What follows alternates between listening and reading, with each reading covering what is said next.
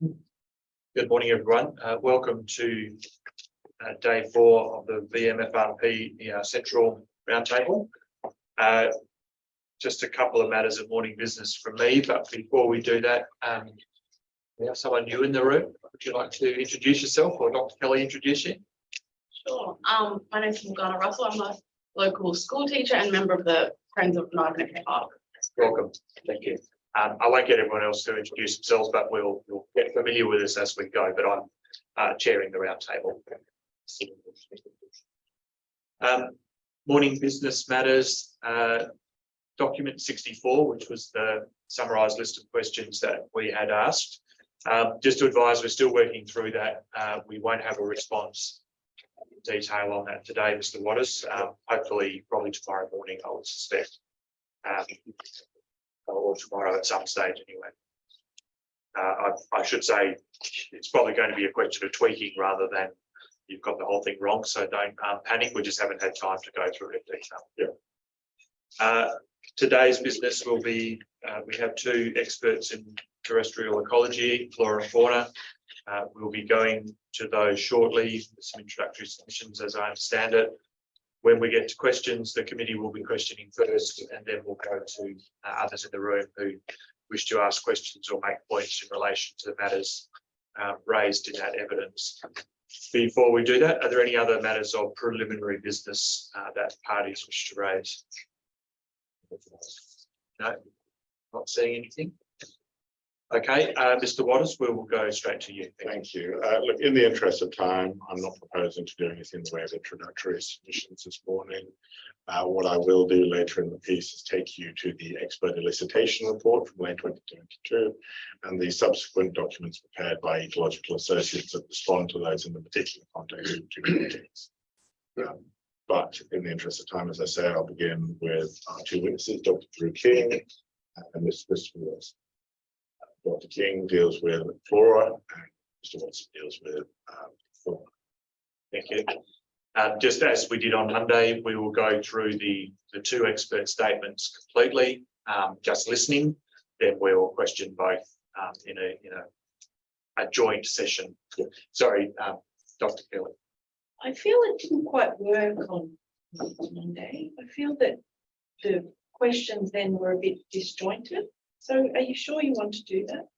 It's normally the way you do it with expert evidence, just to let them get their material on the table, and then we take our time to work through it. I'm not. I'll try and be more prepared then, because I did feel that I asked the last person questions and then didn't get to the first person's questions. But I'll try to. Yeah, just in terms of prepare better. Yeah, what I was going to suggest, I think we will still just hear from them as proposed. We'll then do our questions, which will be, I'm not sure, probably similar to yesterday in the order of an hour or so. Yeah. Perhaps an hour and a half. What I might say then is that after that, we might take might be lunchtime anyway. If it's not, we might take perhaps a half-hour break so you can sit down and have a really good think about it before we come back to questions. I think just it is, from our point of view, useful just to get it all out, so to speak, and they are just going through their slides, which we have already. And then we can come back and run through the questions.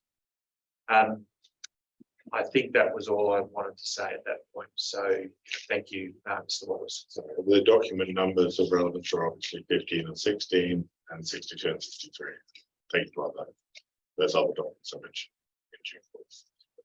Dr. King, can you state your full name for the committee? Drew King. That's the microphone, by the way. I need to speak up too. Yes, I was just going to, that was the thing I forgot to say, was to remind everyone to speak up, please, for the tape. You're a senior ecologist with Jacobs? Yes, I am. And how long have you been in ecology? In ecology, over 20 years as a consultant. Yeah. You prepared a witness statement dated 3 April 2023? I did. Do you have any corrections? No. So the facts stated in there are true and correct to the best of your knowledge? Yes. And the opinions stated there are honestly held by you? Yes. Mr. Watson, you are another ecologist? Yes. You're an independent consultant? Yes. How long have you been in ecology? since 2010, so coming up 13 years. Thank you. You prepared a witness statement also dated 3 April 2023. I have. Are there any corrections you need to make to it? No. Any facts stated there are true and correct to the best of your knowledge? They are, And the opinions stated there are obviously held by you. certainly. On that basis, can I ask you to, we'll begin with Dr. King to take us through the presentation and then full presentation. Share my screen. Just for reference, Mr. Wimbush, I understand that Dr. King's presentation may take slightly over half an hour, but I also understand Mr. Hickson's may take somewhat under half an hour. So net. Our balance is an hour. Thank you.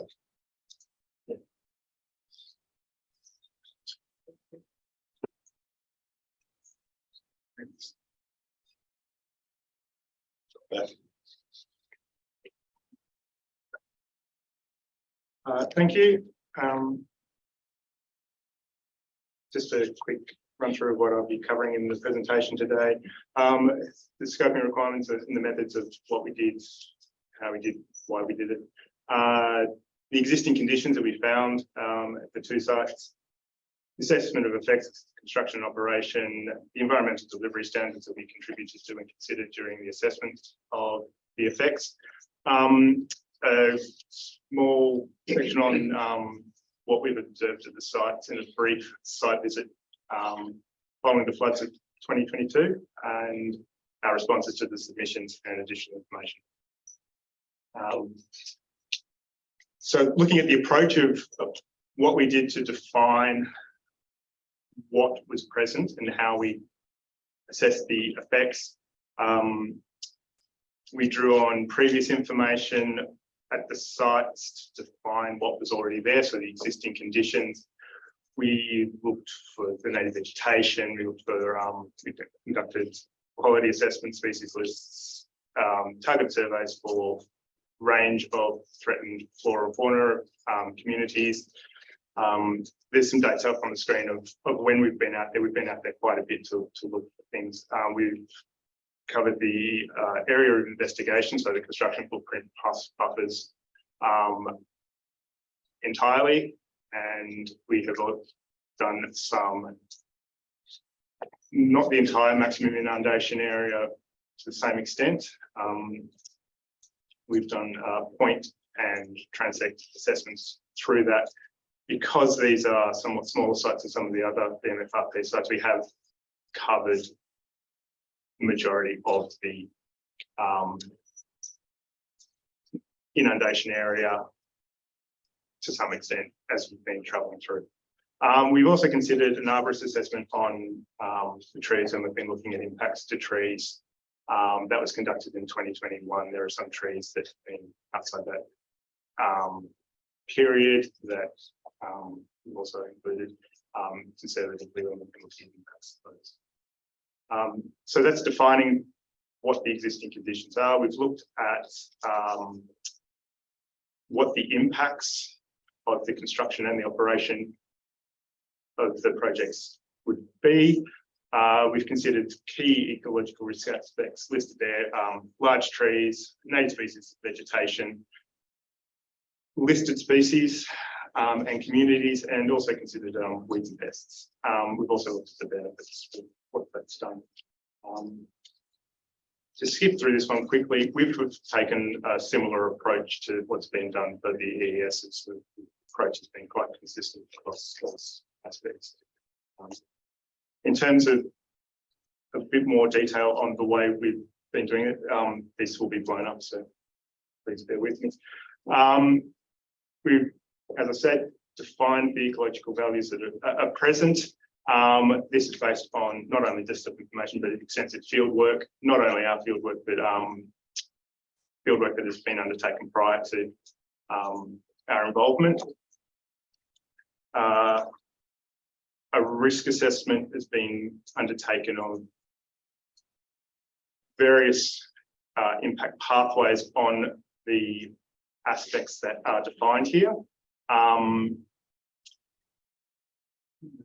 The risk assessment of the pathways are listed up there.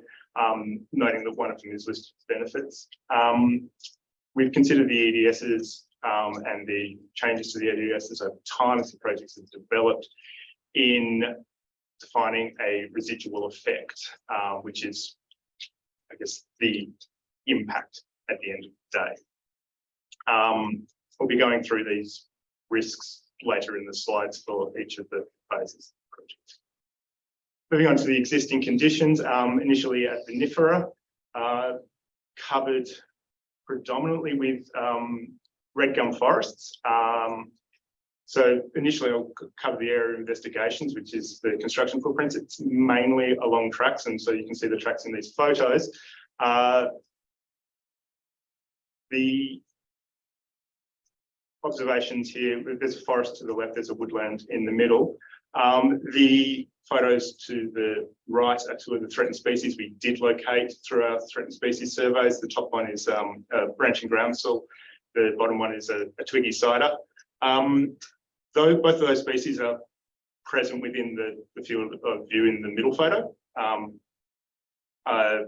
there's lots of branching groundsel out there. The twiggy cider we actually picked up following the track being graded, I think in 2020. It actually popped up on the edges of the tracks there. So wasn't picked up in initial surveys, you pick it up later. So as I say, there's lots of red gum forests. Within the inundation area, there's a sinuous billabong and a low-lying area to the south that comprise wetland areas, as we'll be calling them in the future.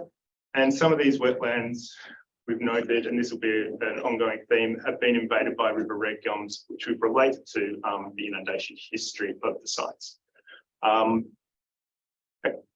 key observations were very, very high litter loads throughout the forests. It was described initially as walking on cornflakes, and it's quite accurate. Very deep and dry litter, predominantly eucalypt leaves and bark. I'll get to the other components in a sec. In terms of what we found in terms of the numbers, a lot of the work can be summarised. We did not find any EPBC threatened flora species.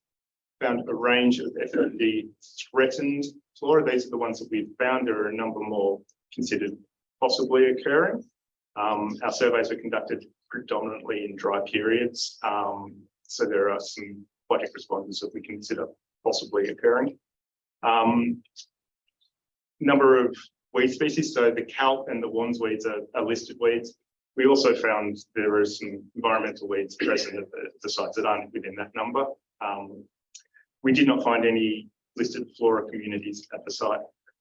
A quick note, I guess, on some of the approach we took.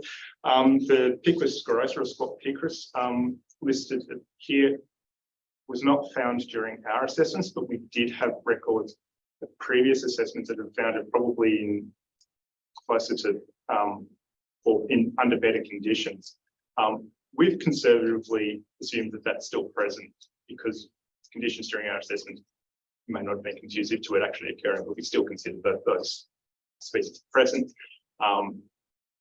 Just highlighting the conservative nature we've taken when assuming presence. In terms of This meeting is being recorded. The maximum inundation area, there's the number of EVCs, or the ecological vegetation classes, listed in the top left corner. Each of those has a preferred inundation frequency, and we've grouped them according to the type of vegetation that they are. So a range of wetlands, red gum forests, and a category of red gum with flat tile and understory, which would undergo less regular inundation. The map on the right shows these where we found them. You can see the long sinuous billabong and the low-lying wetlands to the south that has, as I said, a degree of invasion from the red gums. The red gum woodlands with that flat tile and understory, they're at the upper margins of the inundation area. Some photos that we've taken over the periods that we've done, and it highlights some of the changing conditions that occur. The left is the Billabong full of water in spring of 2021. Middle photo is one of the red gum forests. It's in moderate condition. The tree canopies are not in great condition. Most of the green you see in this area is weed growth at this time, and very, very high little loads. The two at the right are wetland areas, highlighting the minor changes in topography that can result in an area being forest or wetland. The bottom photo I'll come back to in the future. It does have some implications for the river red gum invasion I've talked about. Within the area of investigation at NIA, there's been a lot of discussion we've had over large trees, and there are lots of large trees present. This is a rather good example. And this is a tree, you can see the track close behind it. This is a tree that's assessed as being retained. It's in relatively close proximity to the track. It's considered part of the construction area, but considered to be retained through the works. Again, very, very, very high little loads and little understory growth through much of the forest. Pictures of one of the threatened species that we located. This is the pale flax lily up near the north of the park. Nice flowers, but fairly drab little plant, as the bottom picture shows. This is at the edge of the maximum inundation area and a few within the construction. In terms of the summary of the findings, again, this is a river red gum dominated area. NIA does have black box woodlands at higher elevations, but these are outside the maximum inundation area. Compared to the Billabong and the low-lying wetlands of VMFRP, the Parnu Mallee Creek that runs through here and is considered a wetland in being ephemeral, and wetland plants crop up along it. It's more of an incised channel than at VMFRP, and there's a lot of litter and logs scattered throughout the area for that. Less wetland areas noted within NIA. There is evidence from the surface water and the topography and model vegetation layers that there would have been areas that we did go and visit, and I'll get to some of those in a sec. There were a lot of these areas had been invaded by river red gums. This is going to be a common theme. As I said, very high levels of litter and logs throughout the forest areas.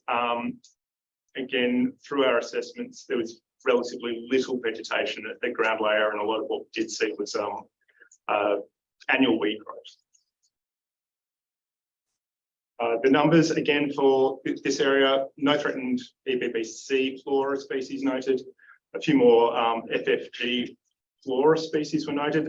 This includes, there's a greater range of habitat types, and this is reflected in greater floral diversity at NIA.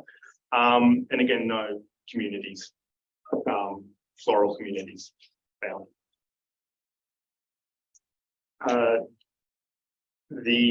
Very similar to what we saw at VMFRP in terms of extensive river red gum forests. Again, similar information. The sites are quite similar in terms of the vegetation present. The wetland areas are here mainly limited to Parnu Mallee Creek. This may change under the operating conditions, as we will get to in a second. Some photos from when we've been out there. Parnu Mallee Creek in flood. There has been history of logging, and that's been fed into some of our assessments of how things have been responding over time. As you see it on the bottom left, there's some cut stumps and relatively young regrowth of trees. There's a lot of young trees through NIA and lesser large trees. The high little lows, high logs, foreground condition in the middle, high weed cover. Noted here, the top right is an area which is a slight depression. This is an area that was modelled to contain spike sedge wetland, a wetland EBC. previously. And so over a few hectares that we have an even age cohort of river red gums, very poor diversity at the ground layer, the high level loads coming in. There's no large trees within this area. So this would support that these are areas that are being invaded by river red gums. And the bottom right is an example of poor condition river red gum wetland woodlands at the edges of the maximum inundation area. So some of the key themes we've taken from the assessments we've done throughout the inundation areas is, in general, the river red gums are in poor health where they exist. The wetland areas have receded in the air in their area of occupancy compared to what has been modelled, and what has been modelled is supported by the topographical, the inundation work that's been done by Dr. Treadwell and others. And the photo here, this is some of the macrophytes, and this is following a couple of dry years. The area in the foreground is some of the large macrophytes that have largely disappeared from these sites. We've known they've existed historically. There's records of them being there.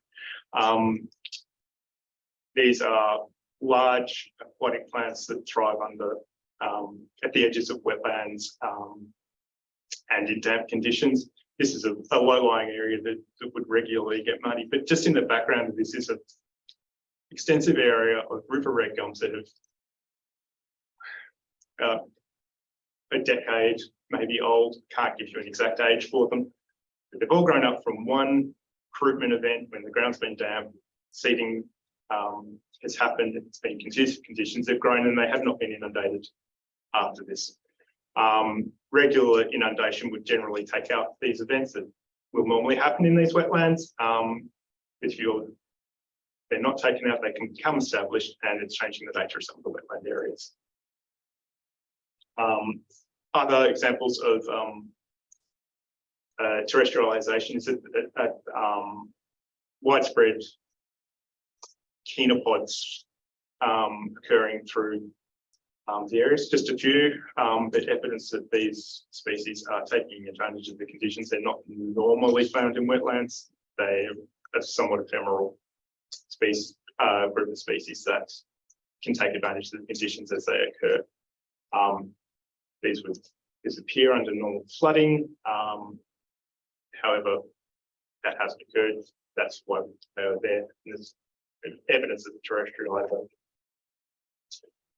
In terms of the risk assessments and the assessment of impacts, construction phase, the key ecological aspects listed on the right-hand side, and there's a range of,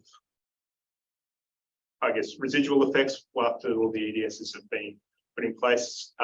This range reflects a different pathway. So, for instance, dust occurring is different to actual removal of trees. The residual risk that we've listed in bold is the highest risk that comes out of all those pathways. And for the majority of these comes to actual removal through being in the construction footprint. Large trees are going to be removed. There's going to be EBCs that are going to be removed as part of the aspect. All of these, the numbers and the risk assessment that is detailed in our specialist assessment, results in a residual risk of it being high. The ecological community aspect is actually related to the fauna community, not the flora community. So that retains medium. And in terms of impacts to threatened species through the avoid and minimise, the proportional impact to threatened flora is assessed as medium risk, because the proportion of the population locally and overall with Victoria is relatively low. It's branching groundsel that mainly drives this. In terms of the numbers, they're listed up on the screens there. It does refer to indirect and direct impacts. In the way we've assessed that, the direct impacts are the areas that are within the construction footprint will be directly impacted or proposed to be directly impacted. The bottom right photo shows that in red. This is tracks that have been assessed. The yellow assesses our overall impact, and that includes potential impacts to areas outside of the construction footprint, because we recognise that the construction footprint can have impacts to things, aspects of tree roots and other things that may result in the trees being declining in health and disappearing from the landscape. That could have ongoing effects to the areas below. This is potential impacts, and we've referred to them as indirect impacts. Represents a worst case scenario, and the indirect impacts are typically 40 to 50% of the overall numbers. Just if I could ask you to pause there for a second. Mr. Wimbush, you may remember, and Dr. Brisger, you may remember that you asked a specific question about the location of that turning circle earlier in the process, and this is really the answer. Yes, this is an example of the avoid and minimize steps. The black circle that's hashed out, the pink dots are all branching groundsel plants. An example of the detail that we've done. The green dots are the large trees, and the green location is the new location of the turning circle that avoids the branching groundsel at this location as best as possible. You'll notice there's a bunch of points outside the red line, which is our area of investigation. We have provided as much information we could to people to avoid and minimise. Onto the effects of the operational phase. We have looked at the operational scenarios proposed and how that would impact on each of the EVCs present, on the threatened species that are present within the MIA or considered potentially present within the MIA. And the responses have drawn on the knowledge and opinions of multiple R8 ecologists. It's not just my assessment in here. Key findings: most of the threatened flora species with the inundation scenarios proposed are predicted to benefit, and this reflects that these are floodplain environments, and most of the threatened flora species that are predicted to occur are floodplain responders. There are a few species that are present within the inundation areas that are considered, we've termed terrestrial dry species. These are species that don't necessarily respond well to being inundated. They've been assessed as likely to be removed from the inundation area over time. They currently exist at the edges often of the inundated areas that are wet, and would likely move to new areas that are wet at the edges of the inundation area over time. These are not trees, these are often little herb species that we've looked at that can, I guess, for instance, the Vididineas are seeds that, when dispersed, they'll move around fairly short-lived. The tree health and biodiversity of the forests is expected to improve. As I've said, the diversity noted is quite low, especially compared to some of the historical records of what's there and what's expected to be in these communities. We will see some localised tree deaths. This is not the large trees that we are predicting are going to die. These are young trees that have invaded wetlands over time due to infrequent inundation events. In terms of the EVC responses and looking at the operation scenarios and the preferred frequency of inundation that we've included in the reports, the overwhelming responses of these EVCs is predicted to be positive. The positive neutral ratings at the edges here. This is some of the woodland areas at the edges of the maximum inundation area where the inundation frequency is likely to be at the edges of the tolerances that we've predicted for some of these communities. And so that's in the positive to neutral territory. One thing that may happen in these areas is that they may become more forested environments. The overwhelming beneficial aspects of the operation, I guess, are reflected in the risk assessment. So this is predominantly looking at the whether there will be impacts or negative impacts to these aspects. For all areas, the risk of being negatively impacted is low.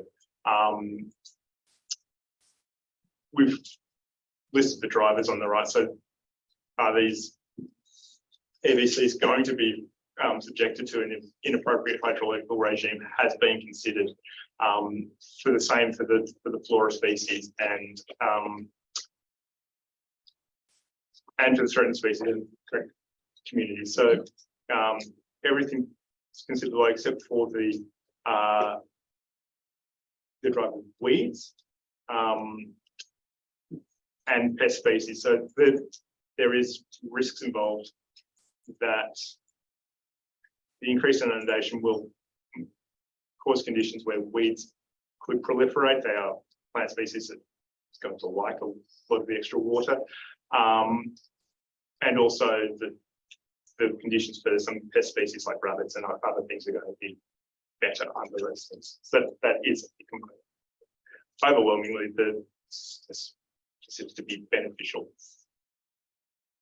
The environmental delivery standards that we've considered, so these are the mitigation and avoid minimum steps that have been undertaken. The avoid and minimise approach, where those fit in, is listed there. There will be ongoing management, ongoing opportunities to avoid impacts through the documentation that's going to be required and the steps that are going to be implemented. The E4 A and B listed down the bottom includes the EDSs that look at the ongoing benefit. A is VMFRP, B is NIA. So two of those elements. We've had input into the areas and components that have been require monitoring over time that will feed back into the adaptive management of these floodplains and reporting against objectives. One minor change is proposed to the day one submissions, and it's listed in red on the slide, and that's just recognising the risks of the construction for proliferation of weeds. Is the rehabilitation needs to have an element of weed monitoring and management included. Moving to the observations following the floods of 2022, we visited briefly in February. It was a brief visit, no formal measurements or species lists, mainly looking for some of the processes and other responses that we've predicted to occur. How are these occurring? And predominantly, yes. The tree health had improved. Trees that were in poor health, missing parts of the canopy, these canopy gaps were being filled in with flushes of new growth. The trees were actively growing. You could hear bark dropping as we were there, as the trees are expanding and new bark is being produced and the old bark's being shed. Huge increase in the diversity and cover at the ground layer. Those who have been there, I'm sure, have noted it. You can see it in the bottom right photo at Naya, and that's not even in the maximum inundation area for the project. That one, that's a field of Nardu and sneezeweed. It's popped up in an area that had maybe 5% vegetation cover previously. It's all litter, and now it's 90% vegetation coverage. Great response. Another aspect I was really looking for was how the litter levels are responding. Noted that they were really, really high and extensive litter levels. And they were being moved and also being broken down following the floods. These little levels are going to be contributing to those black water events that have been noted. And the processes by which these high little loads need to be broken down, we saw those coming back into place. This is one flood. These processes need to be ongoing over time. Also went looking for see whether weeds were coming back. Again, this is just some point observations, but we did not see a lot of weeds coming back within the growth was predominantly the native flood responders. There was some additional weed growth along the edges of tracks. This is common tracks and weeds coming in on car tires and other things. These areas tend to have higher weed loads in these natural environments. Some photos from VMFRP. The right photo, it's a little hard to see, but there's a heap of spike sedges popping up at the base of that tree where the little loads have been moved and there's bare dirt. There's a little knotweed popping up in the foreground. And this is what we expect to see. There's dense grass growth, very dense grass growth, all native at the top left. And the bottom right photo, predominantly for my things, but the pale areas are weeds that have been knocked out from the areas. These were mustard stems. And there's a whole heap of the friability or how easily the leaves are crushed is now greatly enhanced. There's fungal growth in those little layers, and the process by which these little loads are being broken down is occurring at that time. It requires the water to be there for these things to be promoted. Some of the areas that were just above the inundation areas, where the little loads hadn't been compacted and moved around, we weren't seeing the same processes. At Nye, this is near the golf track, which I believe you visited. The water in Parnell Creek was very high.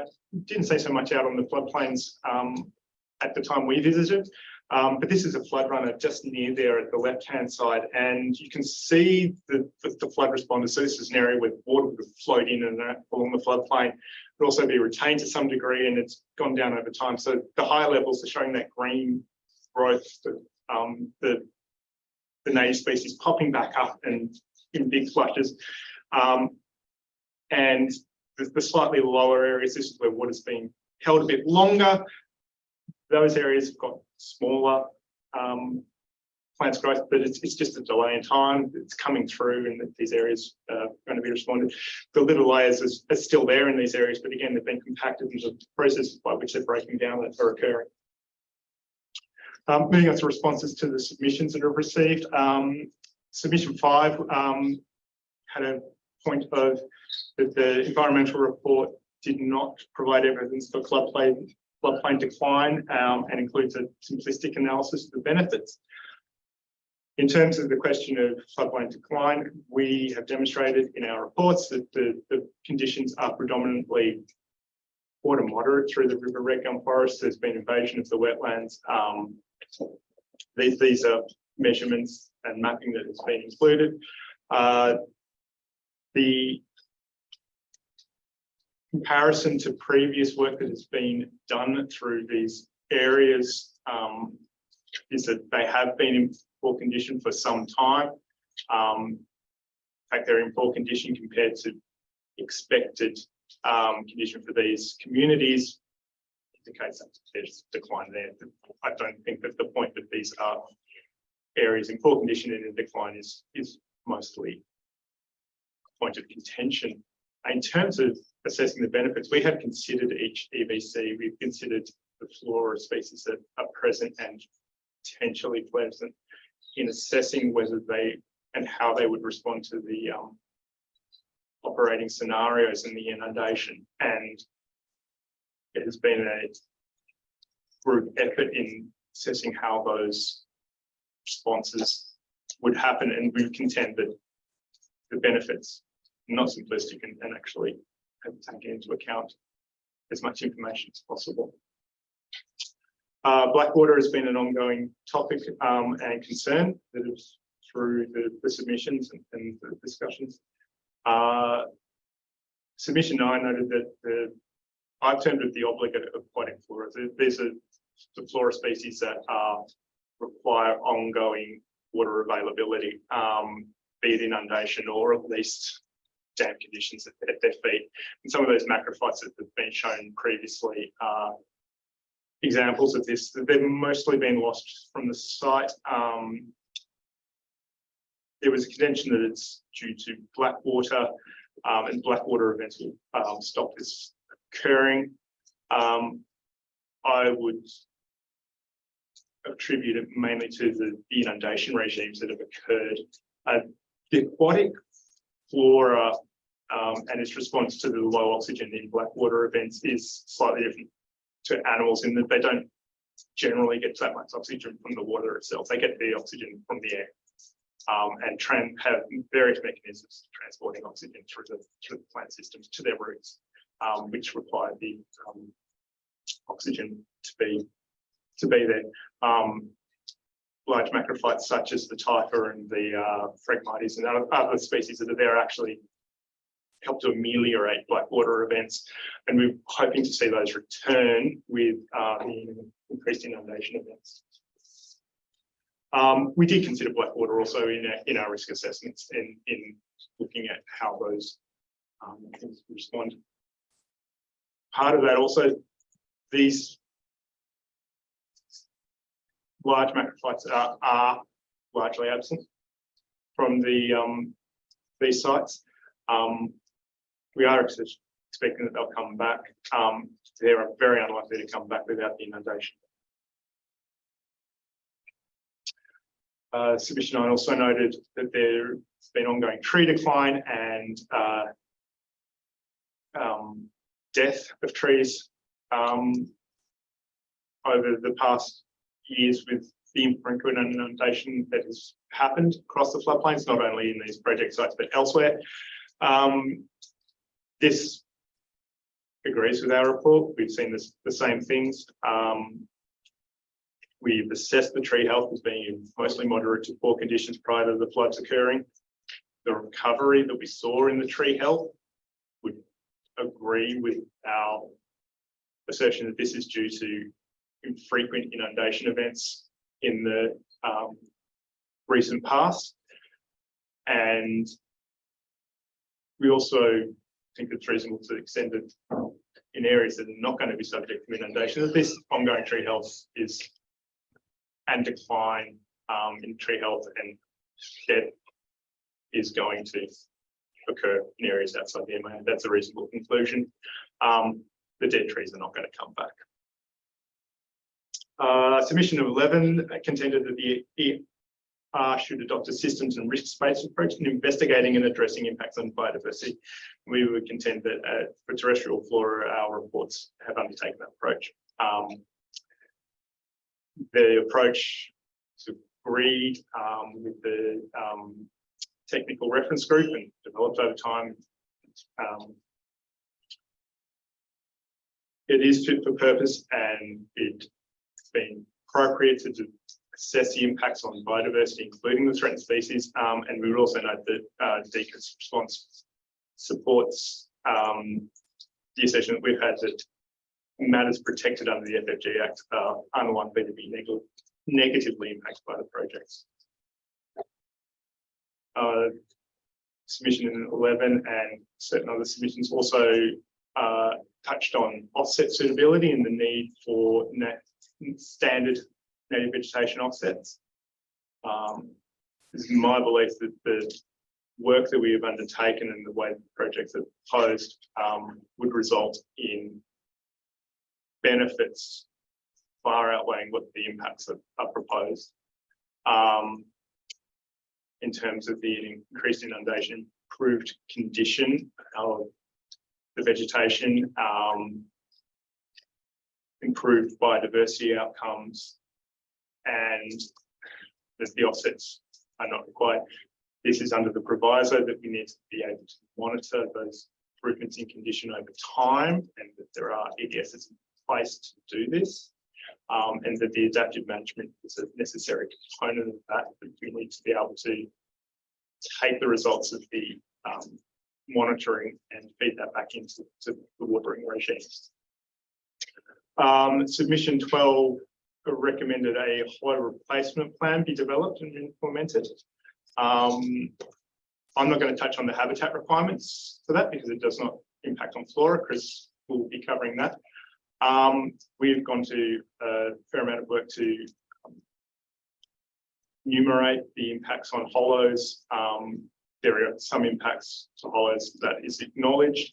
We've enumerated those in the specialist assessment. We've also taken that data to look at how many hollows or hollow bearing trees. Each tree can have more than one hollow, and a lot of them do. We use that information to extrapolate out to the inundation areas, and there are overall thousands of trees that are predicted within those areas. There's a lot of hollows within these environments. Part of implementing this hollow replacement plan, that would need to be considered is where, how, what hollows being done. They're going to be attached to trees outside the current impact footprint. These impacts, where they are, and the spread of the hollows through the environment, just would need to be considered if this is going to be required. It's likely to extend beyond the impacts we've already looked at, which have been quite conservative. And that concludes my presentation. Thank you, Mr. Watson. I'll just get Mr. Watson's presentation up on the screen. Thank you.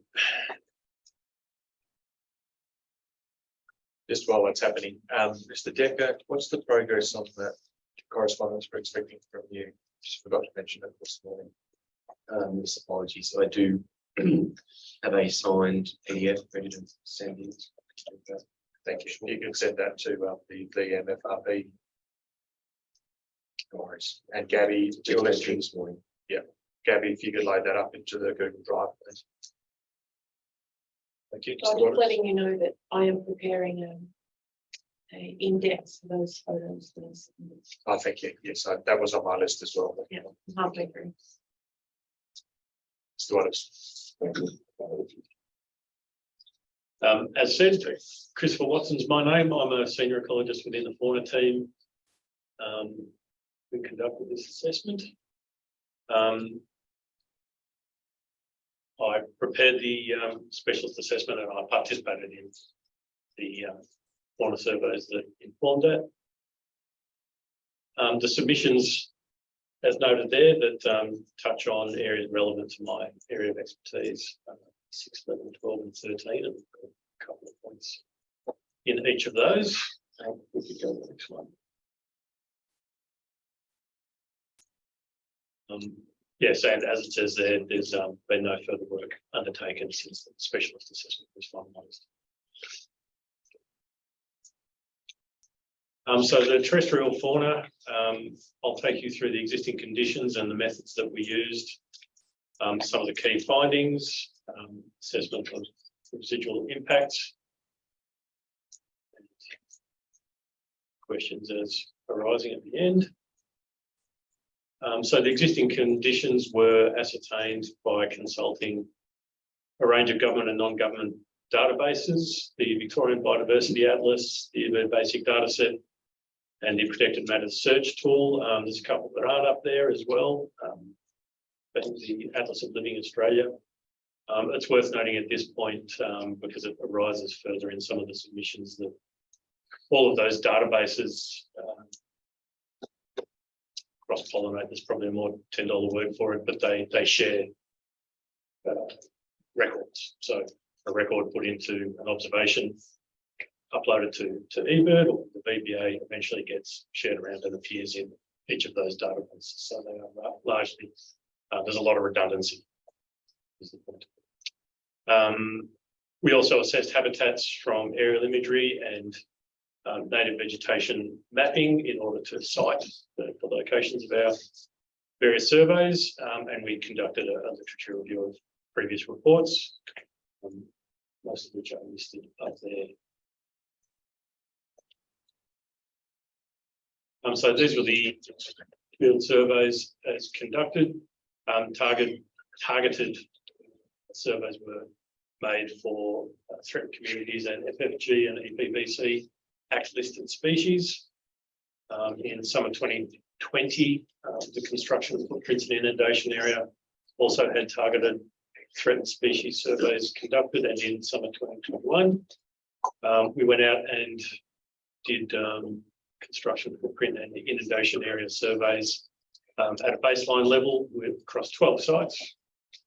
And the next slide will deal with some of our methodologies in detail. This is just some mapping, which I just realised is not particularly clear, but the sites that we conducted our fauna surveys on are marked there. There are 4 sites.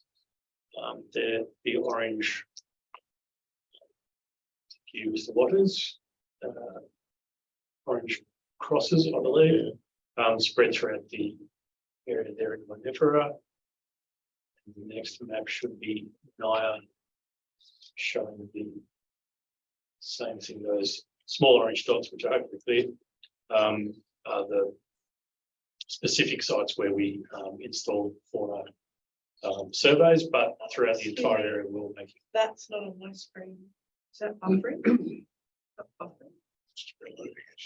Loading. But incidental observations were made throughout, and opportunistic observations were made throughout both project sites, in addition to those specific sites where the equipment was installed. Go to the next one. So this is a list of the range of methods that we used: funnel traps, harp trap, which hopefully there's a picture of a harp trap there for people who aren't familiar with how we go about finding little tiny flying things. Elliott trapping, which is box trapping for small mammals and other fauna that choose to go into them. Camera traps were installed at all of those sites. And while all of this was going on, we had concurrent bird surveys and active searching going on for other fauna. And there was scat surveys and call playback surveys and spotlighting done for nocturnal fauna throughout the area.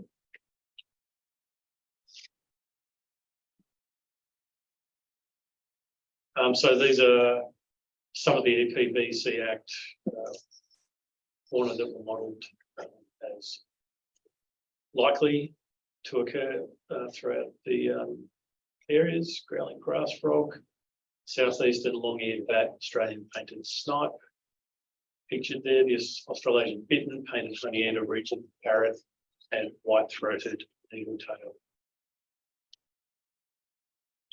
And examples from the FFG, there were species of a range of mammals, large wading birds, including the little egret, a range of waterfowl, obviously being largely wetland habitats we're dealing with, woodland birds up on the floodplain,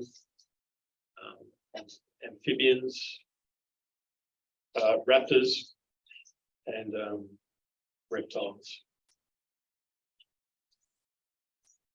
The Victorian Temperate Woodland Bird Community, which is an FFG listed ecological community. This slide shows the full community listed, but every member was not encountered during the survey. So those that are greyed out are species which are components of this community which weren't observed during surveys. So the ones in normal text will identify throughout the surveys. And this is just a full species list of the diversity of fauna that were observed. So non-threatened, non-APVC, FFG listed species, the total numbers throughout the sites. Potential impacts which were considered on FFG fauna at VMFRP. 7 species of bushbird, impacts including removal of habitat is the main one considered. Wetland dependent birds, and FFG Act listed reptiles, which there's only the enlacement for. And that was at VMFRP and at NIA, of course, broadly similar, with the addition of an extra reptile species there.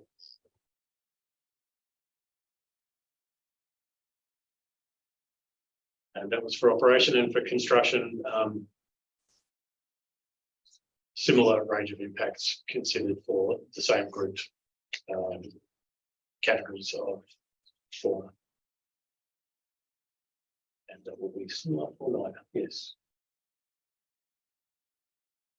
So the key impacts expected for during the construction is that loss of small areas of habitat, loss of hollow bearing trees, the disturbance during the construction from dust, noise, lighting, and just the increased presence of humans and traffic. And sorry, yeah. Did you get that? Yeah.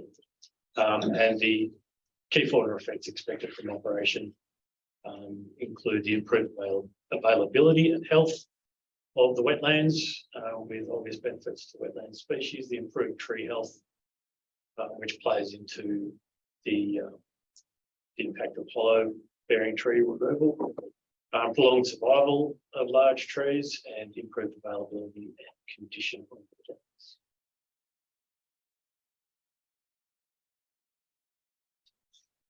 And a summary of the key findings of the fauna surveys, the range of threatened fauna documented during both sites, which are fully explored in the specialist assessment, including fauna listed by both the Commonwealth EPBC Act and the Victorian FFG Act. Impacts and outcomes of both construction and operation, both projects were considered for all the threatened fauna species. And residual impacts of the projects include that loss of hollow bearing trees, and this impact has been assessed as not significant in the broader landscape context. Benefits resulting from the projects are expected to be significant for the maintenance of water-dependent habitats at the sites through predicted threats posed by climate change.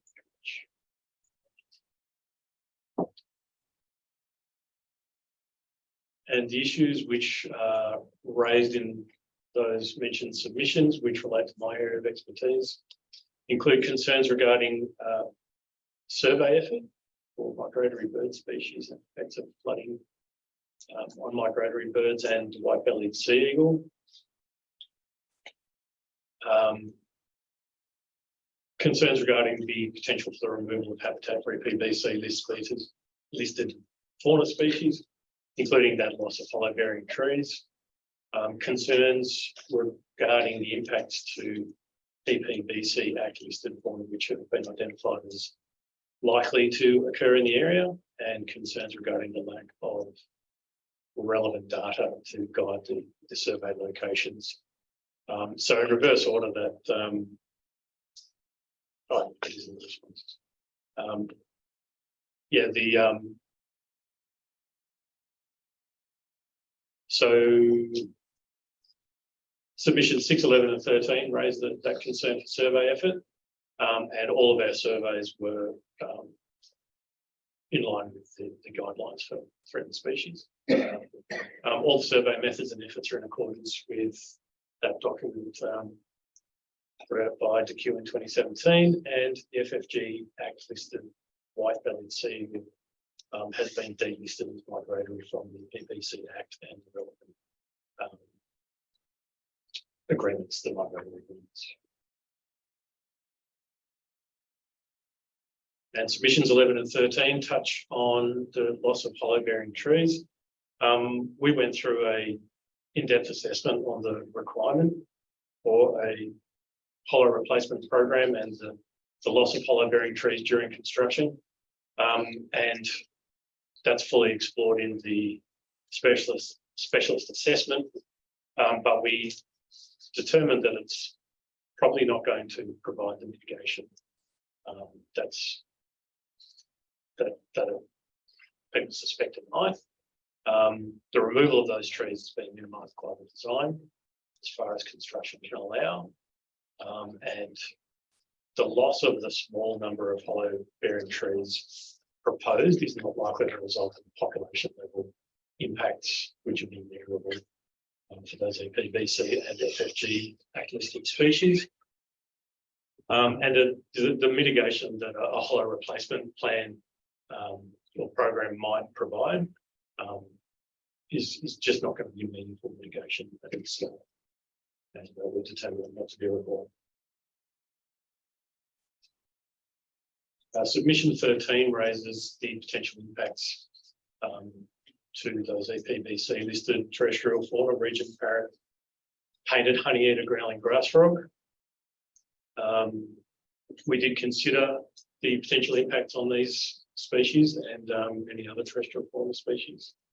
The painted honeyeater, region parrot and growling grass frog were all not identified during our surveys. We didn't observe any of these. The growling grass frog is determined to be currently absent, but we know that it can travel very long distances through a wide variety of habitats and recolonise areas. And that would be nice to see under improved wetland conditions, which is possible down the track. The region parrot may forage through the area. We didn't observe them, but they are known from the area, but there's no breeding known from the area. The nearest breeding site for the region parrot. So these projects is up at Boundary Bend, so 50 kilometres. And painted honeyeater, again, quite a scarce bird, right at the southern limit of its range in this part of the world. Comes through from time to time. It's an obligate frugivore, and you'd be very lucky to see them. So the impacts of these works on that species. And submission 13 raises concerns about that access to database. And as I've explained, all those databases share their information. So the specific one that was noted was the BirdLife Australia data set, which again, all of the data from that data set populates the Victorian Biodiversity Atlas, the very basic data set, the Atlas of Living Australia, and other databases that we did consult. So we consider ourselves to produce that data.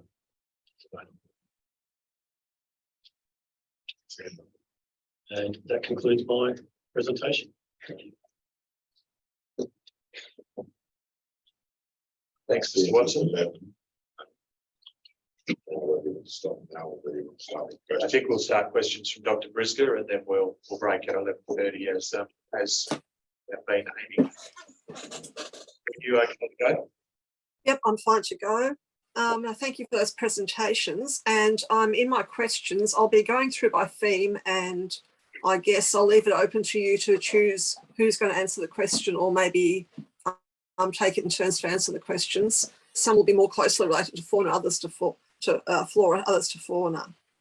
The first one's a native vegetation question though, and it's about modelled vegetation condition that you've presented in the technical assessment. And I was interested in your methodology for that.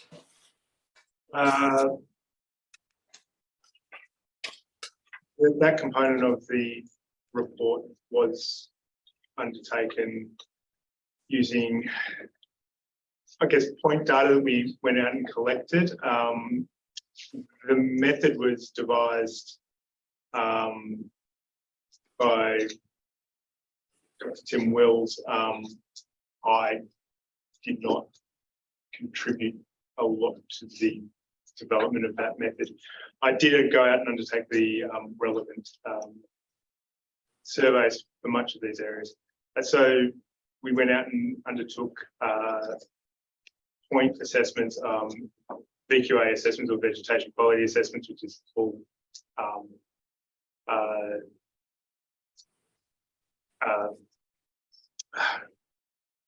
full habitat hectares method. Other points were rapid, where we undertook I guess components of that, so assessing tree health and other things. There's a stepwise process, and it's listed in the specialist assessment, which if you give me some time I can pull up, which explains the stepwise process that's gone through to look at what the, I guess there's a modelled condition score for native vegetation throughout Victoria. We looked at that on whether our assessments differed from that, to the degree they differed, taking into account the vegetation type that we actually did, so trying to use the vegetation. So the EVC needed to match and throughout these areas. Some of the condition scores that were modelled take into account a different EVC than was present from our mapping. So where those differed, we needed to account for those. Sorry, I'm being a little vague here because I didn't go through each of those steps personally. I need to refer back actually to all of the steps that are stepped through in the methods of the specialist assessment. Yeah. I did review the outcomes for the thing and the scoring as a sanity check. Okay. And the disagreements are shown in our report on the conditions as we measured them versus the conditions of the result. Okay. So I guess the angle at which I'm interested in the vegetation condition is, I guess, in relating vegetation condition to the effects of existing impacts on the inundation regime from river regulation or other effects on river flows, I guess, coming over bank and flooding the floodplains. And I guess to what extent that model vegetation condition informs that in terms of providing a view of vegetation condition across the floodplain. I'm not sure at the point you're trying to get to here. Could you perhaps just re-ask it, Dr. Christie? Yeah, so Sean, so I'm basically interested in how you've assessed the vegetation model, how the model vegetation condition relates to the effects of changes in inundation regime that have already occurred. So is it reflecting land use, other things? Is it reflecting the changes in inundation regime? Yeah, it's the current condition, effectively. So it takes into account the measurements of what the condition is. And this is pre the recent floods. And so what in relation, reflects the conditions that have occurred up to the point we took the assessments. yeah, and so some sort of impact, like you were emphasising the, I guess, the invasion of river red gums into various areas. Would that be picked up as a negative on condition in those condition assessments? That was picked up more in the change of the EVC. We can only map what is actually present. So I think the NIRA showed a spike stage wetland. We did not assess that as spike stage wetland.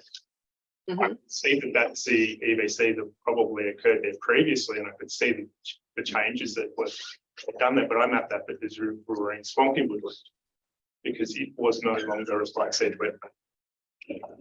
We changed a lot of the mapping about this, the modelled EVC there on the basis that those EVCs are not presently there.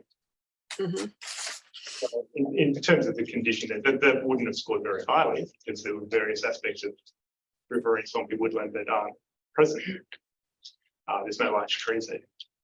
Yes, I can understand that. With regard to the declines in condition, are you, to what extent are other factors also affecting condition? So I'm asking this question from the viewpoint that if the flow or inundation regimes are restored, are there other confounding factors that will retard or hold back the restoration of vegetation condition? Potentially. Some of those considered the salinity and taken into account findings of the groundwater report. That's not considered to be a big risk of these things. We never discount human activity. I've noted that things like wood removal and other things, although illegal in this part, happens to some degree. A lot. I've seen it. Heaps. I've seen large logs of wood there one day and not be there the next. Yep. Human activity is one aspect. Yeah, so in terms of the types of impacts, with dead and dying trees, how extensive are they across the floodplains? And are there other factors that could have caused the tree deaths? there are other aspects that could cause them, pathogens and other aspects may have. Those are And- less likely on the basis, without having undertaken soil tests or anything, that the basis of that, where those pathogens and other things can come in and affect the trees. You often see I guess one tree goes. Some will be fine, some other trees will go. We saw a fairly consistent declining condition throughout these areas. So we were looking at the canopy health, looking at the gaps within the canopy, and that was fairly consistent throughout the vegetation types. So, and in the range of the tree sizes, so the younger trees are missing the canopy and the older trees were too. Part of what I was looking for when we did do our little site assessment following the floods is how those trees were responding, whether those gaps were filling in. If it's a pathogen, they're less likely to, because there's a systemic problem with the tree. The capacity of river red gums to respond to good conditions, well stated in literature and other elements, and they did respond in the areas I saw to do that, and did need going back to the same sites we did and looking at the current conditions as I guess a response to the floods that have happened to back that up fully. That's my impression. They have responded in such a way that it would support the contention that it is the inundation that has led to the decline. Mhm. Just make sure voices are getting up, please.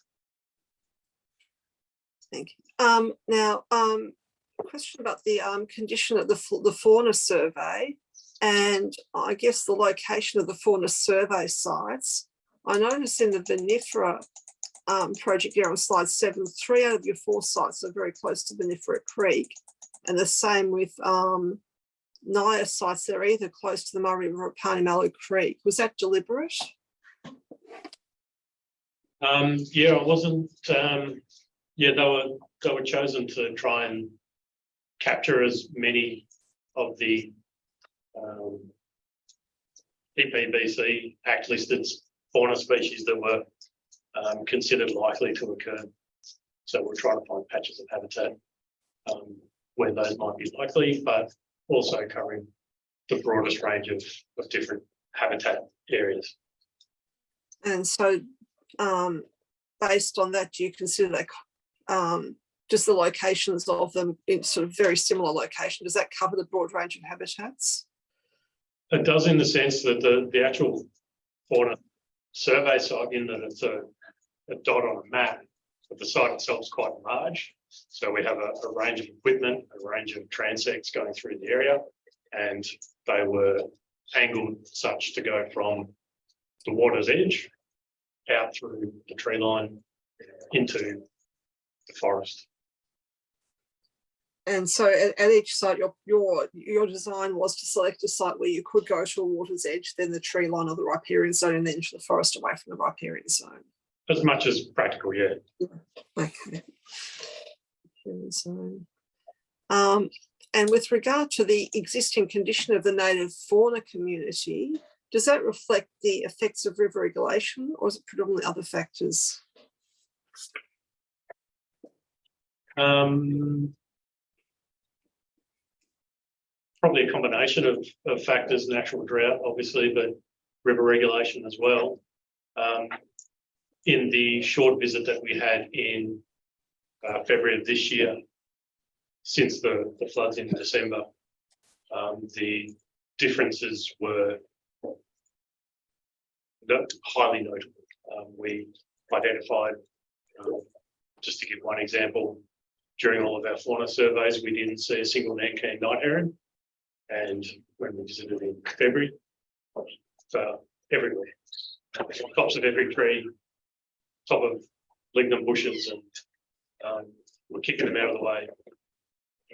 So it was extremely noticeable difference in the landscape from the water bird point of view. Yeah. So adding water after those 2 dry years, where we didn't really see many, if any, egrets, herons, night herons, not a lot of waterfowl. And then just in that very brief visit, and it was a brief visit, but we couldn't help but see all of those sort of flowers coming to the landscape.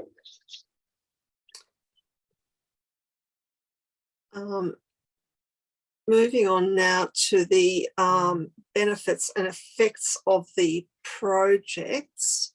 My first question, and this really goes probably first of all to vegetation, is I'm interested in how you use the hydraulic model outputs that Dr. Treadwell produced, how you've used them in assessing the effects and benefits of operations on vegetation. And if you could explain that to us. Yeah, so the 2 aspects that we reviewed in looking at the I guess the surface water reports are the depth of various areas, and that informed, I guess, to a large degree how we looked at that whole tree depth aspect. That we also looked at some of the I looked at the shear stress. The graphs that were, or figures that were produced to look at some of the potential impacts to how the water's moving around and maybe tearing things up, but shear stresses were low where they were high, was in creek lines where they were already high. Didn't consider those impacts to be high, but yeah, the depth. I did watch part of the previous presentations and noted that the scale, but it's like the 0 to 1 depths, and then the 1 to 2 depths. These are the ranges that we were looking at. So the ranges of 0 to 1 metre inundation depth. So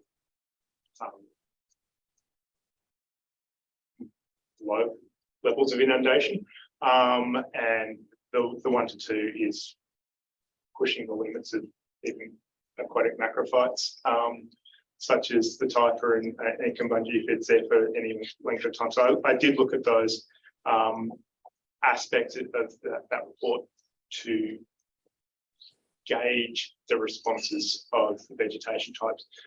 To say that those deeper areas, 1 to 2 meters of depth for up to 6 months, is going to result in loss of trees. You will have areas that would probably revert to mappings of what we have currently as river and swampy woodland, river and swampy forest, sorry. Some of those areas are likely to revert to mapping units of open water level, like I said, depending on when you assess it. These areas are no areas that are expected to be permanent wetlands. So an area that's mapped as open water, water recedes, you probably start mentioning this dwarf aquatic herbland as aquatic flora starts to colonise the surfaces, and then you'd assess it at plundway pod herbland or like I said, wetlands as the waters recede. You've got depth soils in response. Some of those transitions and so on are noted in the report that we've done. So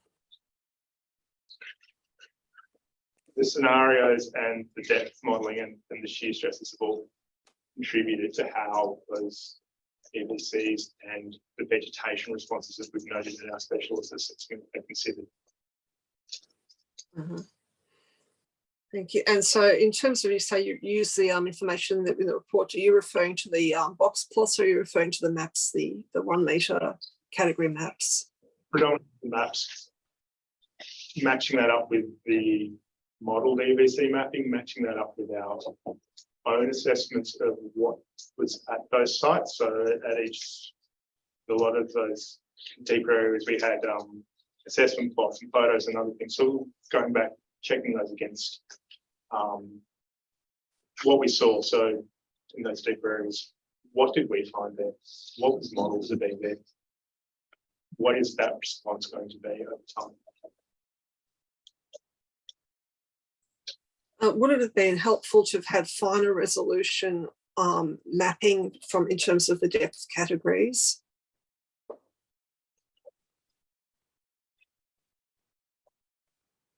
Not particularly in these instances, given the extent of field work that we've undertaken and our experience of looking at the site. So where it said 1 to 2 meters, I walked those areas, I looked at the areas and noted. I'm sorry that the internet just broke up as you were talking. Could you please repeat that? Well, the point being, finer resolution mapping. If I'd stated a desktop assessment, that definitely would have assisted, but we didn't. We've done extensive work through these areas to look at what the responses were. So I had contextual information at these areas. I had site photographs at these areas to understand what those depth ranges were. So this is only a 20 to 30 centimetre depth range. It is obviously closer to the metre. So I understood that where the variations were from being up there so regularly. Yeah, I understand that for the existing condition, but then in the future scenarios with the project, particularly with the regulators closed, some of the depths will change. How did you assess that effect?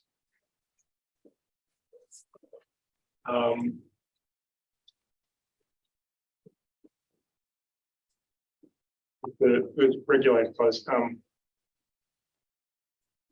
So within the hydraulic assessment, there are essentially a number of maps, some showing the natural conditions, some showing the existing situation, and then some showing the situation with the project. And Yeah. some of the maps show with the regulators open and with the regulators closed.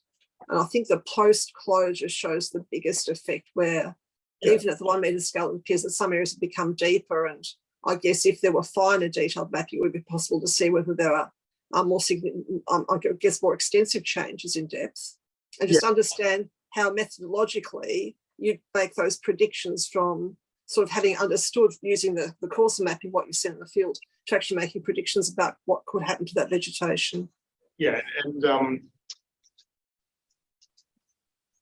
to a large degree, the predictions come back to the inundation frequency and duration, more so than the depth. So our tables of what we've looked at have considered full extent, and the responses of each of those component MVCs predominantly, but inundation frequency and depth. Inundation frequency and duration, sorry, not depth, sorry, that point has to be clear. Yeah. The depth component I sanity checked on those maps against was not a driver of assessing whether it was positive or negative response to the same degree as duration and frequency. So the report by Frood and Pappas that sets out the water requirements and tolerances of various EVCs, was that a key reference in your assessment?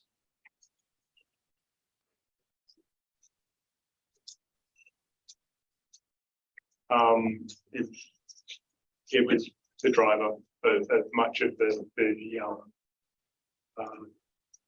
preferred inundation frequencies, which I presented. Yeah. And so in the Frood and Pappas reports, they provide, so I guess, preferred and then limits of that which becomes intolerable. And they're operating, their information is presented at a somewhat finer scale than the 1 metre resolution. So some species, for example, might only take 5 or 10 or maybe 30 centimetres of water, and then the tolerance is exceeded. So with the 1 metre, it appears that may be coarser than one would use for applying for it in PAPAS. Yes, Is that correct?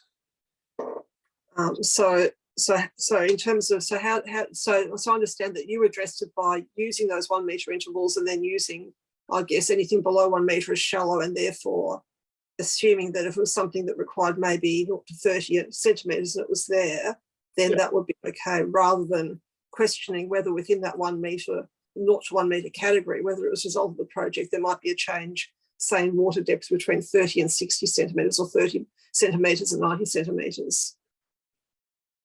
yes. The question of depth though needs to be considered also in context of frequency, and not the duration. Elements of so the recent floods, for instance, so some of the areas were flooded to 2 metres, but not for a huge duration. Yeah. The edges and the floodplains and the information on where these sit in a topographical, I guess, variation. It does, and that's another aspect of those mappings, that there was topographical information. That was at the 0.5 metre level, but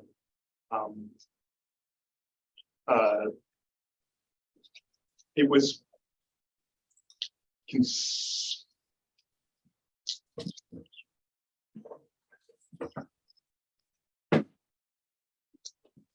we did go to the fine level 60 or sub-metre accuracy beyond our understanding of the floodplain, of the water is going to be in these locations. It's going to be up to a depth of up to 1 metre.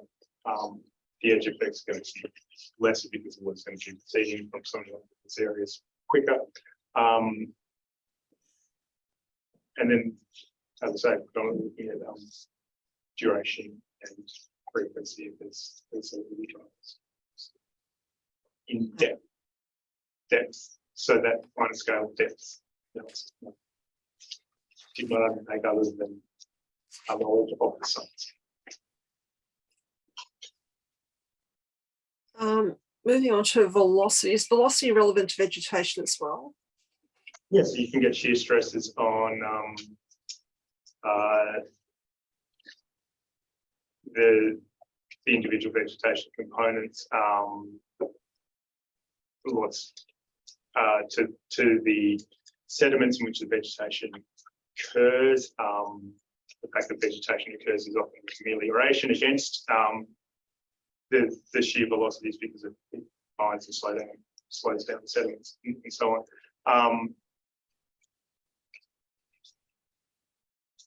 The point that yes, it can shear out particularly shallow rooted ionic flora tends to be much more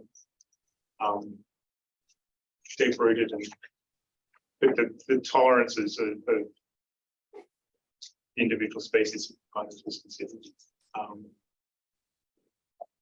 So in terms of the flora of the floodplains we're looking at here, are there any effects of natural variations in velocity in terms of what you see in various places, or is the flow slow enough that velocity doesn't separate species in that way? The channels definitely show the higher velocities, and the shear flows in some showed that there's areas that have higher velocity. Those are in just predominantly the stream channels, and a number of other channels and so on. And you see less vegetation in those areas naturally. In terms of an ephemeral response, when the waters recede, you will get herbs popping up, herbs, grasses, flood responding species. Those get scoured or drowned when the high velocities come back. That's expected. It's the ephemeral nature of a lot of this vegetation. But across the floodplains, per se, where they don't naturally experience these higher of flow. The range is put up at the very low levels of what's been looked at and not considered to be either going in or going out to be very high. In fact, you may be a bit higher, so you start to move some of that vegetation around. Not the vegetation, sorry, the little layers. We'll just pause there for morning tea, Sandra. Yep, okay. Just take a break. We'll start at 11:45. Thank you.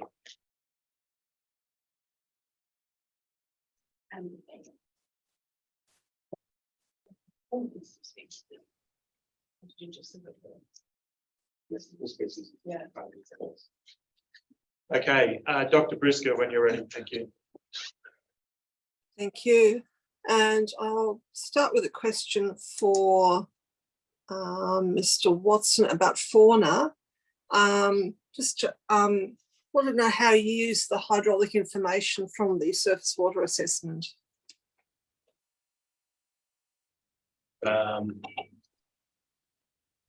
Can you elaborate that question for me a bit?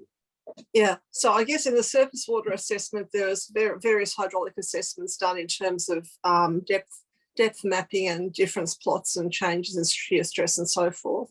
Did you use any of that information in the fauna assessment? No, dealing with purely terrestrial fauna, that didn't enter my calculations. Uh-huh.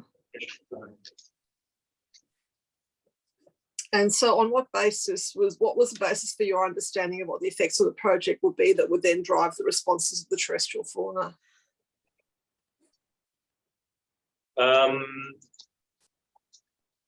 Available, well, for wetland species in particular, the availability, both in time and space of increased habitat, habitat health. And further up on the floodplain, that has flow-on effects, of course. And so in terms of habitat health, what did you rely on for that? Purely the availability of water and availability of prey species, insect prey species arising from inundated areas. And so these macroinvertebrate species that have an aquatic phase in their life history? Yeah.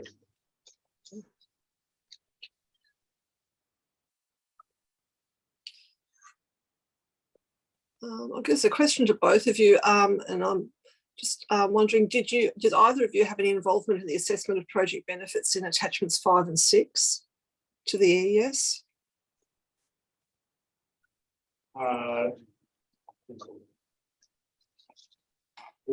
Peripheral at the periphery of it.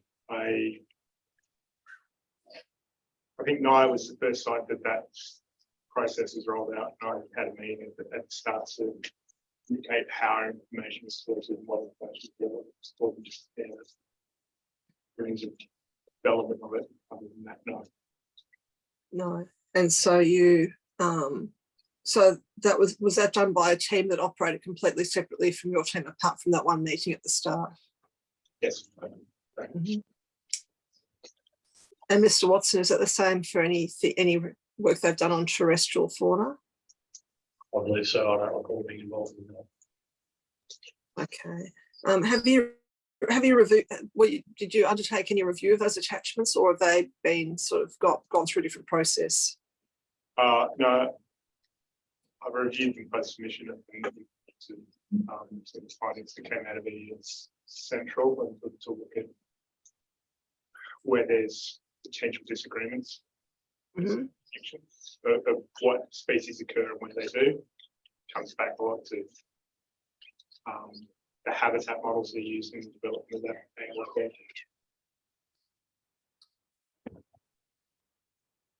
And so do you consider their findings are consistent with what you found in your assessments? I consider they're consistent with the processes by which they were developed. So the species habitat models pull out acacia as well as an example.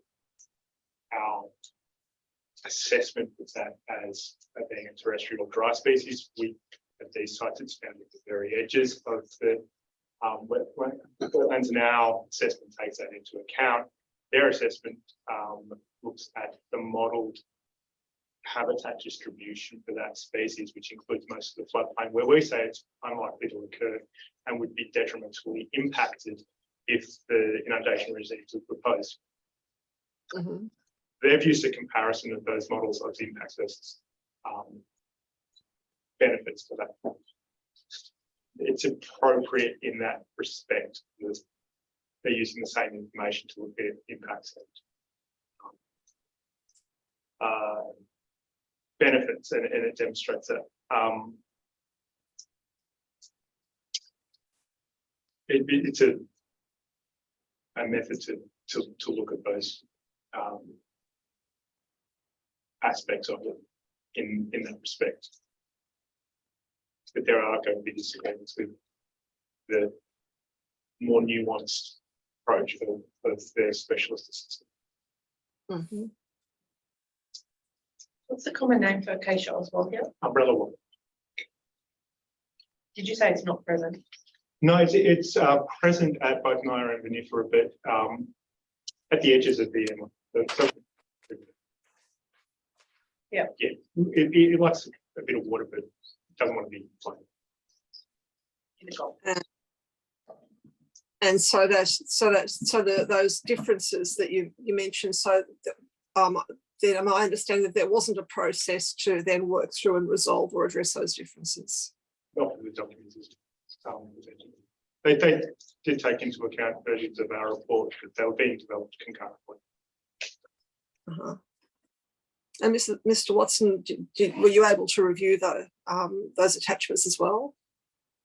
I just want to be confident that I know what documents you're talking about. I might know a number of different ones. Yeah, So they're part of the EES, and they're, if I go back, they're in volume 4 attachments, and there's attachment 5, which is the Vinifera assessment of overall improvement for biodiversity, and the attachment 6 NIA assessment of overall improvement for biodiversity. Attachment 5 here if you want to look at it. I don't think I'll review it. I don't think I'll review it. Okay.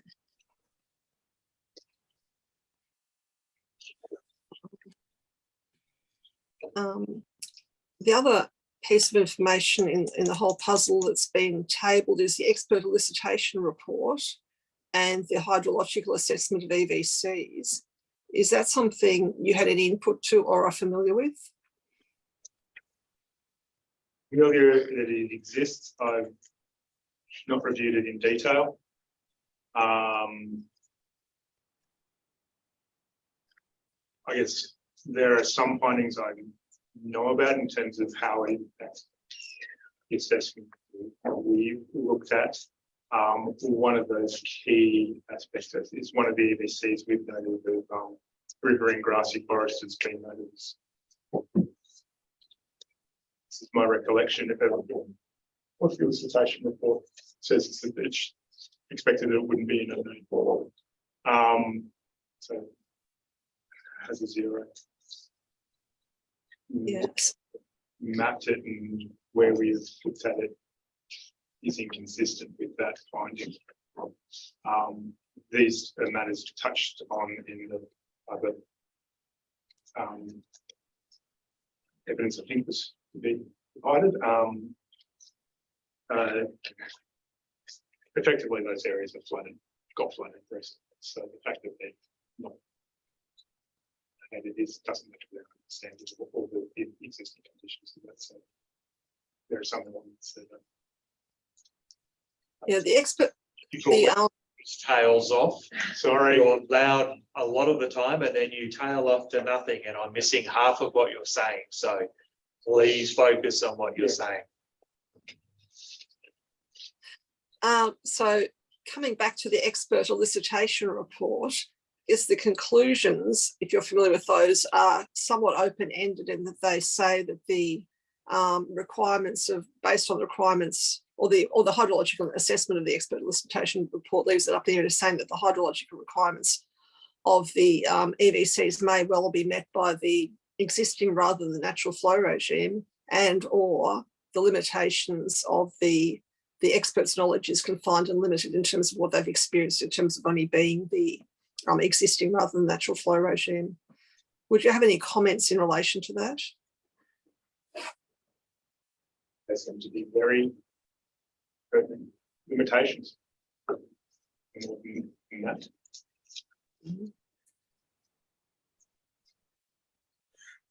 Mr. Watson, are you familiar with the expert elicitation report and the hydrological assessment? No, I'm not. No, that's all right then. Just wanted to see if you had any views on that.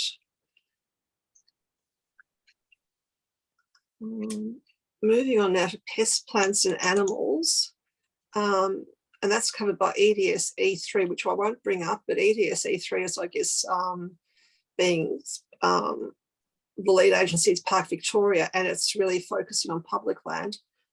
Is this risk of pest, plants and animals confined to public land or occurs on private land also in relation to the exacerbation of that risk as a result of the project? In terms of the weeds, yeah, it's public land. Mm-hmm. I would have to refer back with these projects don't impact on, or very, very minimal impact on private land. The numbers on the vegetation, what's there, is in our report. We did consider the impacts of private land. I would have to go back and check exactly, but my recollection is there's very minimal to no impact on private land.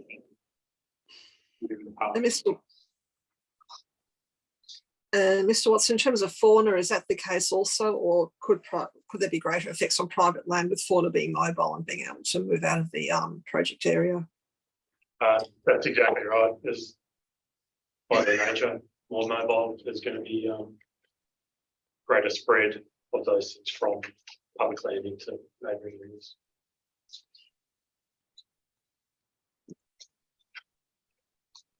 So on that basis, in terms of the, I guess, EDSs or mitigation measures related to the project, would it be appropriate for some part of the EDS to require some degree of mitigation of those impacts on private land or in relation to private land?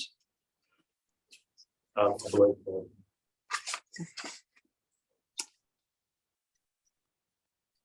Move on now to the riparian zone of the, particularly the riparian zone of the Murray River. And I guess put a question out in terms of whether in these floodplains, the riparian zone has any special values for flora and fauna.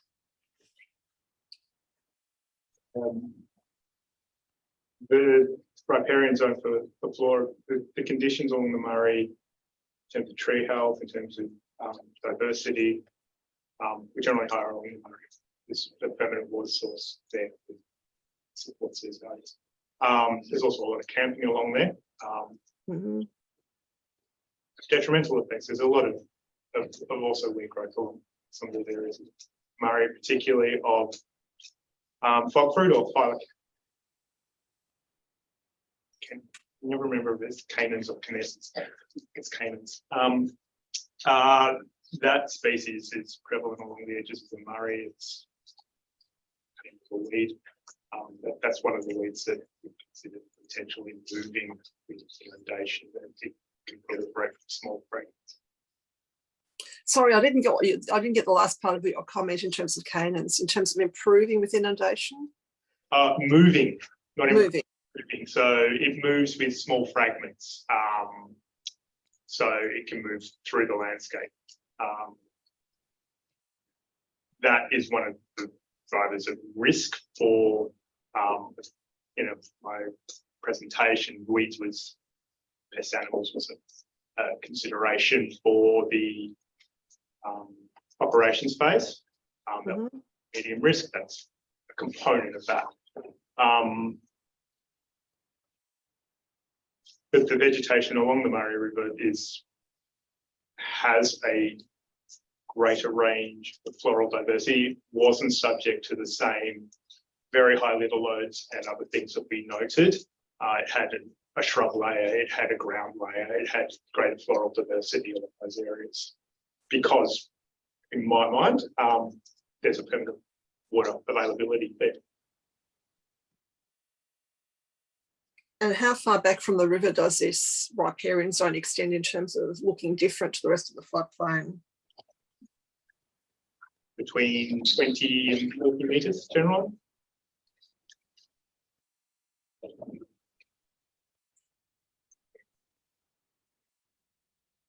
And Mr. Watson, in terms of fauna, is the riparian zone special too?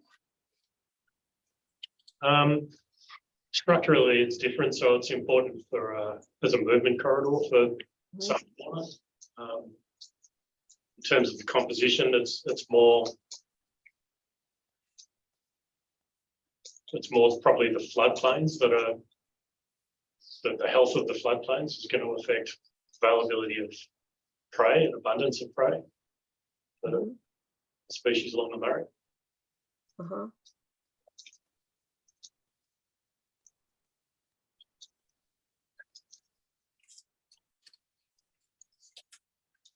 Move on to it's the interaction between the Murray River riparian zone and the project, I guess the project footprint and the investigation area. And I guess you're no doubt aware that in some places the project footprint and the investigation area come very close to the Murray River. So I wanted to go through those, and I guess in the light of the avoid and minimise, and also I guess in light of the riparian zone being identified in the Swan Hill planning scheme, the riparian zones generally being identified in the planning policy 12.031S, which is, you may have already heard me raise with Dr. Treadwell, which suggests considering it, or it indicates need to consider as relevant locating earthworks, including dams, a minimum of 30 metres from the waterway systems to protect that riparian zone. Now, I understand that only came into place in December 2022, so that was after your investigations were completed. However, it was already in place prior to the exhibition of the EES. And I guess you've indicated to us that the riparian zone also does have special values for that kind of distance for the rivers. So did you, in considering opportunities to avoid or minimise, did you consider opportunities to, I guess, move back away from the riparian zone?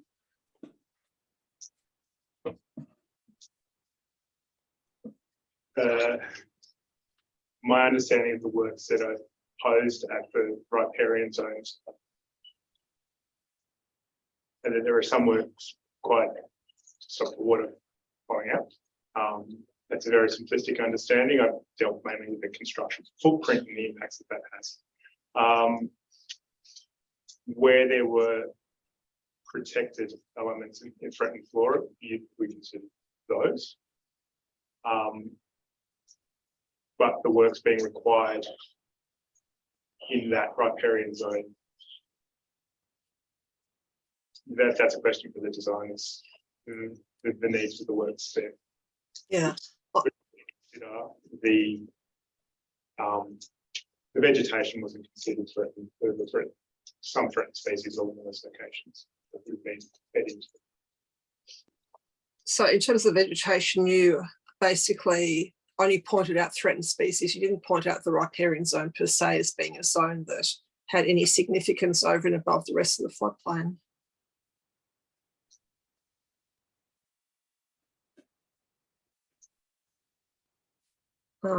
Is that correct? Yes, he said no, as in that's correct, but he said That's correct. Sorry. Sorry, and Mr. Watson, did you have any input into, I guess, the avoiding or minimising impacts in terms of project design, or was that not part of your brief? In as far as habitat for threatened fauna, that's what factored into my considerations. Whether it was in the riparian zone or elsewhere, it's more about the specific habitat requirements for threatened fauna that I would we were flagging a large old tree, with an area of dense undergrowth or something like that, that would provide habitat.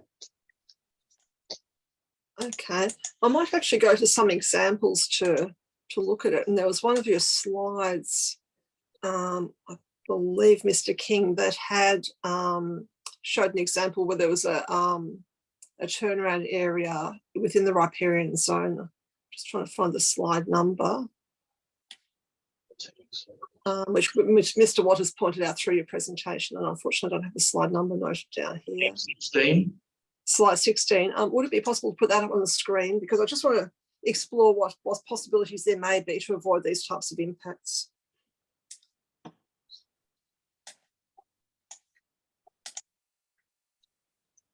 Sorry, need to bring it up.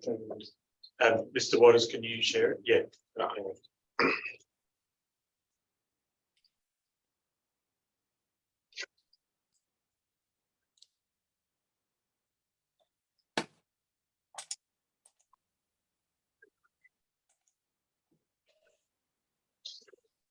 Let's just put it up. Thank you. Yeah, thank In terms of this particular example, we need to avoid a threatened species. And you can note that the prevalence of this threatened species continues down on that track. This was considered the better option to meet the design objectives. And the fact that it's closer to the river. I don't know to what degree that was put into the considerations of that being the preferred location. Yeah. And so if that were to be relocated, for example, by having the turning bay go in towards the floodplain rather than out towards the river, does this map show all of the vegetation that would be affected by doing that?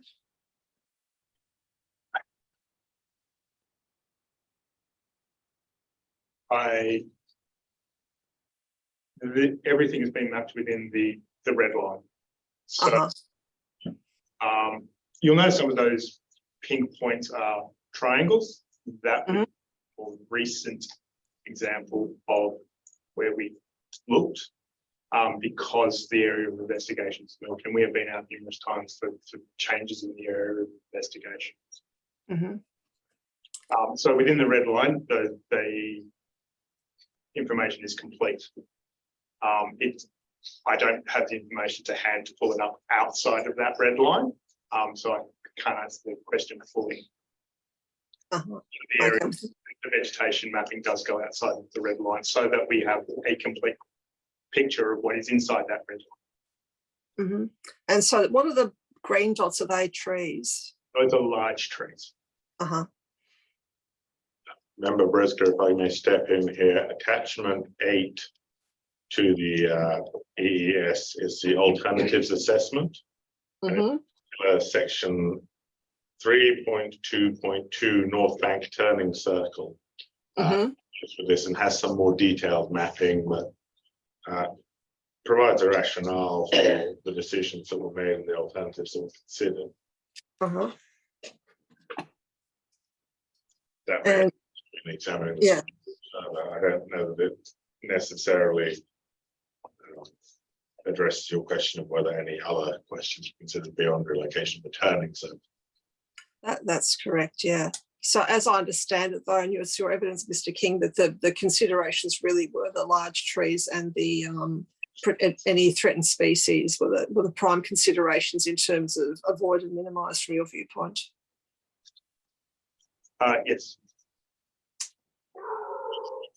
Mr. Drew, do you have any comments on that example where the turning circle is up against adjacent to the riverbank? And as I understand it from the proponent's description, from Mr. White's description the other day, that would have to be cleared to enable vehicles to turn. What would the implications be for terrestrial fauna?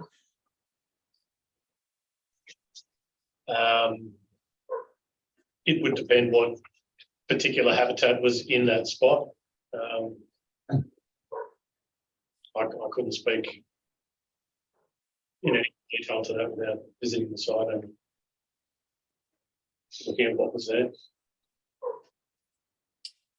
So the information we have that it's in a riparian zone, but is your evidence that in order to really comment on what the implications would be, you'd need to do a site assessment of the particular site to make a judgment as to what the impacts would be? For fauna, yeah, yes.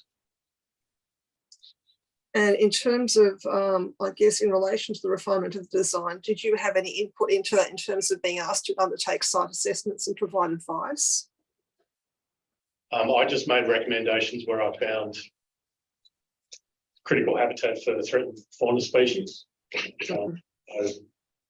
Rather than where things would be redesigned and moved to. And so were you asked to look at the design and have input into into iterations of it as per the I guess that avoid and minimize exercise? No. No.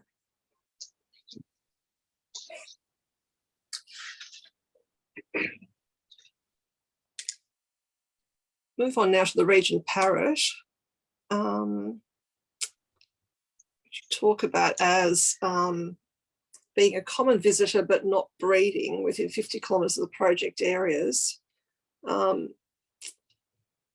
Given that the construction of the project will impact on trees where that would be suitable for their breeding if they chose to breed there, would it be wise to undertake surveys for the parrot prior to removing trees or disturbing them for construction?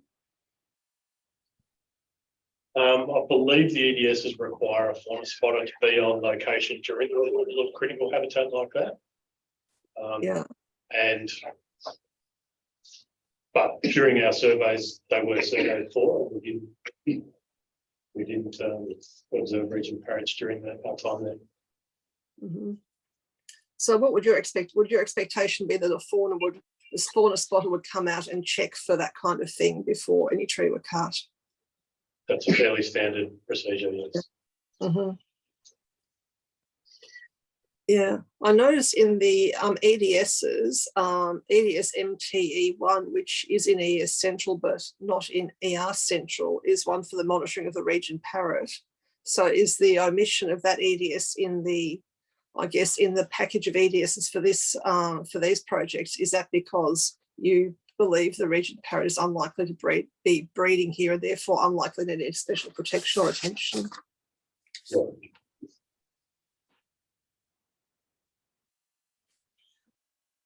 Okay. Now moving on to native vegetation offsets, and one of the questions put to us is, I guess, an alternative arrangement rather than providing offsets. Mr. King, are you able to explain how the alternative arrangement would be intended to work? To put it very simply, the benefits derived from the projects far outweigh the impacts. So a benefits native vegetation condition, biodiversity is the aim and the driver for the projects, and that effectively offsets the impact.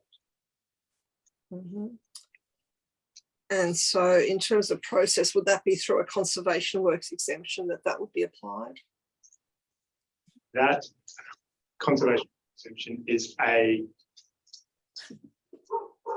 exemption of planning schemes, such that sets are required. That's more of a planning matter on how those aspects are implemented. I believe our work demonstrates benefits and quantifies benefits that occur, and also quantifies the impacts and places them in context of each other. Mm-hmm.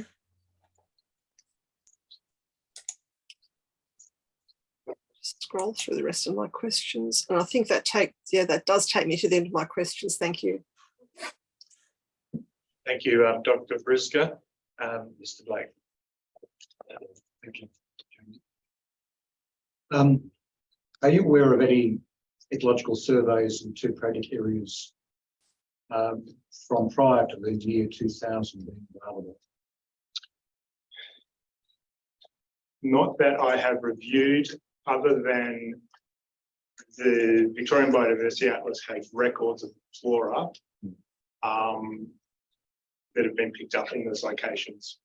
But not have any systematic survey of the overall biodiversity and condition prior to the year 2000. Not prior to the 2000s, not to my knowledge.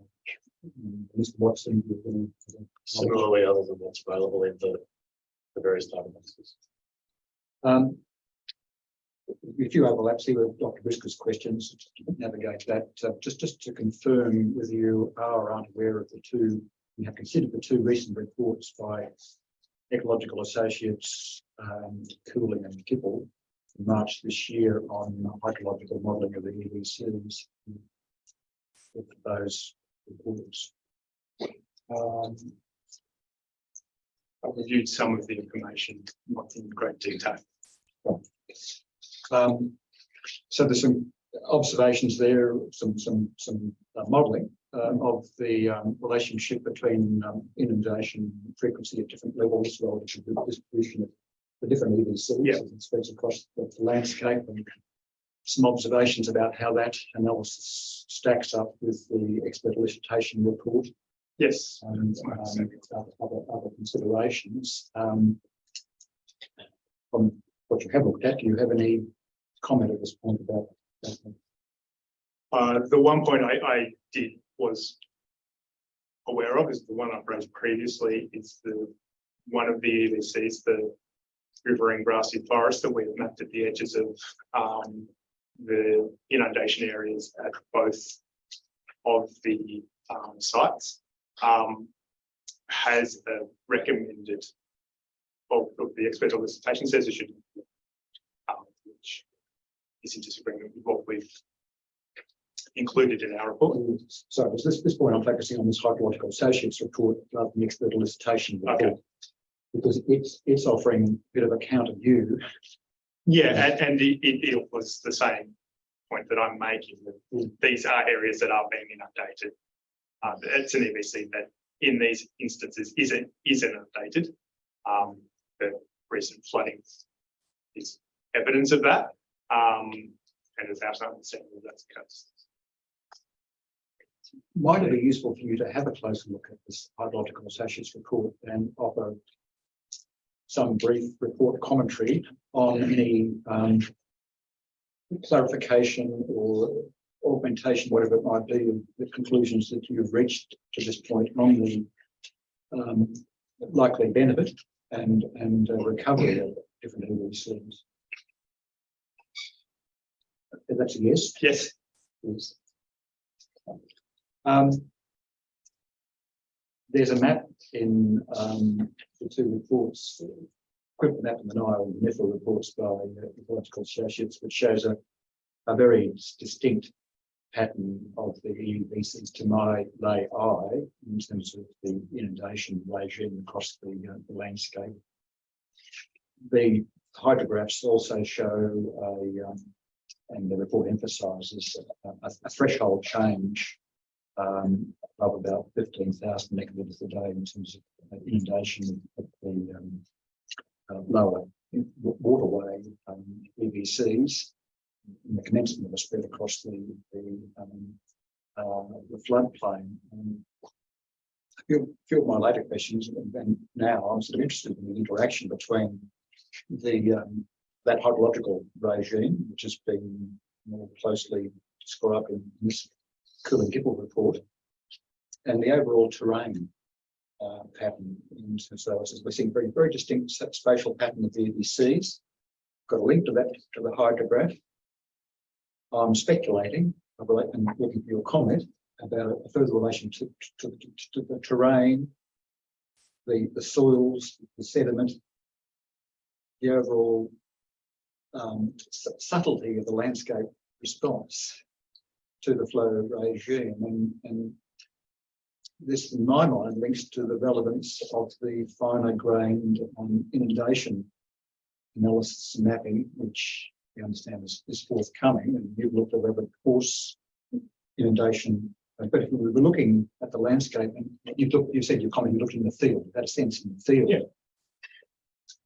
But if we combine this closer hydrographic analysis with a more incremental view of the inundation regime. If we look at the spatial pattern of the different terrain types and micro variations, we might begin to get a more sharply defined appreciation of the different terrain and vegetation units and how they're responding to various environmental influences, including inundation, but other influences. There's a bunch of points that I'm making here. If you just kind of draw them out. Perhaps need to break it down a bit. These interactions. We'll just start with the those spatial patterns and the relationship to soils and sediment regimes. The general point that the vegetation reflects the underlying geology, soils, it reflects the topography, particularly in these, and it's common through many wetland systems. Subtle changes in topography will change the vegetation types, and it comes back to the amount of water often that's present in there, to a degree, the underlying soils. My understanding of this is that soils are fairly consistent through that part when we get to the creeks. The vegetation currently reflects what has occurred there previously, but it doesn't reflect what. Well, part of the battle which this might go is looking at your comment in terms of soils is the different management responses, the different sort of risks to the soil across the landscape, from grazing animals, human interventions, soil characteristics. So there's a connection to the vegetation, but also to the stresses and risks to the landscape. In terms of so changes to the soil profile, so it's like, no, to stresses and management responses. So this is train of thought. So we've got a regime for applying more water. We've also had some acknowledgement that for further land management interventions is required in a complementary response. So I'm just trying to establish the relevance of having some regard to the soils and topography and the overall landscape as we try to achieve a more integrated approach to the management of these components in the landscape of the water, the land, the soils. And this goes, of course, to different organisational responsibilities of the water manager and the land manager.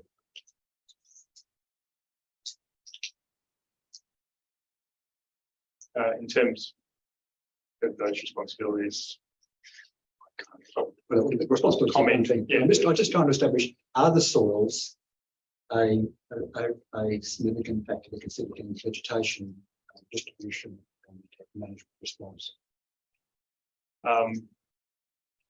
it feeds into what the vegetation present is. Not predicting that they're going to change, so therefore the management of the need to manage them implicitly, given there's no change. I guess the shear stresses that I looked at, so are those things going to move? Did consider in terms of impacts on the vegetation, the chances of germination and tension of those germinates within those areas. They're very low. I don't predict that soils are going to be moving either and changing the vegetation in any way from that.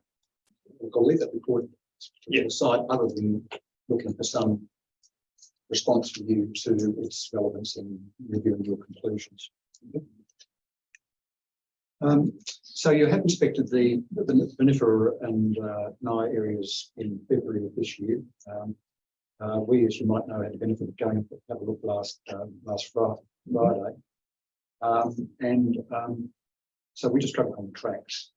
And as you might have heard you listening, the three of us shared a very strong visual impression that there was much more proliferation of the ground strata in NIA than VMFRP.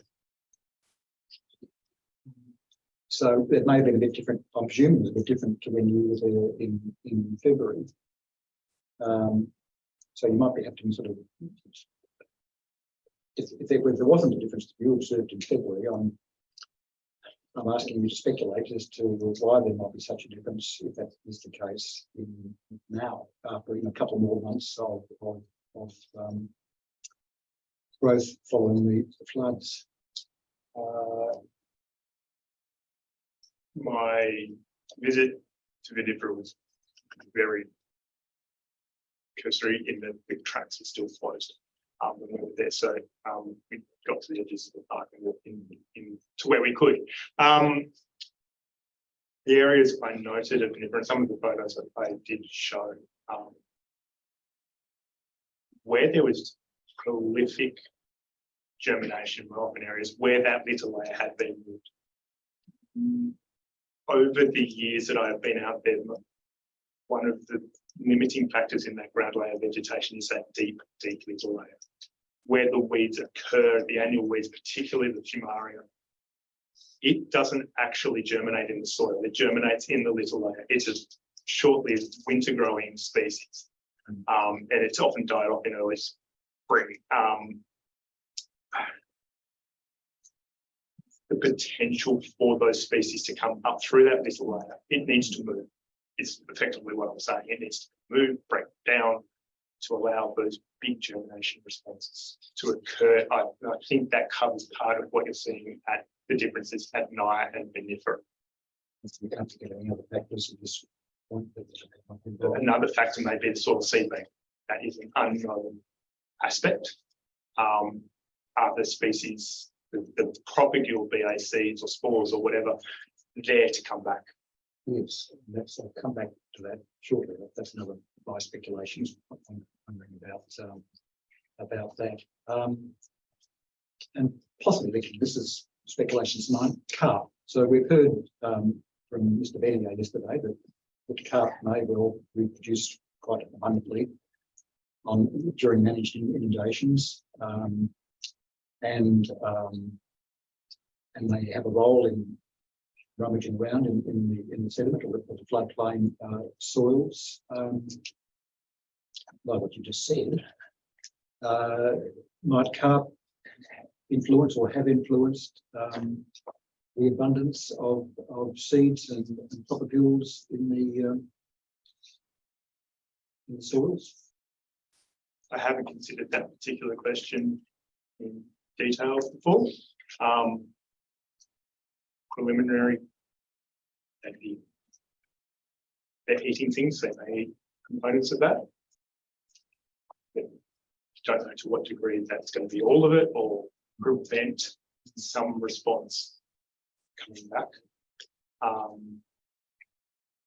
I had considered it more in the context of are they going to start digging up germinates, so some of those things having and therefore destroy them. The chances of recovery in that aspect. A lot of what we see is germination responses as floodwaters recede in the carp. And so damp soils, seedlings, including of a lot of the aquatic flora, come back in those circumstances. It's more the waters go back up. Are they big enough to deal with carp? That I haven't considered the question of rummaging and impacting on the seed banks within the sediment. Yes, I want to come back to that again and later in terms of conceptual models of how these things work. So just in terms of other pests, Mr. Watson, in terms of the significance of different animal pests which exist and might proliferate, can you give us a perspective on, other than carp, what other animal pests might are significant at present and might proliferate to a great extent after managed inundations? The biggest one that I can think of that's in terms of terrestrial fauna that's going to come back after inundation in terms of more impact is probably rabbits, which is something that we didn't see a lot of during our surveys because we were surveying at the tail end of those dry periods. We still saw quite a few foxes and cats, not more than we would expect. But it was noticeable the absence of rabbits, and I would expect that that's probably something that would come back in the wake of inundation. So then Or be more, food sources for foxes and cats. Railway rabbits. sorry, what was that? Rabbits being a food source for foxes and cats.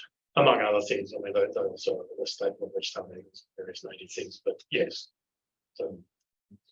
if we were- Are pigs an issue in this area? You're not quite yet. We, Not far away. ground cover. we did, I think someone saw one at Belson the other day. yeah, I think just a little bit. Australia. Goats are getting close to, definitely across the river. So we touched on this before, but in the scenario of managed inundation, things are growing more, maybe there's more weeds and pest animals appear. And so the task for land management potentially increases. So it's not just a matter of adapting management by the water and waterway managers, it's also land managers coming to play. Can you, in terms of your area of expertise, in which can you provide some perspective about that?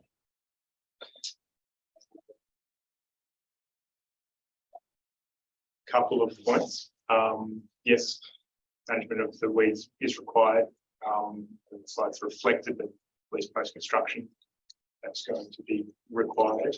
The releases of the plants also increasing.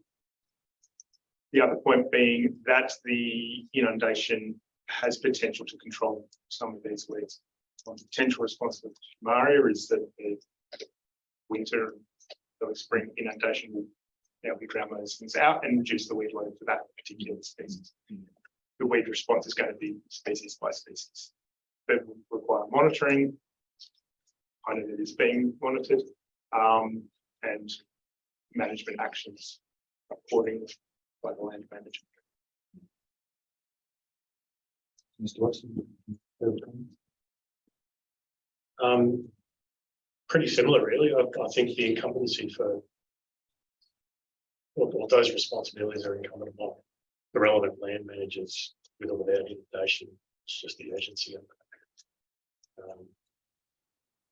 the extent of those responsibilities changes with the involvement, the according pulses of those pest species. Another matter we did touch on before, just like to get a bit clear about it, umbrella wattle. I might not have quite picked up all the said before. My interest is really on the approach to habitat's importance scores, which are an important input to the assessment of overall benefits. And umbrella wattle, as being a critically endangered species, is a particularly interesting one in that context. In attachment 5 for vinifera, it indicates significant habitat importance scores for umbrella wattle. But in the appendix B, certain flora and likelihood of occurrence indicates that umbrella wattle is unlikely to occur in both the vinifera and Naya maximum inundation areas. Now I know you mentioned it was on the occurring on the edge or outside the but on this, how might what's the relationship between these two perspectives that have been quite important in habitat terms, but unlikely to occur within the maximum inundation area?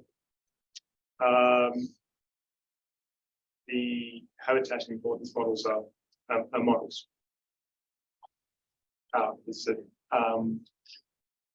And the information in appendix B, as you noted, is site-specific contextual information that we have developed through assessment of the sites. The habitat importance models did not take those into account. It looked at its current frequency in the EVCs and so on. The methods by which the habitat importance models is outside of my understanding. I have a superficial knowledge of how they become, but I know many instances where the habitat's importance models are not accurate. And yes, I would contend is one of those instances. Well, your expert view on this is very important to us. I mean, I'll just say, as a lay reader,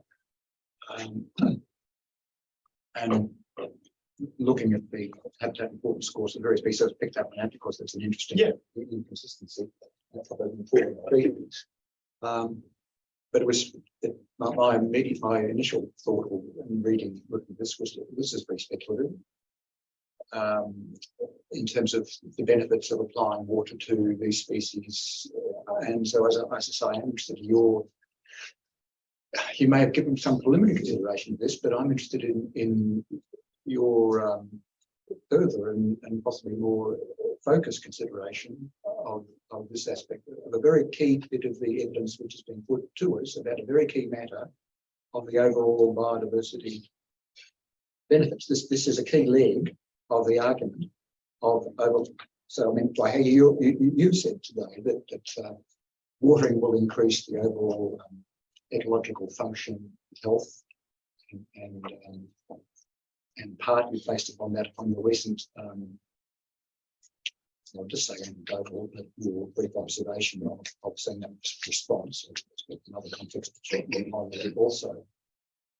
If this is another leg of the overall biodiversity benefit. Do you have a comment upon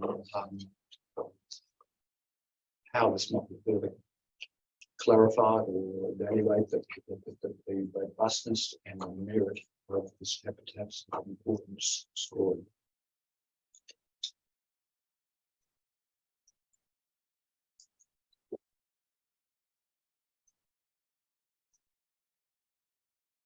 Would I please take that on notice and come back to it? It requires it's a nuanced approach. In the overall context, it's absolutely reasonable. Hollow replacement. I might just turn to Mr. Decker for a sort of a brief update or clarification on in your Decker's submission on the projects, and you were calling for a hollow replacement response. That is the current position. It was certainly a recommendation within our submission. Just want to confirm that. So we might have a discussion later about that. I just wanted Mr. Watson to speak forward to your perspective about the merits and practicality of hollow replacement, being mindful of this Decker submission. Yes, we saw that submission and recommendation. Our assessment was that there is inevitably impacts from removing a hollow bearing tree. That's undeniable and self-evident. In terms of a hollow replacement scheme, we think the mitigation that would provide in this context would be not meaningful, in the sense that there's a number of factors to be considered. The natural occupancy rate of hollows that are already existing in the landscape is likely to be quite low. The majority of fauna that are using existing hollows are likely to be more common species, like soft-crested cockatoos, a lot of other parrots. And to undertake a hollow replacement scheme in this scope is going to cause further downstream impacts, indirect impacts, depending on what sort of artificial hollows you choose, how you go about installing them. And there's a lot of continuing cost and labour required. So it's a big undertaking.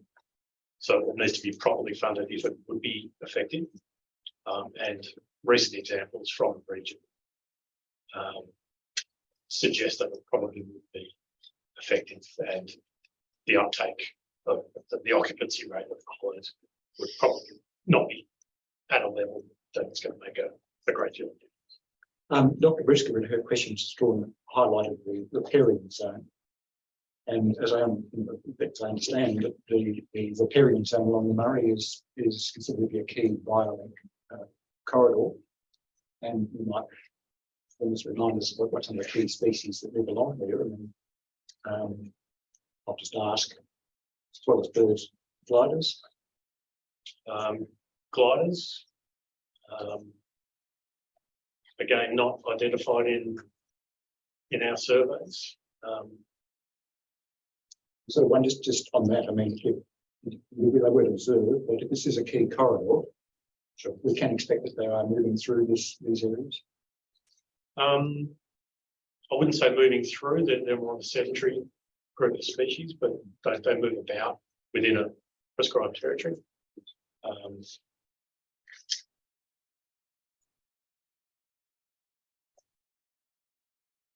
What I wanted to try to link is the hollows issue with the riparian zone and the priority of maintaining a density of hollows in that area particularly, where since we do have quite a lot of river, close to river containment banks structure affecting some large hollow bearing trees in the vicinity of the riparian zone.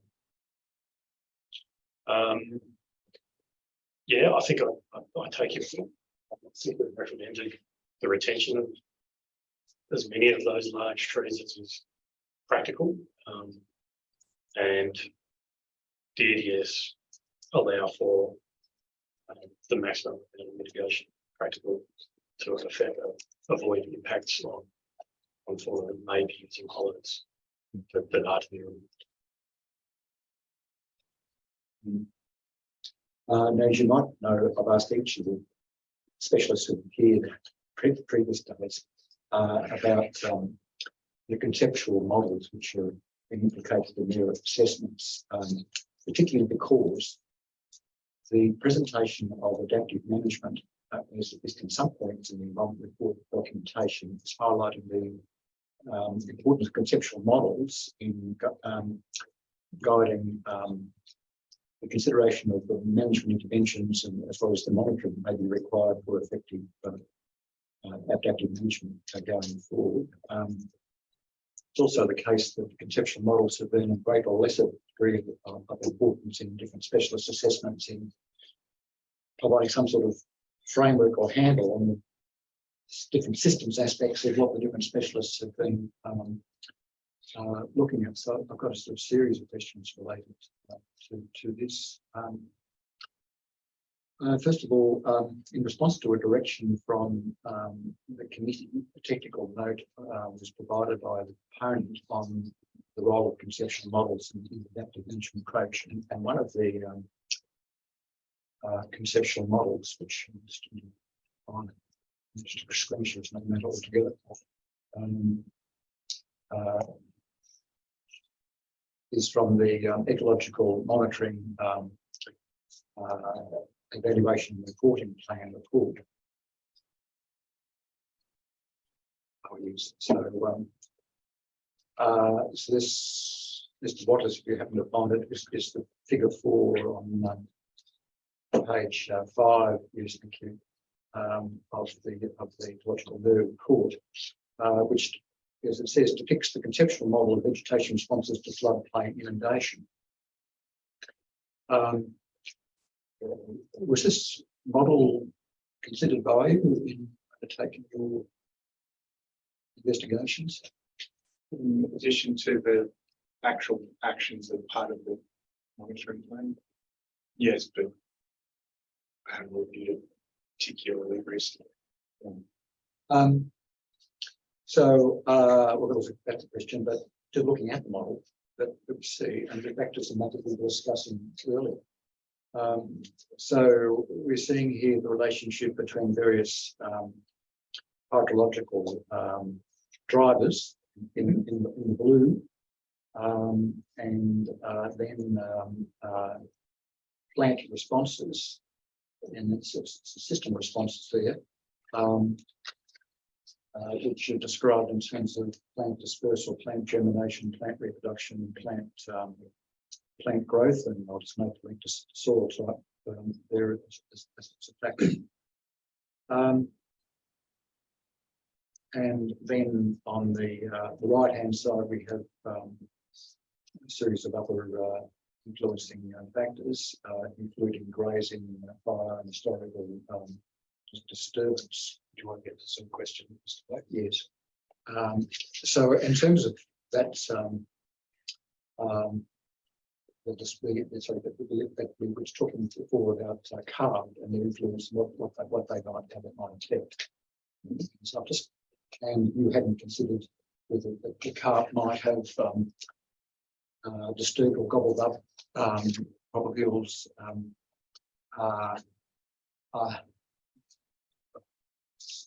So I want to ask what you see as the relevance of this model in eliminating some of these interactions, and do you see merit in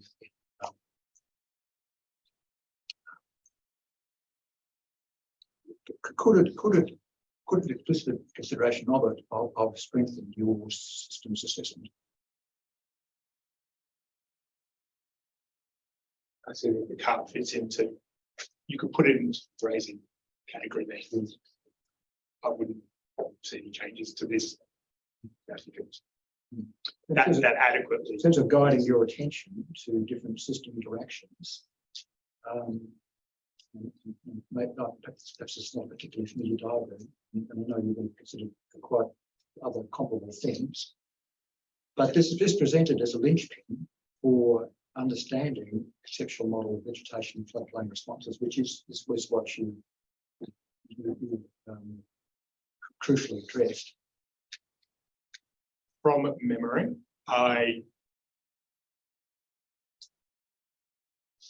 in rooms, it fits my aspects. It fitted my understanding of the way things work. I didn't see changes needed, so but I'm drawing on my experience. It fits within this. This is to communicate as well.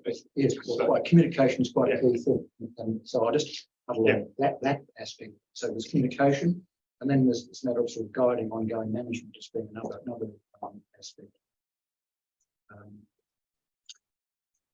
So the sort of common model for the different environment report studies, as I understand it, was based upon source pathway receptor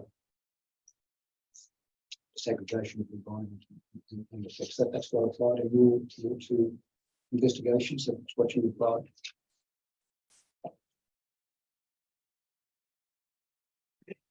I'm loath to commit on the way we've undertaken our assessment is detailed in our specialist assessments. Yes. Whether it fits that model, I'm not going to comment Sure, on at this point in time. So wasn't explicitly the common approach that you apply. In those terms, not, but there was a key ecological aspect, as we said. There were potential effect pathways. Those pathways were considered. The various components of those were considered, and we ended up with the residual effect. Are you two gentlemen familiar with the CSIRO Australian Ecosystem Models Framework Project, published by or written by Anna Richards et al. From 2020, and its application in the subsequent report, Ecosystem Classification Conceptual Models for the Gunbower Pondrook Piracuda Forest Icon Site by Anna Richards et al. 2021? No.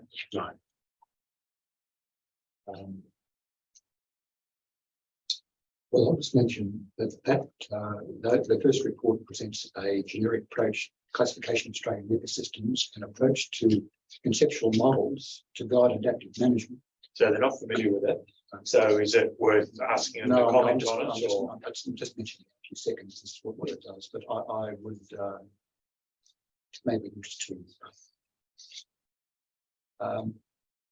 So perhaps finally for me, and with that allusion to what the reports I just mentioned, do you think there might be scope and merit in developing more integrated and aligned conceptual models to underpin adaptive management of these projects?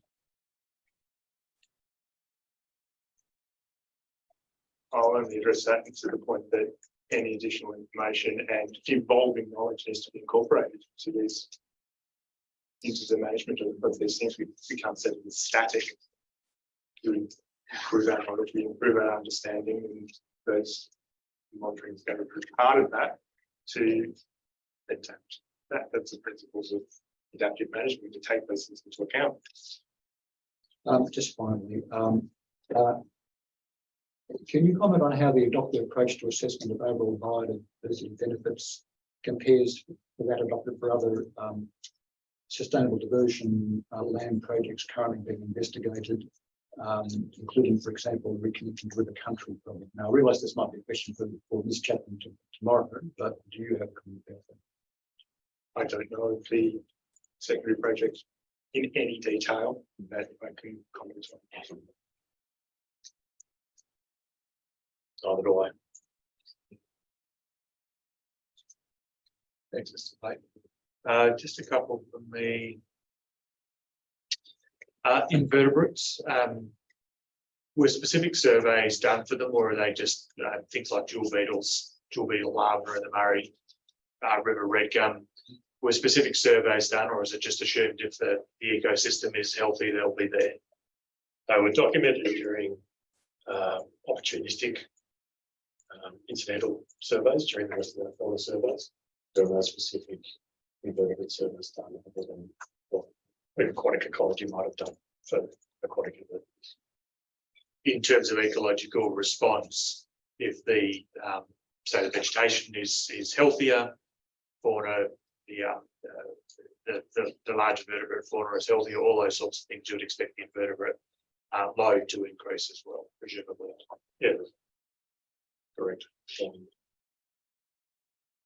Just in terms of Dr. King, there was a couple of comments in response to questions, I think, about the seed bank in soil. Mm-hmm.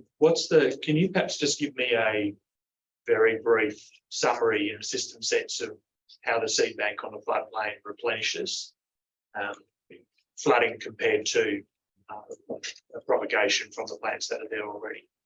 Do we have a good understanding of that? Fundamentally, as a wetland or forest environment, there's a great understanding of the processes involved. I use the term propagules to just cover things other than seeds. Those elements are within a seed bank. They have different longevities depending on species and so on. The ability to survive within the soil seed bank and respond decreases over time. That's a standard response. The longer the soil seed bank sits fallow, for lack of a better word, the less response you can see. So the germination responses that is required are going to differ species by species. For example, the floodplain responders, a lot of what we've seen readily germinate after wet conditions and the receding of water in damp soils, and they grow up, produce seed that replenishes the soil. So that's a general process that occurs. There is always risk, and it will be dependent on independent locations, and these locations could change over a matter of meters, on a depletion of the soil seed bank, i.e. the longevity of the seeds or the propagules within that soil seed bank will decline over time, and the ability of the vegetation or the individual species to respond to the conditions that they require is going to decrease over time if those conditions don't occur. Can I just touch there? Follows up from earlier. So you had the observation and hypothesis about the dense litter lower than barrier, and you mentioned the possibility of some seed bank situation. How might those two factors relate to the depth of litter and the potential for seed to accumulate to actually germinate? Two aspects. Well, one aspect is light is often a cue for germination. I'm generalising here. This is a species by species response, and I do not know the germination response of every species out there. Light is one factor, water is another generally, or temperature and other things that are other controls that are known to occur. With a very deep little layer, there's less light getting there. This would be one immediate observation. Another aspect is that any germinate that did germinate has to push through that little layer if that seed is in that soil layer. So I made the point of the weeds before. They are growing and germinating. It was an interesting observation in the upper little layers. They're sending their roots down into the soil, but they're germinating at that point. You need your seeds to be there. Those opportunistic species have put their seeds in those locations to respond in that way. That's been the response. It's just on that point, that's part of my question. You need your seeds to be there. If a seed bank is depauperate from a long period without a flood, is there any potential, or again, does it depend on species by species, for new seed stock to come in on the flood, or is it always going to be a depauperate floodplain unless you have an active intervention? Now, the floods is a predominant spreader of these species. So we'd expect that they would be moving around with the flood. They're coming in pumped events as well from the Murray and other things to those. Again, it's going to be a species by species response. Just to put it this, another little observation you made last Friday was the sieving effect which had occurred in the liver layer down near the Billabong with leaf litter and gum nuts being differentiated. There's been a sorting by the flows. And so in terms of the question about discussion about velocities and shear stresses across the microtopography, one got sorts of a winnowing and selective removal or distribution of seed propagules might be occurring, and this links in my mind to that microtopography and subtle variations in hydrology and how things are being sorted. Yeah, so the leaves float easier than gum nuts, so the gum nuts they're going to go to the deeper parts. That's not basic physics. I haven't did what you said in great detail. I would make the point that there will be great variation in the depth and where those things occur. So you'll have a small depression will accumulate heavier seeds and things. That might be a one depth over here and a lower depth over here because there's a little bank here. There's great variation in response. It's not going to be that all of those heavier parts are elsewhere. And I can only make the point again, that's going to depend species by species. I don't pretend to be an expert in every life cycle of every species there.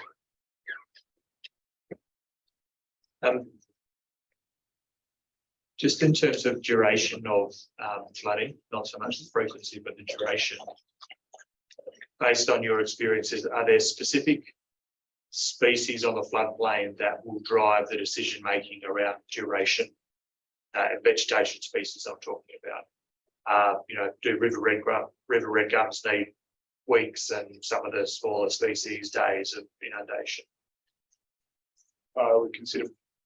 Or is it any flood is good for as long as possible? What's going to be the driver when you're just making decisions? If you were to flood the entire area for 6 months, you'd end up with a huge amount of red gum death. It's not an appropriate response. So yes, river red gums are going to be a primary driver. I would consider. It's one of the aims of the project is to improve the health of these things, and if you don't have your river red gums, that's very hard. So very simplistic analysis there. We have driven, and I presented the vegetation function thing. I can't remember the term that we've used, but the vegetation grouping that we have used, it showed episodic wetlands and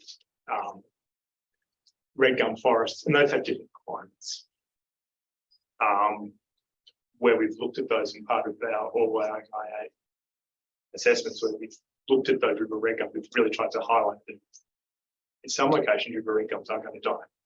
We've tried to also highlight that the fact that those are dying is actually a reversal of the terrestrialisation process from what we consider to be a lower inundation frequency that has occurred in the past decade. And then I presented the evidence to back that up. The even age stands, lack of large trees. Mr. Watson, you made a comment that when you were there in, I think it was February this year, the proliferation of, you mentioned the Nankeen night heron. Those birds are obviously opportunistically coming in to take advantage of the productive ecosystem. Where are they coming from? Are they coming from permanent wetlands? Do we have any sort of sense of where they pop up from? Well, yeah, there's obviously all the lakes, which are not particularly far away as a bird's life. Various areas upstream and downstream where there's more permanent wetlands. Some of them we certainly missed. They are present in the landscape, and they just proliferate very rapidly and become more obvious by February 2023 compared to December 2021. But that can happen very quickly. The Australian fauna in general is very good at that sort of thing. Just one last one, and this is a question for Deepa. Just in relation to the issue around conservation works exemption, we have the table document 190 from EES Central, which was from, I believe it was signed by the Secretary John Bradley. I just want to confirm, and again, you don't need to do this on the spot. Obviously, EES Central Committee, the report for that project is considering that. But is that, are we to take that table document 190 from that process as Deepa's primary view on those issues around conservation works exemptions and the planning step and so on? Well, I will take it on notice, but I've got a high degree of confidence that yes, it is. Yeah, if you could just confirm that for us, Mr. Decker. Okay, we're going to break for lunch there. We'll come back with some questions from friends, Environment Victoria and others who may have questions after lunch. So we'll break there and we'll start again at 2 p.m. Thank you.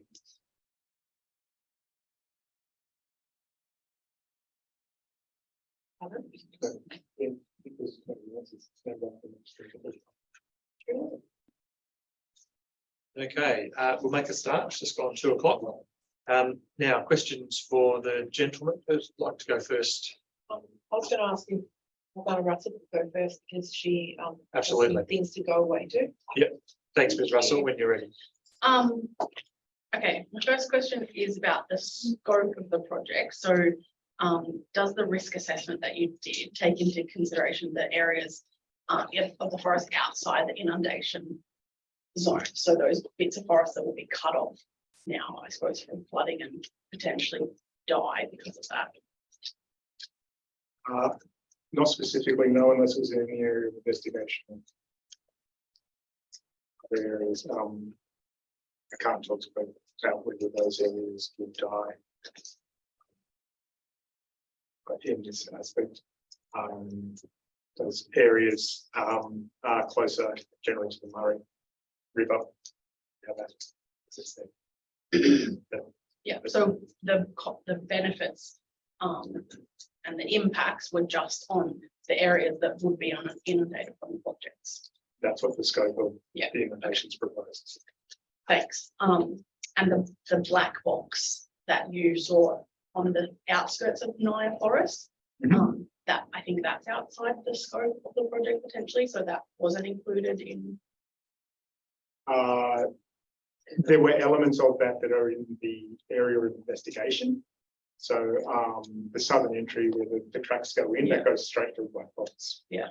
Woodlands, that was in.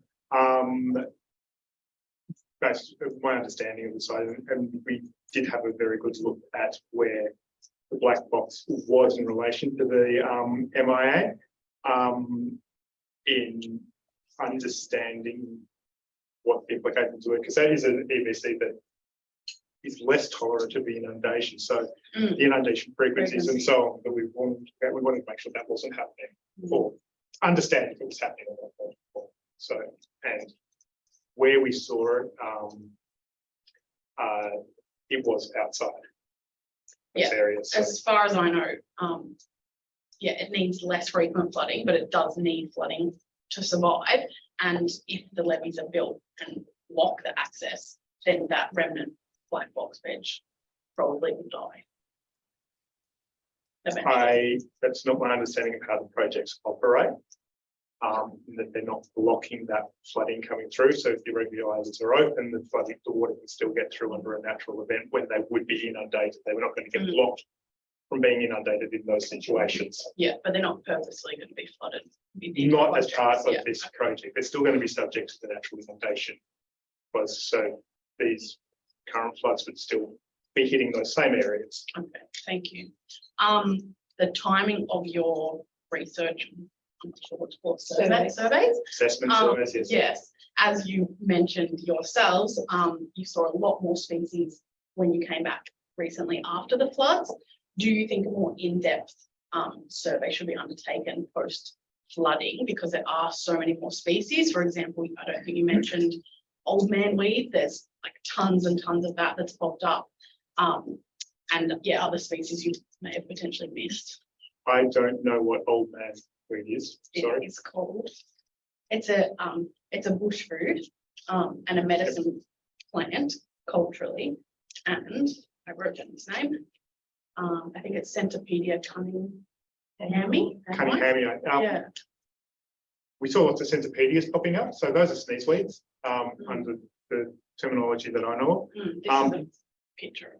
Yeah, it's a sneeze weed. Yeah. I did not Old do any. man weed's a lot nicer. Yeah, I prefer old man weed. Yeah. They've got lots of little hairs on them. Yeah. We did go looking for the centipede. I know it's propped up some of the other VMFRP sites. Oh, it's everywhere. There are centipede. There's at least 3 species out there like that.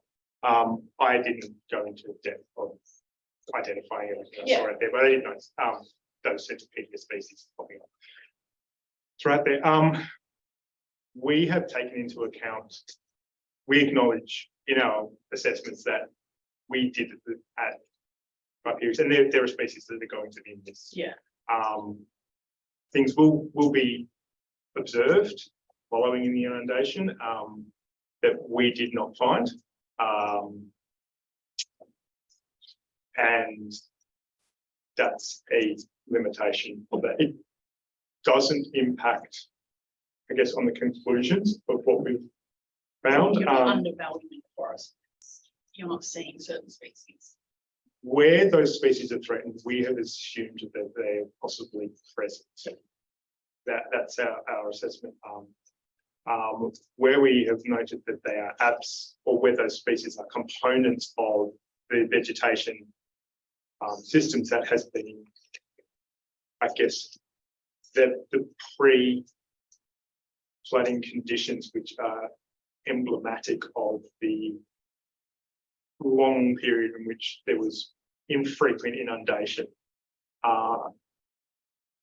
That's what we have described in our report, and I think it is useful that that is what that represents, is that is a state of the forest without those elements there. Those Centopedia species and so on are predicted to respond favourably to the inundation, because the conditions are there. You've noted it already. Following inundation, they can pop up, they can do that. They can replenish the soil seed bank and other things. All those processes need to happen following inundation. I suppose, would you agree that ideally it would be a more holistic evaluation of the forest if you saw it in multiple kind of seasons? It would have been. Yeah. Extrapolating how that would have affected our assessment, we would have had a more extensive species list. Yeah. The quick observations I've done have, I guess, to a degree, validated predictions of what we have predicted will occur following inundation. So the conclusions I don't think necessarily would change. We have noted that these are floodplains in decline. They need to work. This is additional information that supports that. Yeah. There is a study that I'll love to show you. It's from 2012. It's a preliminary investigation of floodplain vegetation of Niagara done by Damien Cook, an ecologist. So this has been tabled. It was tabled just before lunch. Yeah, I should sorry, have mentioned a it. bit late. It's listed in your references, but keep going with it. Thank you. And I just, yeah, there's some species there that were seen, I suppose, 10 years ago that weren't in here. And I just think that would be useful to have a look at, you know, did we just miss them, or there's a whole list. Yeah, but I'm not going to read through the whole list, but there were species present in 2012 that are not in your study. I'm just noting that. You read a couple who can say yes now and they're not. So Yeah, this list was rare and threatened. So did you just look at listing the threatened species? The listing regime changed during the project. So what was the rare and threatened listing process? The threatened components of that, so things that were listed as, or something got updated with vulnerable, endangered, or critically endangered, got put into the FFG list. Rare, what was listed as poorly known or rare got shuffled. A lot of the rares actually went to a different category because the way they got assessed changed. Rare wasn't a category that was incorporated into the new assessment, which is in IUCN basis. So, For example, acacia malvii. that was considered in our. Yeah, so We that didn't was see it. present in 2012, We for did, example. Riverine, bittercrest, waterbrush, there's all these ones that, Riverine bettercrest did pop up in Maya. Yeah. This also very well, heaps of it at Gumbower. It's a very ephemeral flood responder. Did pop up at night. It'll pop up in Yeah. I think, That's the all. lists between Nina and Benifra were a little bit different. But I just wanted to note that, maybe some species were present back then because it was after flooding as well. They did quadratic surveys in multiple locations, and the scope of your surveys, was it just in those red areas kind of along the works and the tracks? Everything was done in there. So Yeah. we looked at everything we could. We did transects all along the Yeah. threatened species within those areas. Within the inundation areas, there are VQA points, and we looked at everything within a 30-metre radius of those points where it's marked as a VQA point. Notably, in some of those areas, our species list was 10. is that And 3 of those would be non-native, and the other ones would be represented by a slightly degrassed population. did your PowerPoint have a map of where those VQA points were? No, but it is part of our report. Okay, yeah, I thought it was just those red, I thought It's just it when was you just that red area, and maybe you didn't We look did. deeper into the forest. In the method section, we did point sampling and Yeah. transects within the MIA.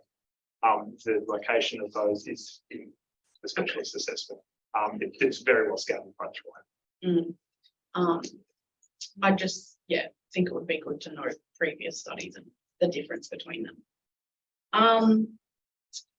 Did you take into consideration the cultural significance of plant, flora or fauna species, and I suppose the risk to those? So not just for their ecological value, but their cultural significance. Not as part of my assessment. The cultural values were being assessed by the cultural heritage team.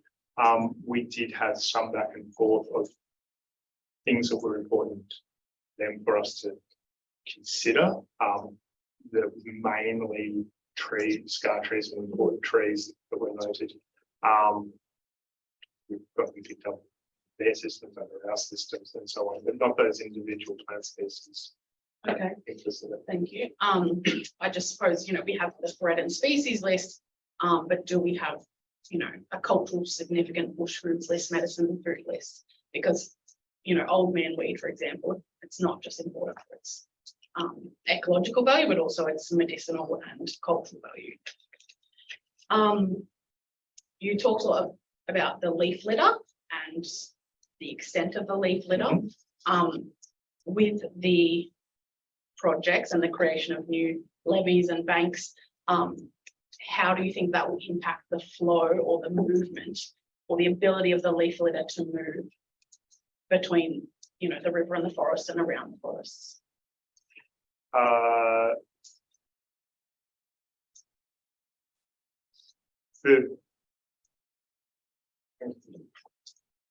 Considering the velocities of where that a lot is likely to stay.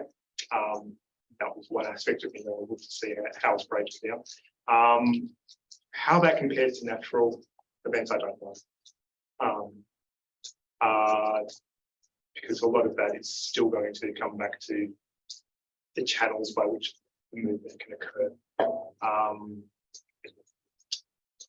Floodwater is being trapped on the floodplain and then slowly decreasing. You get spreading out of the river and so on. Some of it always goes back into the rivers, and with the larger regulators, that's sort of how. I don't know to what degree.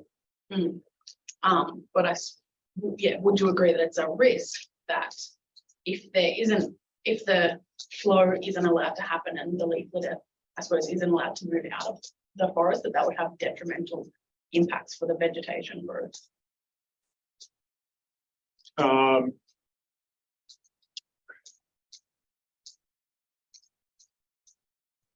It potentially could, with the proviso that the regular inundation will promote breakdown and the same effect. But a bit slower than I don't the know. flushing. I just don't know. I don't know how it's going to respond under the different scenarios of how it would compare to a natural things, because the same process is going to occur as with water going out through some relatively narrow channels, and the velocity is still low for those natural events according to the surface water report. But potentially, I suppose the area that the water has to go through is smaller than the natural outlets. Potentially. Yeah. And the importance of that leaf litter being able to flow out. Will be moved and degraded. Yeah. Yeah. Can I add to that or ask for something? Because you mentioned that you noticed recently that there was more leaf litter still remaining in VMFRP compared to NIA, or the opposite? That might have been us rather than them, Yeah. Oh, yeah. because we noticed one, I Yeah. think it was Vinifra had a lot more leaf litter. So I was going to ask you why you thought that might be, because it's both had a big flood, biggest since 56. Doesn't Come really up with matter. would be speculation. Yeah, don't worry. Yeah, and just noting that on page 148, it talks about the exchange of sediment and nutrients and energy organisms and lateral drainage connections and the important functions necessary to maintain the hydrological, physical and ecological health of the river system. So yeah, you've talked a lot about the importance of that movement of water and exchange of nutrients, and the natural floods take the water from the river into the forest, flow in and out naturally to exchange nutrients and sediment. And so making sure that if these projects go ahead, that is still allowed to happen, that natural exchange. Yeah. Cool. Last one, without an increasing of funding for land management, if these projects go ahead, funding for roads, weed management, pest management, revegetation, will just increasing flooding have enough beneficial outcomes for biodiversity if there's no extra money for land management? the benefits that we have stated from the proviso that the EDS is implemented. That's the assessment we're going to take. Within the body of that assessment is if no EDS was implemented, this is the risk, and this is with the EDS. They need to be implemented. Or that's for these conclusions to be valid. So that involves weed management assessment. Yeah, so the implementation of the EDS for future management is critical to the success of the projects. To meet the conclusions we've set in our reports. And Mr. Watson, you want to thank her? I'll launch off, yes. Please, Dr. Kelly. Look, the loss of trees and the numbering of how many trees with hollows. It's quite difficult to read those figures, but in regards to the loss of the hollows, do you know what's going to be done with the wood that is cut? Is it going to be kept on site, or is it going to be sold as firewood, or do you know what's going to be done with that, and what would you recommend is done with that? We're talking about 300 trees, I think, 147 and 145. Those numbers for large trees. Uh-huh.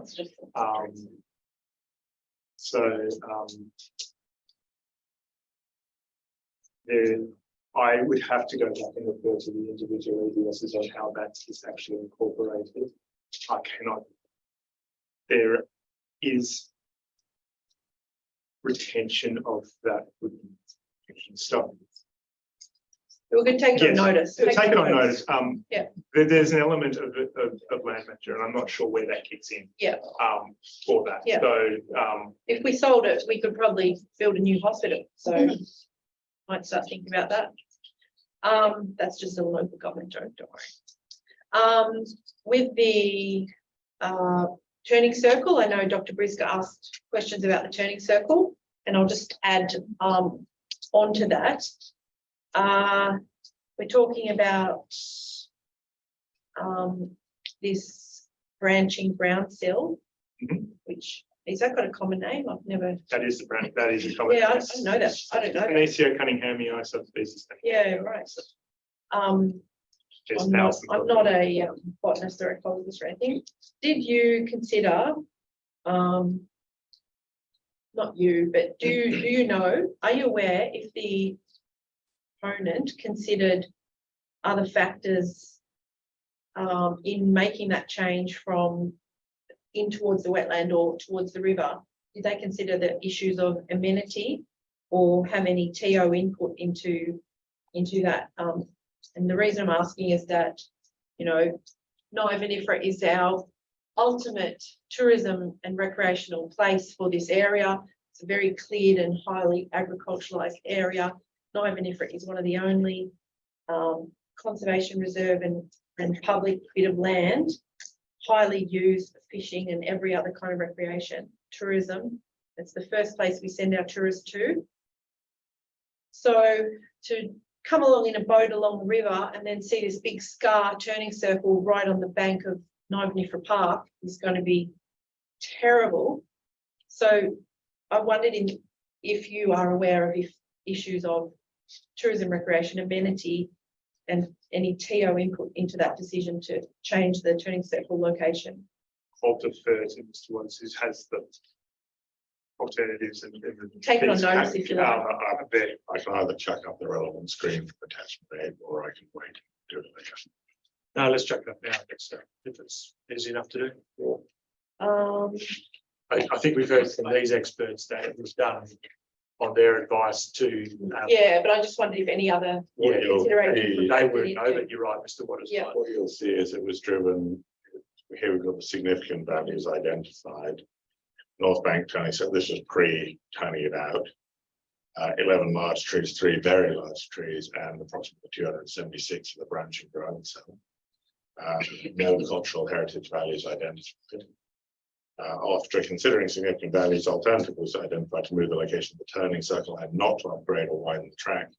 This avoided impacts on 5 large trees and 2 very large trees. So the impact is now 1 very large, that should be tree, and 6 large trees, and avoiding impacts on 221 of the 276 ground cells. We go down to the assessment of alternatives. You can see it's rated against biodiversity and habitat values, cultural heritage values, water catchment, hydrology values, social economic amenity, land, waterway use, and infrastructure values. Now you'll note most What's of the them. colour mean? Well, Good. relative performance. So you can see that for most of them, it wasn't considered there would be a material difference. Now, So obviously, dark green is, you don't have to agree with that, yes. But obviously, the alternative project design was perceived as rating better, although not as dark green as the original project design. And so for that reason, you can see it says change adopted. Then if you go down, there's some mapping which depicts, we're going to rotate it, you'll just have to imagine it. But you can see it goes out to the river there. You've got the trees marked in green. You've got the little yellow ground cell. I think that would be, I couldn't tell you what the sub, I think those yellow dots would be less than 100, or is that greater than 100? I think that's greater than 100. Probably means a large but not a very large tree. Did you factor in potential future erosion impacting that turning circle? I could not tell you what necessarily was involved The in bank each keeps of getting- those water catchment. and that's hydrology. one issue we've been asking Yeah. questions about at that location. And the social economic amenity, who I suppose assesses that, or what is that assessment? So it's a detailed discussion. So attachment 8 is over there in hard copy. Did you ask the local council their opinion on that one? Obviously not me personally, but I will. Yeah, I didn't. There was a TARG, the technical reference group it's referred to. Well, we did have a, I know the council had a rep on that, whether he got asked that. I suppose, yeah, as a local, the less interruption of close to the riverbank, the better, but also the plants are important. so Well, it's exactly, it's a balancing. The thing is, can there possibly be some of those That usually Ground seals. defines what. in other places? Because you didn't study everywhere. We It's mapped, not just we have mapped a lot of them. I can see if we actually have a photo of that location. Yeah. And, Is there any reason why the ground sill would have just hung out there? It's What are the scattered, it's conditions? just scattered locations in seasonally wet areas. Yeah. We might- Vinifera has thousands of them. Yeah. Well, we've mapped thousands. That is Vinifera. NIA has them. Yeah. They're So we might That's just add that to our request for modification of the plans in that detail. Yeah, thank you.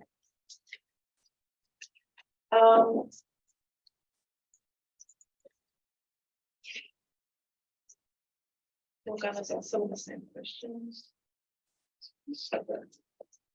So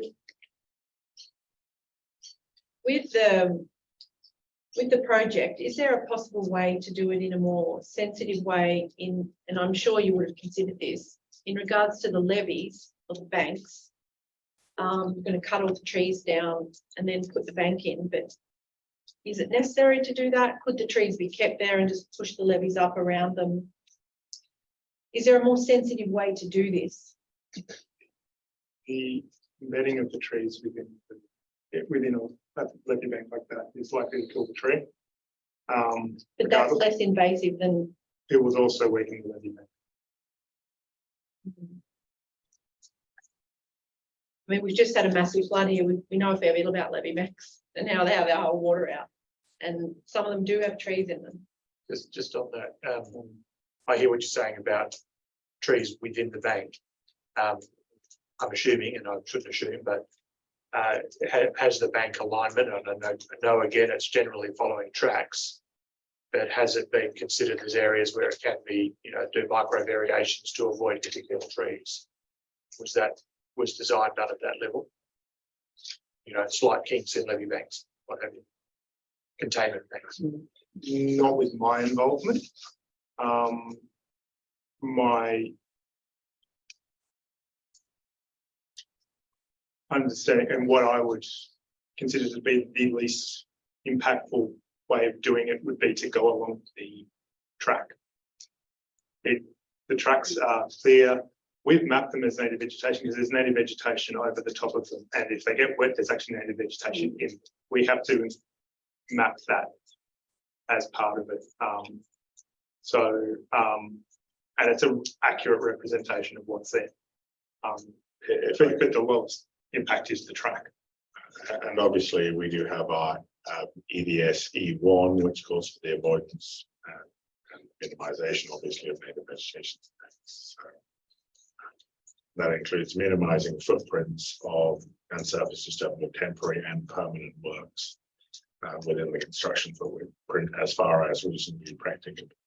But we know that with the big diggers and graders and, you know, It's construction. it's construction and you're going to have a big footprint, and it doesn't seem like it's been planned to be that sensitive and site specific. The point is, this is an ongoing obligation. Even if we get to this process, there is no obligation under these instruments to.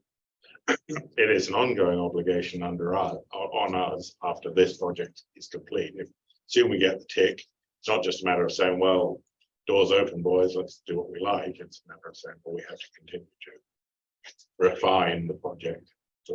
Yeah, but what will happen is you'll close the doors to the park, the construction people will come in and it will be done the way it's done, and they can go within those red lines because that's what the plan says. So I'm requesting that thought is given to having a much more sensitive way to do it. Thank you. I just want to clarify, in our submission, we had concern about the areas outside of the MIA. Did both of you study within the footprint or within the MIA or outside? Like, did you just study? I think you've answered that. You've said you've done in the footprint and you've done scattered bits outside in the MIA and It's identical. same. Yep. Okay. Did you, Mr. Get the names right? Yeah. Not Mr. King, Mr. yeah, Mr. King, Mr. King. Dr. Did- Dr. King. How precious.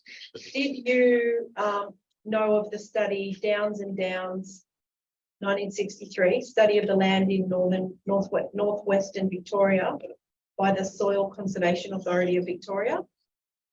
It's referenced in Damien Cook's study that we've just loaded.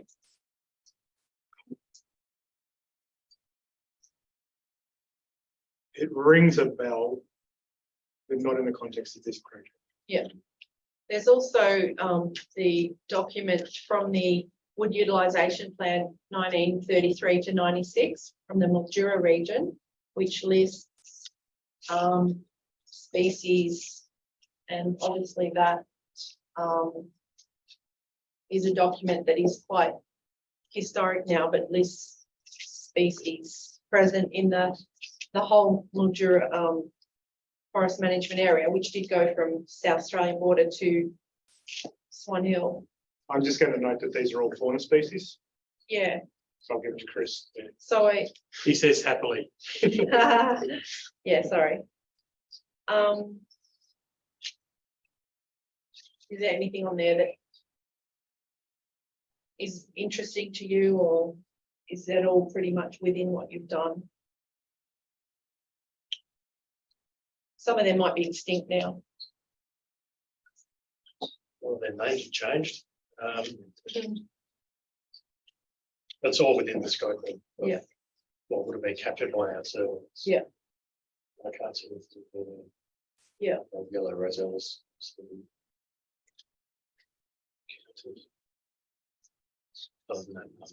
Yeah. Doesn't at least occurred in our surveys. In our submission, we said that we were concerned about the loss outside the MIA, I found in your response to the submissions that you didn't really address that. We didn't look at what the responses were going to be outside of the. Yep. Other than where But you, there's construction. you didn't make a comment on our concern about that. It's outside the scope of what I can comment on. Okay, yep. Can I just unpack that a little bit? My reading of it is that you're saying there's not going to be any impact outside of the MIA, is that correct? Or that there might be, but you haven't considered it. There are processes and other things that are going to happen outside the MIA that we have not considered under the scope of this project. But not driven by this project. Yeah, No, they are driven. Some of them are driven by this project. That's what I'm asking you. I do want to just jump in here because there has been this discussion of sacrificed areas. So that's obviously not what's intended. When our gates are open and when we have high flood events, as Dr. King has already referred to, A, when you get over top, it doesn't matter because they're top. But B, when our gates are open, the water just flows through. It doesn't stop any water that would otherwise reach downstream areas from reaching those downstream areas, except potentially to a very small extent. But Mr. Waters, if these projects Just let him get through, finish. Just let him finish, then we'll come back to you. Similarly, even where you capture a flood event, you shut the gates and keep it in there for a while, that water will eventually be released. And the other areas outside the MIA, which are slowly dropping in level, they will drop in level naturally. In a So normal way. If they get flooded if the event is large enough to flood them naturally, they will be naturally flooded regardless of the project. If it's just water that comes through this part of the floodplain and then gets to them, it will keep doing that if the gates are open. And even in a public event, again, it'll be released. Yeah. and Mr. Waters, was part of your marketing for these projects the fact that if we do these projects, we can keep more water in the river for consumptive use? Well, with my understanding To is that it's a effect. proposal to avoid that part of avoiding. Yeah, so less water for the river, less environmental water. Yeah, go on. At the Oh, moment, no, I've already done that. Oh, Yeah, okay. that's fine. Yep, there's a link between vegetation and cultural heritage sites so that the landscape is a cultural landscape. And in your assessments, did you look at modified trees? So sometimes called scar trees. Did you note how many there were in the footprint or the, footprint? no, on the basis that I knew that was being covered by others. Yeah. I have had discussions on scar trees and what's a tree, limb drop and other things. With cultural heritage advisors previously, I know that they look at those things. Yeah. I left it up to them. So each individual tree in the area that's going to be affected has been looked at by you as the ecologist, and then it's also been looked at by the cultural heritage. I just don't. Have to check with the cultural heritage assessment. I'm not going to comment on that. Yeah. And Mr. Watson, you said there are enough hollows, and I was wondering about that because there is, competition for hollows, a bit like rentals, and there's pressure on habitat for species who use the hollows, whether it's bats, bees. You're going to be really bored with me talking like this. Bats, bees,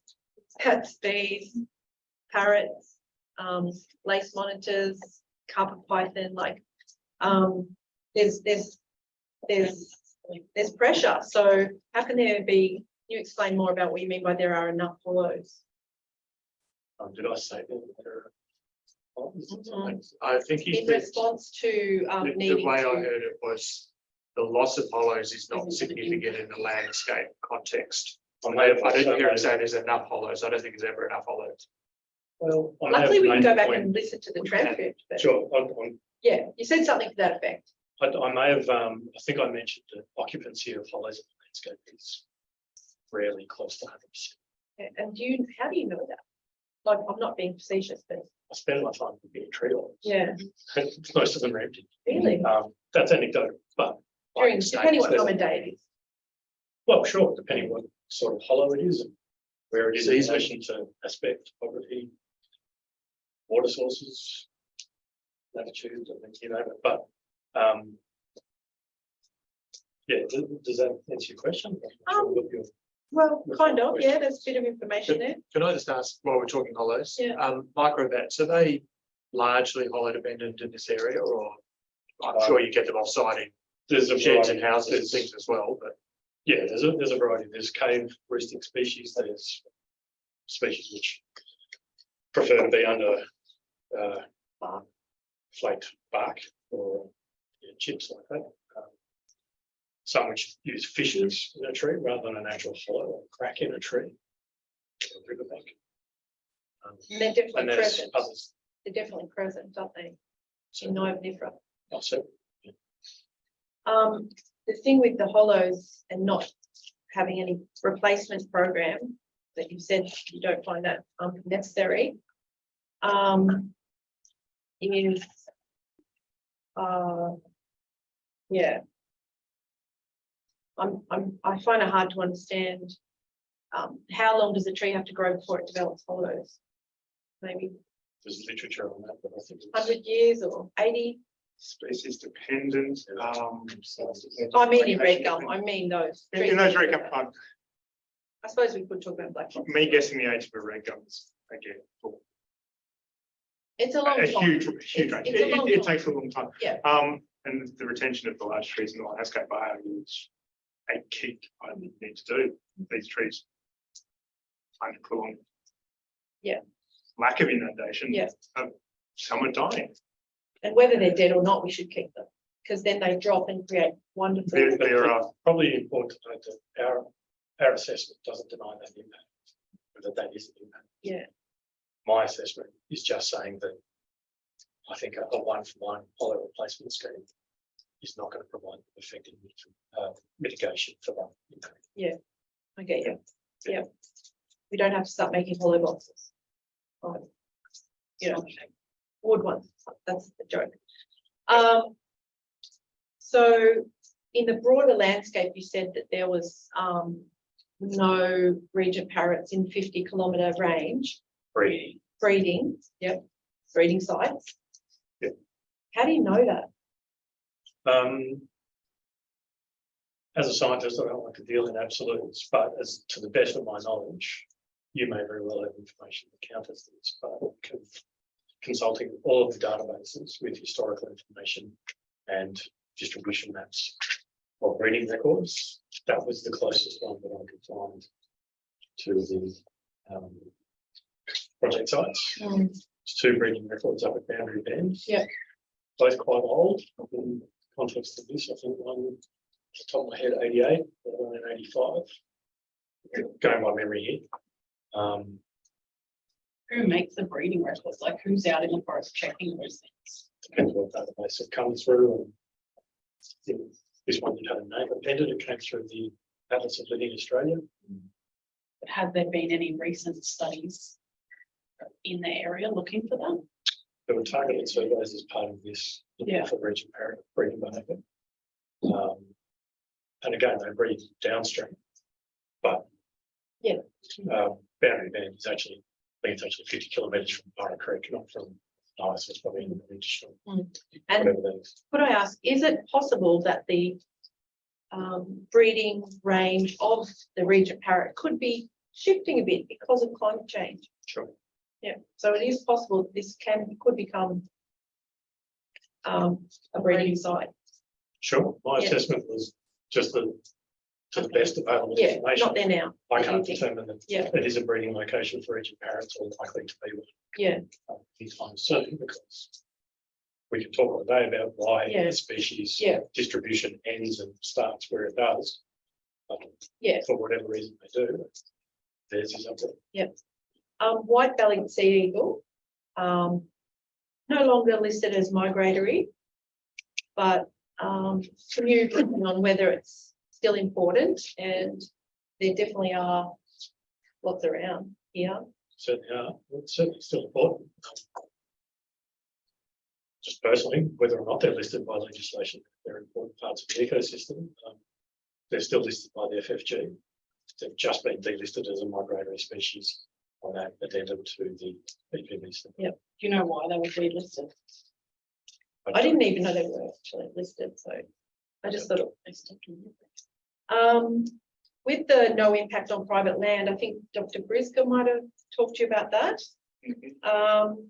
Wouldn't the area adjacent to Takasuka Bank, the southern end of Vinifera, wouldn't the projects have an impact on that private land? Because there's going to be a bank along there, so that will impact the flow of floodwater impact.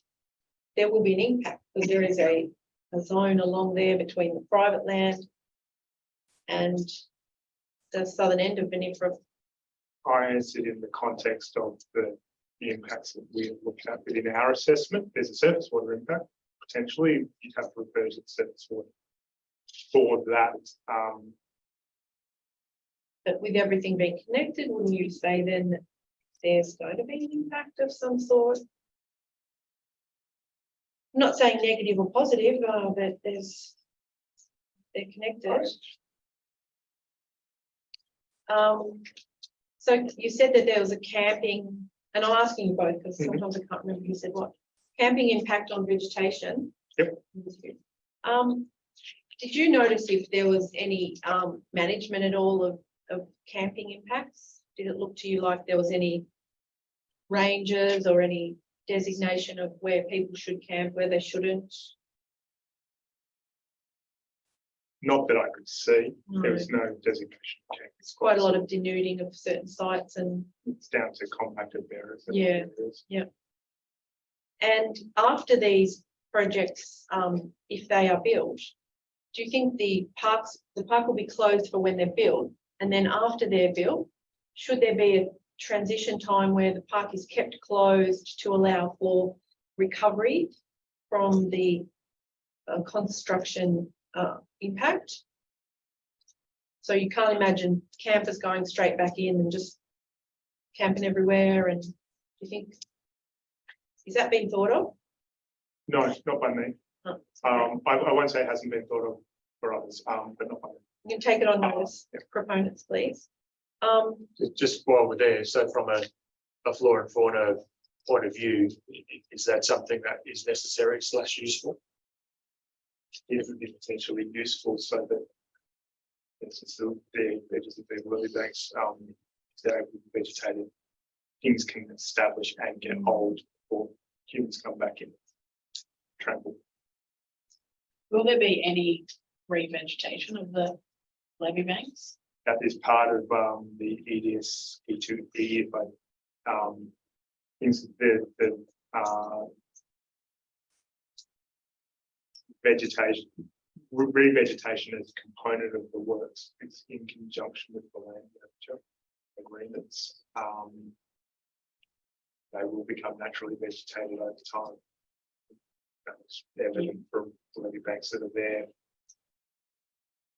Everywhere I've seen them, given the long time, you get the root gums popping up in them. Thank you for the roots before the levee banks are on the levee banks. Oh, yeah. Not the stems. Unless there's Within- trampling of cows or people, yeah. Can you comment on lignum? I'm sorry, I haven't read your book well enough to, but lignum's fun to talk about. And also Scottish thistle. You name that something else? Because that's Sorry, in Naya. That's just so terrible. there are terrible weed. thistles within there is in a lot of other places. The only that I've good thing noted, about it but, is you can kick it with your boots and usually dislodge it. yeah, it's painful, very, very prickly. So lignum, Yeah. not so much at these sites. It's more a component of black box woodlands. We're not talking about borough, but it's all through borough. But it could be in our lignum areas. In fact, did you do a thorough looking at our black box areas? Not a thorough one. I reckon we could go out and see some lignum. You could see lignum there. We have in the past, definitely. I wouldn't.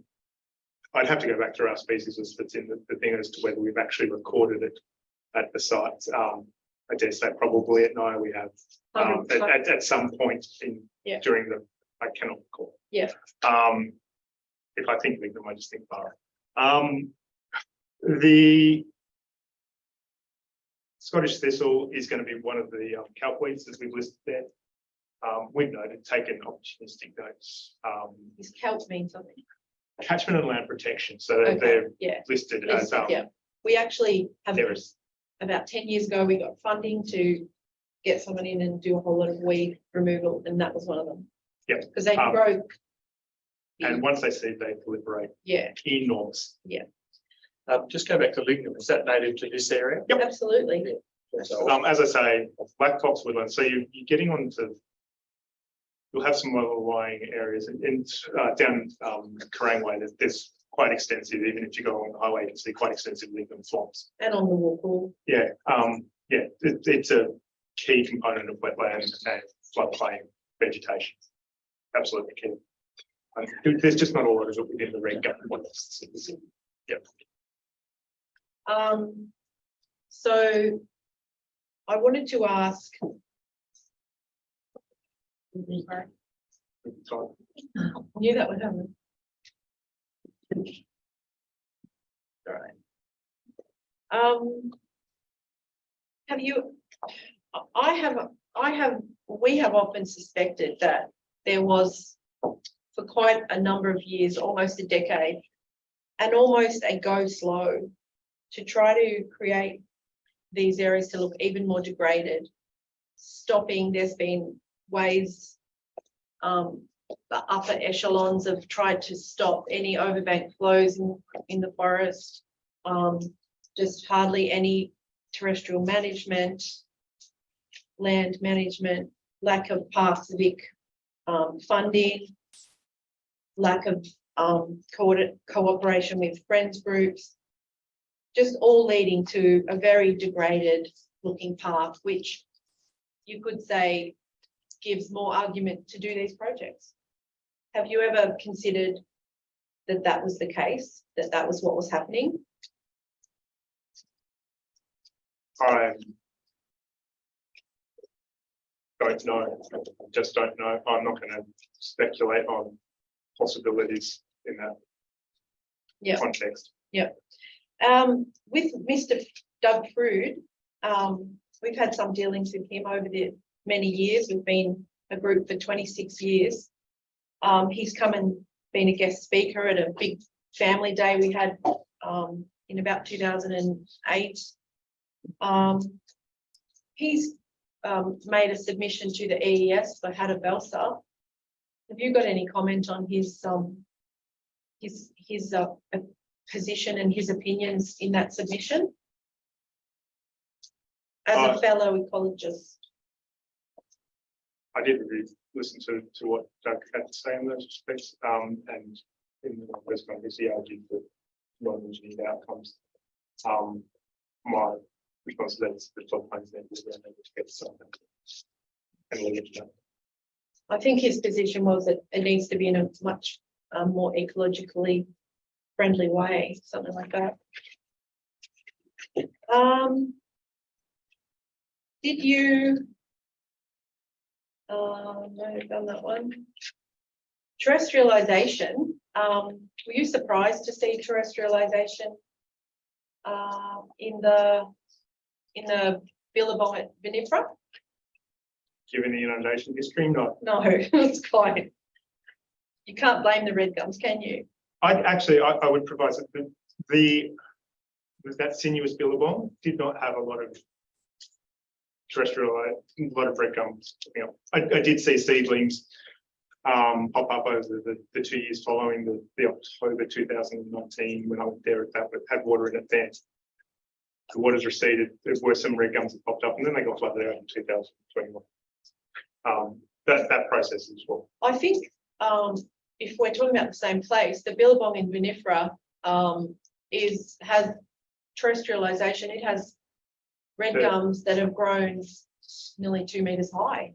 If we're talking about that lower long depression at the southern boundary, that Yeah. one. It's more so at the Yeah. northern boundary for vinifera, that the terrestrialization seems extreme. It's right along that area. Mm. Yeah. That It's just from that occurred. 10 years without floods, 10 Yeah, years, 10 years without as I said, floods. there is such a variation in the growth of red gum that I've seen, like, Yeah. very loath to put ages to anything I see, but that would Oh, make, no, that would make empirically, sense. yeah, we've watched it happen. As I say, river red gum naturally respond to mass recruitment events, Yeah. when conditions are good. And They get flooded if, out. if they don't get flooded out, they Yeah. become established, and they effectively act as pumps and self-sustain. Yeah. Those And areas. you would have seen that in other areas of the red gum along the Murray. It certainly happens along areas of the Warcool. Yes, And so I was going to ask you, how many wetlands would be exhibiting terrestrialization, but it's really not very helpful for you guys because it just shows Like that, hasn't been flooded enough, presumably. it just shows they haven't been flooded enough, yeah, and the terrible mismanagement of water. But we're not mapping terrestrialization or measuring it at all. It's just what we observe. so we did look at it in every where we went out and did the assessments throughout the inundation areas. We looked for what we would call terrestrial species as part of that, and we listed them where we noted them. Yeah. You mean terrestrial species where there aren't meant to be any? I'm loath to say that they're not meant to be there. They will come and they will go, Yeah, but sure. they are currently there But those ones, because those. those yes. ones in the Billabong, they're not going to go because they're too established. They'll never be flooded out because unless the water sits there permanently, they will If be it flooded is out. 6 months. Yeah, no, that's true. They're, I've predicted, I do not want to put numbers and around the duration or the extent, but with prolonged inundation, there is very high likelihood that those will die. Yeah, but is that part of the plan there's to have very long inundation in that I would Billabong? have to go. I've just been reviewing the hydraulic information, and that actually has some duration Figures, through yep. those EVCs that have been noted. Yep. I would also note that we actually changed a lot of the EVC mapping because of those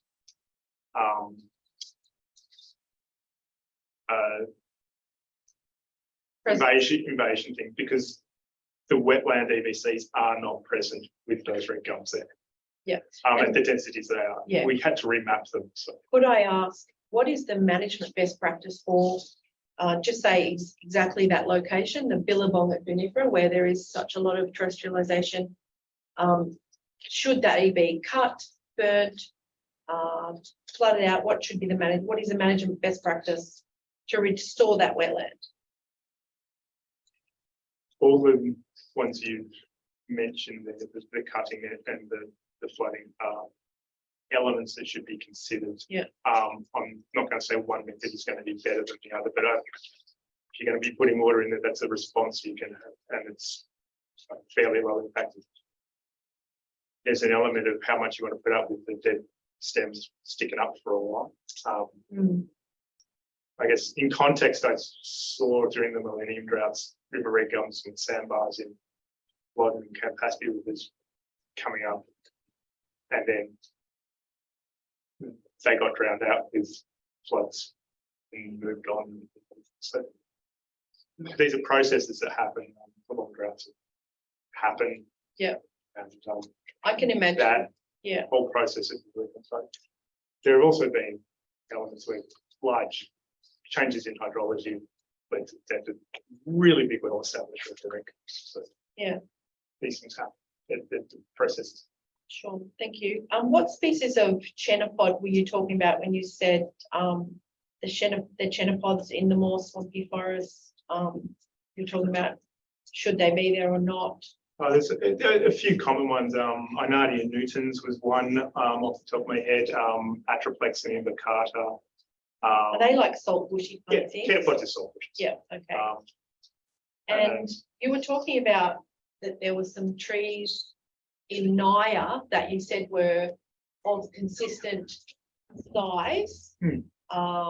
And so you thought that that was probably a wetland, but now it's been an example of terrestrialization. Would you not consider that that is possibly where there was logging, say 100 years ago? For they used to cut wood out there for the riverboats, for the local hospital. And so then that's why you get the even stand of red gum rather than terrestrial. Not at that size. If it's going to be 100 years ago, it'll be a lot bigger. Or 80, 60. Still be a lot bigger. And also where we saw evidence of that logging, and I put up some photos of it, we saw a lot of cut stumps. We also saw a lot of coppicing stems. Lots of copsing. Yeah, so stump Yep. comes up and then Mhm. lots Yep. of stems pop up. That's what I would consider evidence of those things. I followed up the logging activities of Cecily's pre-1982, from what I understand from Parks Vic. So the size of those river red gums, and I'm just trying to understand. You showed it both. Between, yeah, but Showed it and I'm just about 20 centimeters diameter of breast height. That size is consistent with coming in post any logging activities for that area. I contend that my conclusion is probably the most reasonable one for that area. Is lack of flooding. Lack of flooding, there's been a recruitment event, they're all of an even size. It makes sense in that context. It also, in terms of the topography, it's a little dicky area. The last question is, well, number one, do you think the area from South Australian border to say Gumbauer, might have already asked you this, is it understudied or is there enough studies? Is there enough research or should there be more? Did I already ask you? He's a scientist. He's going to say there's always should be more research. Yeah, but there is a lot of information too that's been done over the recent time. It's the nature of science to raise more questions often than it answers. So With the Mr. King, Mr. Watson, with Woodwood up the north end, Nybernsford Park, I was out there 3 weeks ago and there was a big depression area that was full of water, like a big, beautiful wetland. There were egrets, there were spoonbills, there were every water bird you could think of. It was amazing and wonderful. I don't think I've ever seen it before. Did you see it? Because I think when you said you called in, you said there wasn't much surface water anymore, and as I apart from said, in the Pani Maloo. where we looked, that was the case. Yeah, so maybe you didn't go into that. We didn't go into that top end because that top end gets very, very positive. So it's probably still there. So if you're going past, it was really amazing. Yeah, as I say, we didn't go everywhere. Yeah. I think okay. we actually did try and go in the top end, but there was a road closed sign and we Yeah. obliged to Oh, not. it's only just dried out. So what my point is that part is not in the project. So there is a wetland that persists after a flood and gives great habitat for so many species, not just birds, but frogs, turtles, fish, and every other thing. And that's outside the project. Therefore, it is unknown how often that will ever have an overbank spill, especially with less buybacks. So I think it's very sad. Do you have any comment on that? I mean, I can't predict what the future is for those areas. Thank you. That's the end of my questions. Thanks, Yeah. Dr. Gilling. Ms. Hogan, are you doing questions for Victoria? Thanks, Chair. I do have a question that just follows on from Dr. Kelly's last question, without trying to reventilate the issue of the fate of the floodplains that sit outside of the VMFRP sites. And I'm going to say it again. Thank you. Sorry. Yeah. But just a point of clarification on slide 26, I think it is, of your presentation. There's just a note about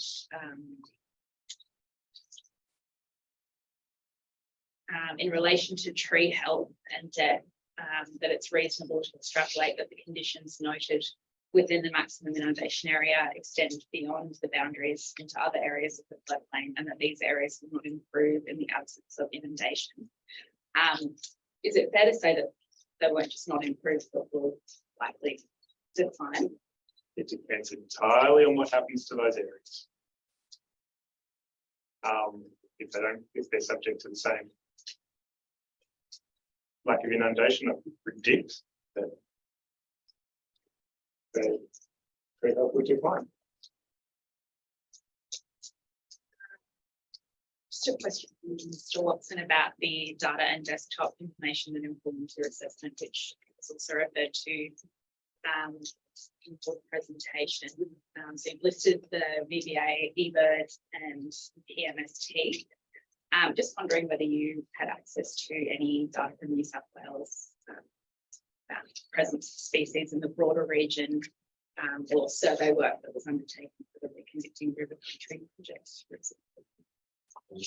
Don't know what's that last thing we mentioned, but yeah, all of those databases. Some of them are Australia-wide, but They don't stop at the border, though. no.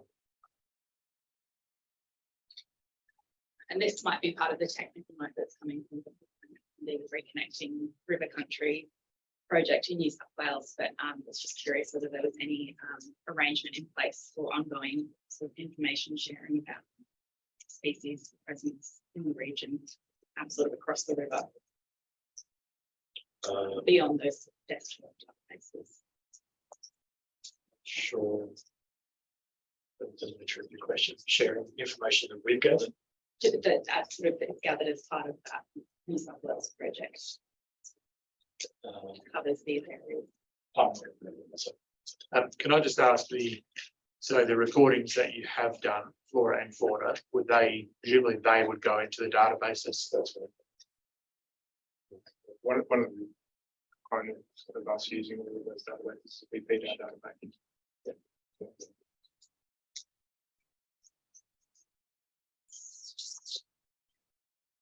Turning to the river gum, red river gum population, the river red gum population at Naya, are you able to comment, Dr. King, on average how long it takes for a river red gum to grow into what would be considered a large or very large tree? So I mentioned it before. River red gums in particular, I am very loath to comment on age. There is too big a variation in how they respond to their conditions. Do we have a range? We're not going to. 80 to 150 years to hit large tree, probably the status. Some of those very large old trees. The middles are often rotted out, so you can't do it. And tree growth, tree ring analysis in particular is a waste of time in a lot of cases. So just many hundreds of years old, but very large trees. We say 400 ballpark. I'm not going to dispute that.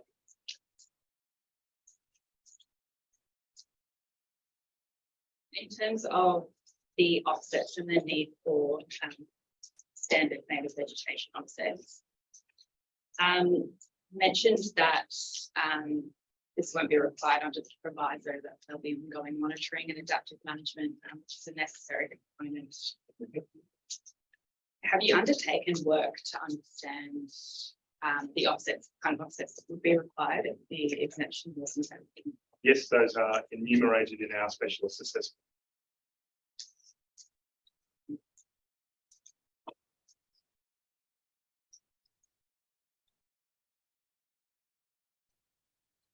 In terms of risks of weeds and pest species, which has been assessed as a medium risk, are you able to explain what has informed the adaptive management proposed measures for these, for example, any learnings from the Living Prone project?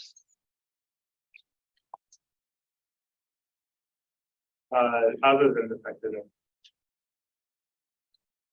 management plan is going to need to be developed that takes into account what's at the site, findings of the monitoring and other things into feeding back to monitoring and management actions. I can't comment on the learnings have been incorporated into us. If I can speak to that briefly. We're all fading again as we get lower and lower and more tired. I'm an English mumbler anyway. I will be going to the MER plan. That does expressly include learnings from the TLM, living marine.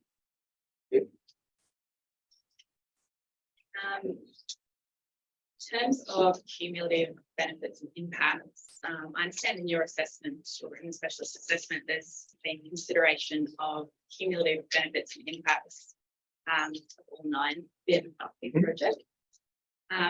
Just curious what the consequences would be to overall improvement to biodiversity if all 9 projects weren't able to proceed. And just for context, this is sort of in the context of an article that we've become aware of in the lunch break, indicating that the projects that we've played have been altered by the water minister.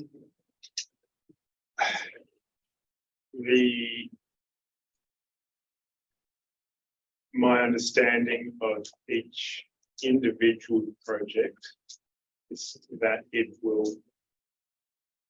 benefits will outweigh the impacts at each site. Therefore, the cumulative impact is a summation of each of those benefits overall. So superficially, the numbers and the tables that have been included in the specialist assessment, if you were to take one out, the benefits side of the equation is still going to be greater than the impacts, and we're going to get away from that. So it's not an all or nothing project or program.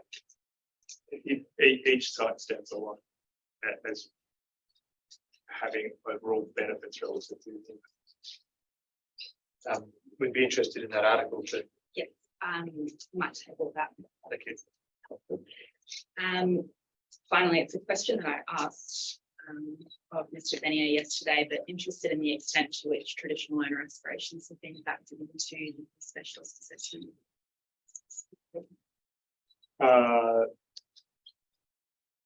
No specific targets or anything required us to look at or communicate to us to consider. And again, that aspect would never pretend to be an expert in the fossil range. That's the side of it. I think those are the questions. Most of my other questions are covered off by Dr. Kelly and Ms. Russell. I had just an extra one about, is there any platypus that you looked for or located? Certainly looked for them, but I didn't find any. I know the aquatic ecology report had DNA. Pretty sure they did that. Looking for DNA in the river. Yeah, so it's a common method for looking for platypus. Yeah. They certainly used to be there, and the last sighting was, I don't know the year, but we're hoping for one day they'd come back. Okay, I've just got a couple of questions coming back from Dr. Brisker. You right to go? Yep, just give me a sec to straighten out my notes. Yeah, just a couple of questions. So my first question is in regards to the 2022 floods. Did that flood kill any of those encroaching red gums that have moved in and sort of, I guess, terrestrialised certain areas that were previously open wetlands? When I went out there in February, I wouldn't have expected to see any, Mm-hmm. and I didn't see any. And why was that? Actually, so Didn't see any dead ones. see any dead ones? No. No. And why was that? Why didn't you expect to see them? Duration was probably not long enough. Would be the initial response for that. And so I guess as a very large natural event, are you then suggesting that the duration that the floodplain needs for these managed events needs to be longer than the event that we experienced in 2022? At those locations where you're looking to get them out of the wetlands, Yeah, I'm asking whether the flood the duration should be longer. So I guess is the objective from a vegetation viewpoint to I guess do what 2022 flood did more often, or to do something different to what the 2022 flood did? the need to hold the water there for months and months is required in those areas. Mhm. I'm reviewing some of the hydraulic information, looking at the duration effects, some where those EVCs occur, and that's what's proposed is long durations. Okay, and in terms of the durations, is that confirmed by the hydrologic analysis that then mimics the natural duration, or is that based on the requirement to kill those trees? Not my understanding is based on the requirement to do those trees, it's based on the requirement to meet the objective, the ecological objectives. I don't And try to find it. For clarity, Dr. King is looking at the Ecological Associates documents. Yeah, trying. So it goes through each one of those in the EVCs that are there. So if you start looking at where the EVCs for tall marsh and spike sedge wetland are, and look at the durations that are proposed under the hydrological modelling, and that will give you an indication of how long those areas are going to be inundated. It is in the realm of multiple months. Yeah. When I saw it, it was 3 months. We're talking the trees at the size they are likely to be able to survive those events. Could I say something for clarification with local knowledge? If a red gum seedling grows after a flood, if it doesn't get another flood within the next year or the next year after that, it gets to a size where when the next flood comes, it's already going to be above that. So it can still photosynthesize, and that flood. So a red gum seedling that's a meter and 20, it's probably going to keep growing. That's why we need regular floods. So once it's 2 meters high, there's going to be nothing that kills that unless it's underwater for 6-12 months, which I'm sure these projects are never going to do that. Processes by which the river red gum starts do not require the complete solution of the river red gums. Yeah. It is drowning out particularly of the root systems. There's not enough gas exchange for them to respire at the root systems. There's also the prevalence of anaerobic bacteria and other things that start to eat away at the root systems and trees start to provide them. That doesn't discount the fact you put the leaves underwater, they're not going to. So that is an aspect, but that is not the requirement just for these trees to drown out. Huge river red gums have gone when there's only been this much inundation of the root systems. They hate wet feet. Yeah, Yeah. They don't want to be flooded for more than 4 months. Yeah. Yeah, so I hate you're looking wet for feet. those things. So the fact that they're popping up above the No, but what I'm trees effectively act as pumps. They take water from the ground and put it out into the atmosphere. That's the way trees work. River red gums are very good at that. What I'm saying is that Vinifera billabong would be clear if it had got regular flooding. It wouldn't have terrestrialization happening in it. You know, The lack you do of flooding see that's caused the terrestrialization. that's it's been my conclusion in Yeah. the report, and that's one I would stand by. Yeah. That's got in that. I would also make the proviso that extended drought periods have likely happened in the past. These events have likely happened. Yeah. And that the process by which this colonisation and then drowning out happens is likely to have happened in the past. I'm not going to say definitely has, but I think I can't comment on what has happened over the past centuries and Everything's in millennia flux, of course. to do that. Everything's in flux. Yeah. So- boom bust. The processes by which these things go back and forth are there. They're natural events. Yes. So, yeah, but the drowning out of river red gums is Thank you. very key component. Dr. Brisker, I think you had a couple of others. Yeah, just a couple of others. So, yep. So just following up very quickly on that one.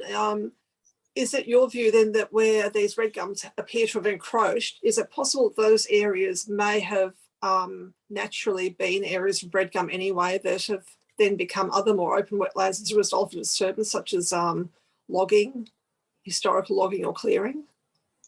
I believe I answered that question previously in that in the areas, I didn't see the evidence that logging was the past practice. And to put that in context, a lot of the stumps I would put at the weathering and components of that, and also taking into account there's a number of rimbarked trees you may have noticed that are chopped around.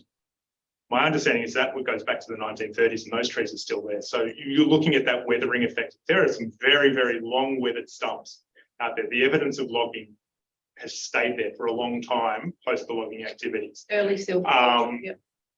I don't see that evidence in those locations.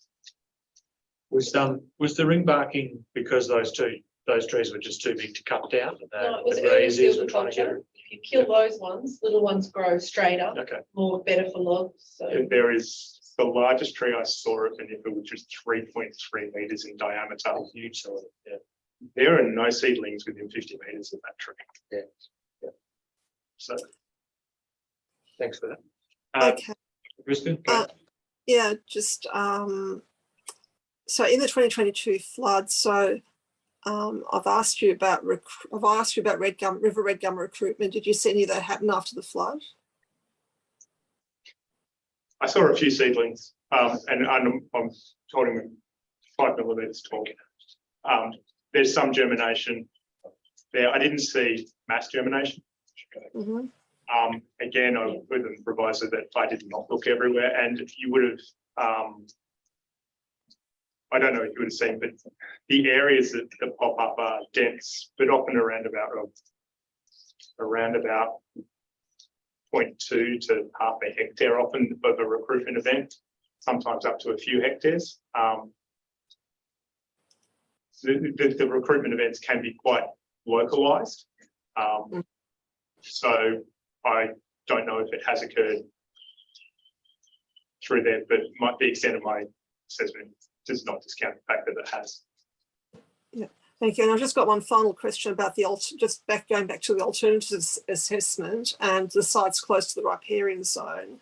And I can see looking through the alternatives assessments maps, there's a number of sites where I guess the infrastructure is being pushed towards the river to avoid native old trees or native vegetation.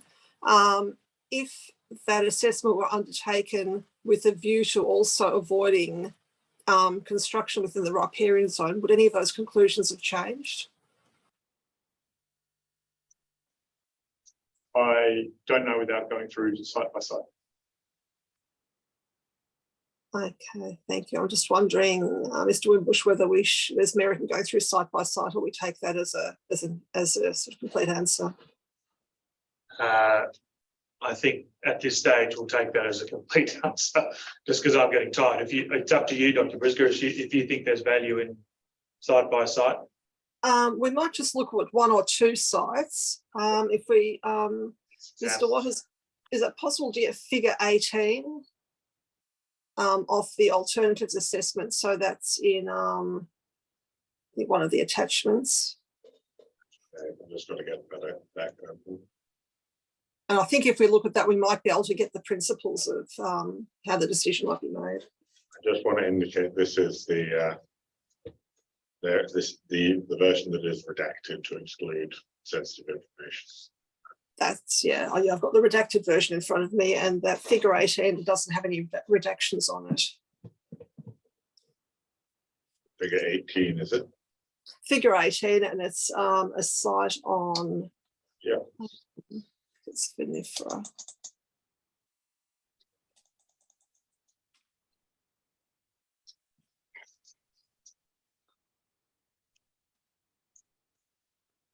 Do you want the map or the text or? The map, and we may need to, on my screen, I've actually swung it around, I've rotated it to see the map, and we want to see that's correct, yeah. So on this map, it appears that in previous iterations, a sort of further inland location for that containment bank was considered, that has been moved towards the river to avoid some vegetation. And so my question to Dr. King was that if priority was put on the riparian zone, would that decision, would that recommendation still have been made, or would it have been more appropriate to leave it one of the original locations, or even move it further away from the river? My understanding of that is that the turning circle has been moved from the central area. You can see a bulbous part on the red area of investigation to the end of the construction area located there and dependent to the construction footprint. Yeah. Now I'm not looking at the turning circle. I'm looking at the purple line, which is the containment in the bank, and then looking inland from that. So the containment bank is well within 30, is much closer than 30 metres to the river. It is probably right up requiring the removal of trees almost right up to the edge of the top of the bank. Yeah. Looking at an alignment further away from the river. To my mind, that would have a much greater impact because that purple line follows a track. And so that was the basic principle rather than necessarily trees per se. The designers were in charge of that, but putting it where there's already disturbance is an effective minimisation method for impacts. You're going to be coming closer to a lot of those trees. So that area it's already been subject to things like soil compaction and other things that have already happened at that location. And so with the tracks, the ones I've seen in the photographs look like they're relatively informal. If a track were to be, I guess, closed down and moved, how long would it take to recover in terms of vegetation?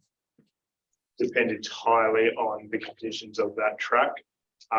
Soil compaction can take an extremely long time to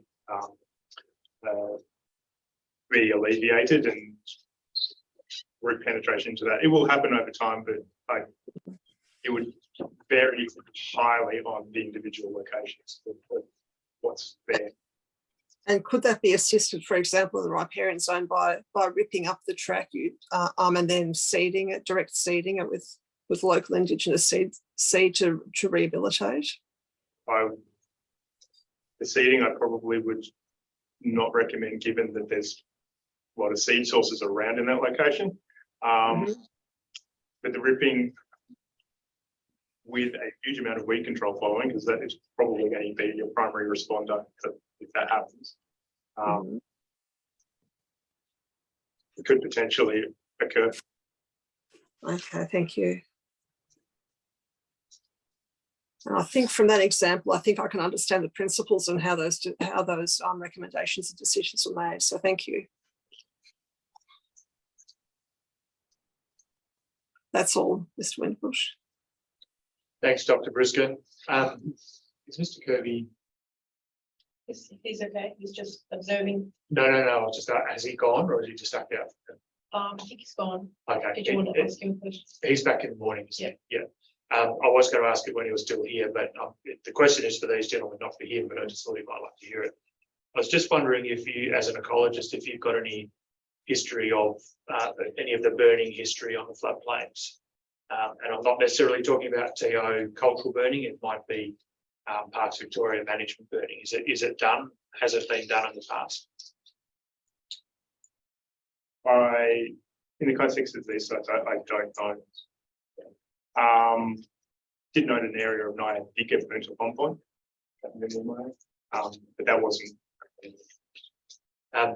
The species that, particularly I'm thinking of the small ground species, are there particular ones which are susceptible to fire in terms of long-term survival, or are they species which might be adapted to the occasional fire? Can you make a general comment? As a general comment, they'd likely survive an occasional fire. the whole sort of seed bank and other things. I mean, that the provisos are that the intensity can't be too high. And given the relative type of undergrowth, you wouldn't expect intense. A couple of anecdotal observations of the area of Nile that we walked through doing assessments within the MIAs was that it did clear out the layout, and that we did see. I saw some aquatic species actually responding in small depressions from what was obviously there. I saw a little oil grass popping up, chads and also.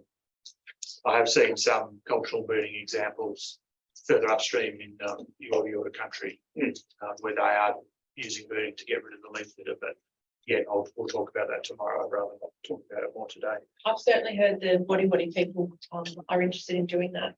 Yeah. And it's certainly something that we've listed in the things that we want integrated into joint management of the park and management processes.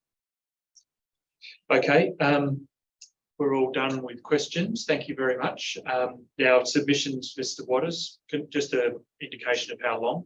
10, 15 minutes. We have been going an hour and a half, but let's just take perhaps a 5-minute break, just a quick comfort stop.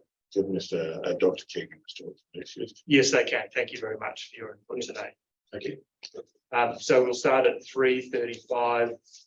We'll have submissions aiming for a slightly earlier finish, which I, for one, will be very thankful of. If you could send that article through, Ms. Hogan, that would be appreciated. At the end of the day, we'll talk a little bit about what might happen tomorrow. But just a break now till 3:35, just a short break. Thank you.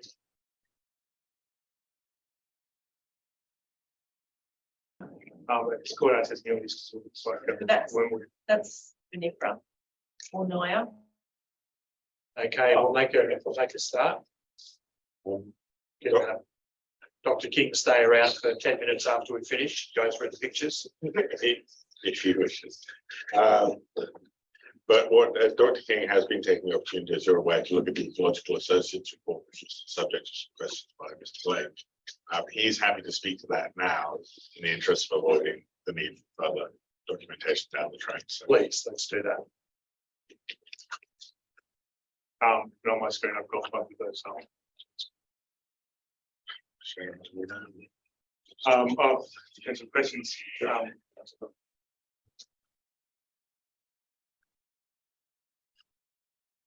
So are you telling us something or are we asking you something? I was under the impression that there were questions that related to me knowing something about these reports. It's the Ecological Associates report. I think we might take them in writing, looking at that deep sigh. I think we might provide that tomorrow and respond. I guess the basic is looking at what's there. We really change the conclusions of any of our assessments. From what I see there, and the methods that have been gone through and the information that's presented, that's the key takeaway. You might have, when I might have considered further myself in terms of posing specific questions, which I may have through Ms. Chapman tomorrow, because the implication of this is in terms of the hydrologic regime, in terms of the benefits of different EBCs, the overall shift in EBC character and function, health and biodiversity, in terms of understanding what the rank of what the frequency would be different depth regime and constant flows. Yeah, and I would say that this looks at duration and frequency, not depth. So we've had a correlating this with the finer grained inundation information, which is forthcoming from Dr. Trevor. Are you listening in the morning? You may not be here, but are you? Unlikely to be. What I'd ask Mr. Waters, if you put the recording to him, and if there's anything he wants to add, then that'd be done next week in the plan. Just before you get going, Mr. Waters, the article that Ms. Hogan has tabled, again, it's hot off the press looking at the timing on it. And again, it may not be relevant to what we're looking at, but if you have any comment on that, if you could perhaps come back to us in the morning. Oh, well, I can say it now. I mean, the note, the article refers to the office continuing with those sites that are already, where the regulatory approval process is already underway. And So that's these ones. certainly for us, we are part of that process. And Yeah, so, coming tomorrow. so that's the short answer. And equally, you might remember, you Let us were know if it changes. ultimately, If you turn up tomorrow and the lights are off, then Yeah. you'll know that. We can go fishing. I mean, you'll recall too, I mean, the terms of reference require an assessment to be conducted until we're told otherwise. Oh, yeah, I wasn't suggesting that we were about to stand down. I was just wondering if there's any further insights that you can offer. I can't offer anything beyond the obvious observation that it doesn't, what is said doesn't strictly apply to this, whether there may be something. Thank you, when you're ready. Thank you. Just a short point to start with. Just before that, could I just check with Mr. Waters on a point in this, in preparation for tomorrow? Can I perhaps just hold it to the end of the day? I'll just get him to get through his Yeah. stuff. I've got a few matters to deal Okay. with for tomorrow, Yeah. so just letting him get going on closing off on this topic, and then we'll come back to you. Just in case, like, we all asked our questions, but is that called discussion? Like the free flow of, This was, may not have seemed like it, but this was a lot more discussion than you normally get in a hearing, where it's normally lots more hard lines and lot less Yeah. jumping in, so. Yeah. but just in the spirit of, Yeah. discussion, if I could just, I forgot to ask these guys about Dry Plain in Naya, the higher elevation area that is not flooded. I'm happy for you to ask them while they're here. Yeah, I thought- Rather than trying to put something in Please, writing. thank you. What your findings were there and whether you're assured that the project won't interrupt the vegetation or fauna there. So which areas we're talking about, just so we're clear? There's a triangular area in Naya called Dry Plain. It's on most of the maps. It's on the Shows up as a largely treeless area. It's a- Yeah. It's quite, Maybe half a it's very metre special. elevation. Yeah. It's very special cultural heritage. There's a lot of middens on the periphery of that area. It's where there's only one tourism walk through the park, and that's where it is. It goes over the down Burns Lane, over the Parnimmaloo, through Dry Plain. Take your water bottles, because I got stuck there once without any water. To the river where Pix Point is, which is the best sandbar in the forest. Pix Point, we know, we stopped at Pix Isn't it Point. and had a lovely? look. It's Yeah. beautiful. Bit of terrestrialization there, but then you come back through the forest, and that used to be the walk until Parks Vic removed the pedestrian bridge, but and there's also stations. If you look at my photos that I submitted, would you mind putting them up, Mr. Forrester? There's photo stories. You're probably on Facebook now or Twitter, but if you would get on Looking at there. the I don't think that's fair when he's been very I'm just helpful to kidding, because you. he's so young that I thought he might be. That's not his I'm fault. sorry, I'm being ageist, and that was it. I retract that. I thought I was safe at this table. I Can retract I just confirm, is this the Dry Plain? I would say yes, I think that's. yeah, look, it sticks It out like. looks like it because you can see then the point that is. There's this track that goes down south through that. But if you could put up my. Just photo opening your story, photos. I've got a photo, it's on page 15. So the photo is of Dry Plain. You can see that's me walking my dog on the walk. You can see a bollard there with a sign pointer. There's also interpretive signs. It's all totally trashed because it needs upgrading. Tried to do that, but it And was there's a bunch of fenced not locations participated. Yes, down along fenced that area. middens. Yeah. They are. Yeah, They're okay, fenced. inspired about those sort of first Yeah, started. because there used to be a lot of desecration of cultural sites, so they were some of them were fenced, probably 0.005% of them. So let's move on, because we're hoping to finish a bit The early next today. photo What's the- is Dry Plain. If you scroll that one. now that's a mixture of weeds and native plants, but are you happy? Did you survey that area at all, being in the it's not going to, hopefully not going to be inundated, but can we be assured that that is not going to be inundated? The modelling says it's not going to be inundated. I would concur with the field assessment that that is an area that is of higher elevation. Yes. One of the photos I put up for the MIA is on the edges of this, where the MIA gets close to it, and that's where the river comes in. Shocking condition. I use the word Armageddon. Yeah, there's one's fallen over, heaps of dead ones, really poor condition, lots of new growth. Yep. So the vegetation there is, can you see anything native there? Yeah, well, the front bit, I'm guessing, I don't have zoomed in things. Looks like a little spirulina in the front there, but probably some barley grass. Yeah, that's spirulina. There's barley grass. There, barley grass is a weed species, annual grass. Yeah. Yeah, can put shrubland. Yeah. But I haven't done a lot there. There was a very early iteration that had potential tracks through that area that got knocked out very quickly. The tracks were refined in a very early stage on how the access was done. And construction tracks. yeah, if you look at the 2015 reports by Roundtable, Australian ecosystems, no, it was an ecology report that took into account a whole bunch of tracks, and it actually went from top to bottom at NIA, but now there's a bottom section and there's a top section, and the bit in between is sort of being impacted. Yeah, because it's very rich culturally. Yeah. That was my only question. Thank you. Thanks, Dr. Kelly. Mr. Waters. Thank you. Just starting with a short point. Question was raised by Dr. Kelly earlier about future use for cleared timber. Yep.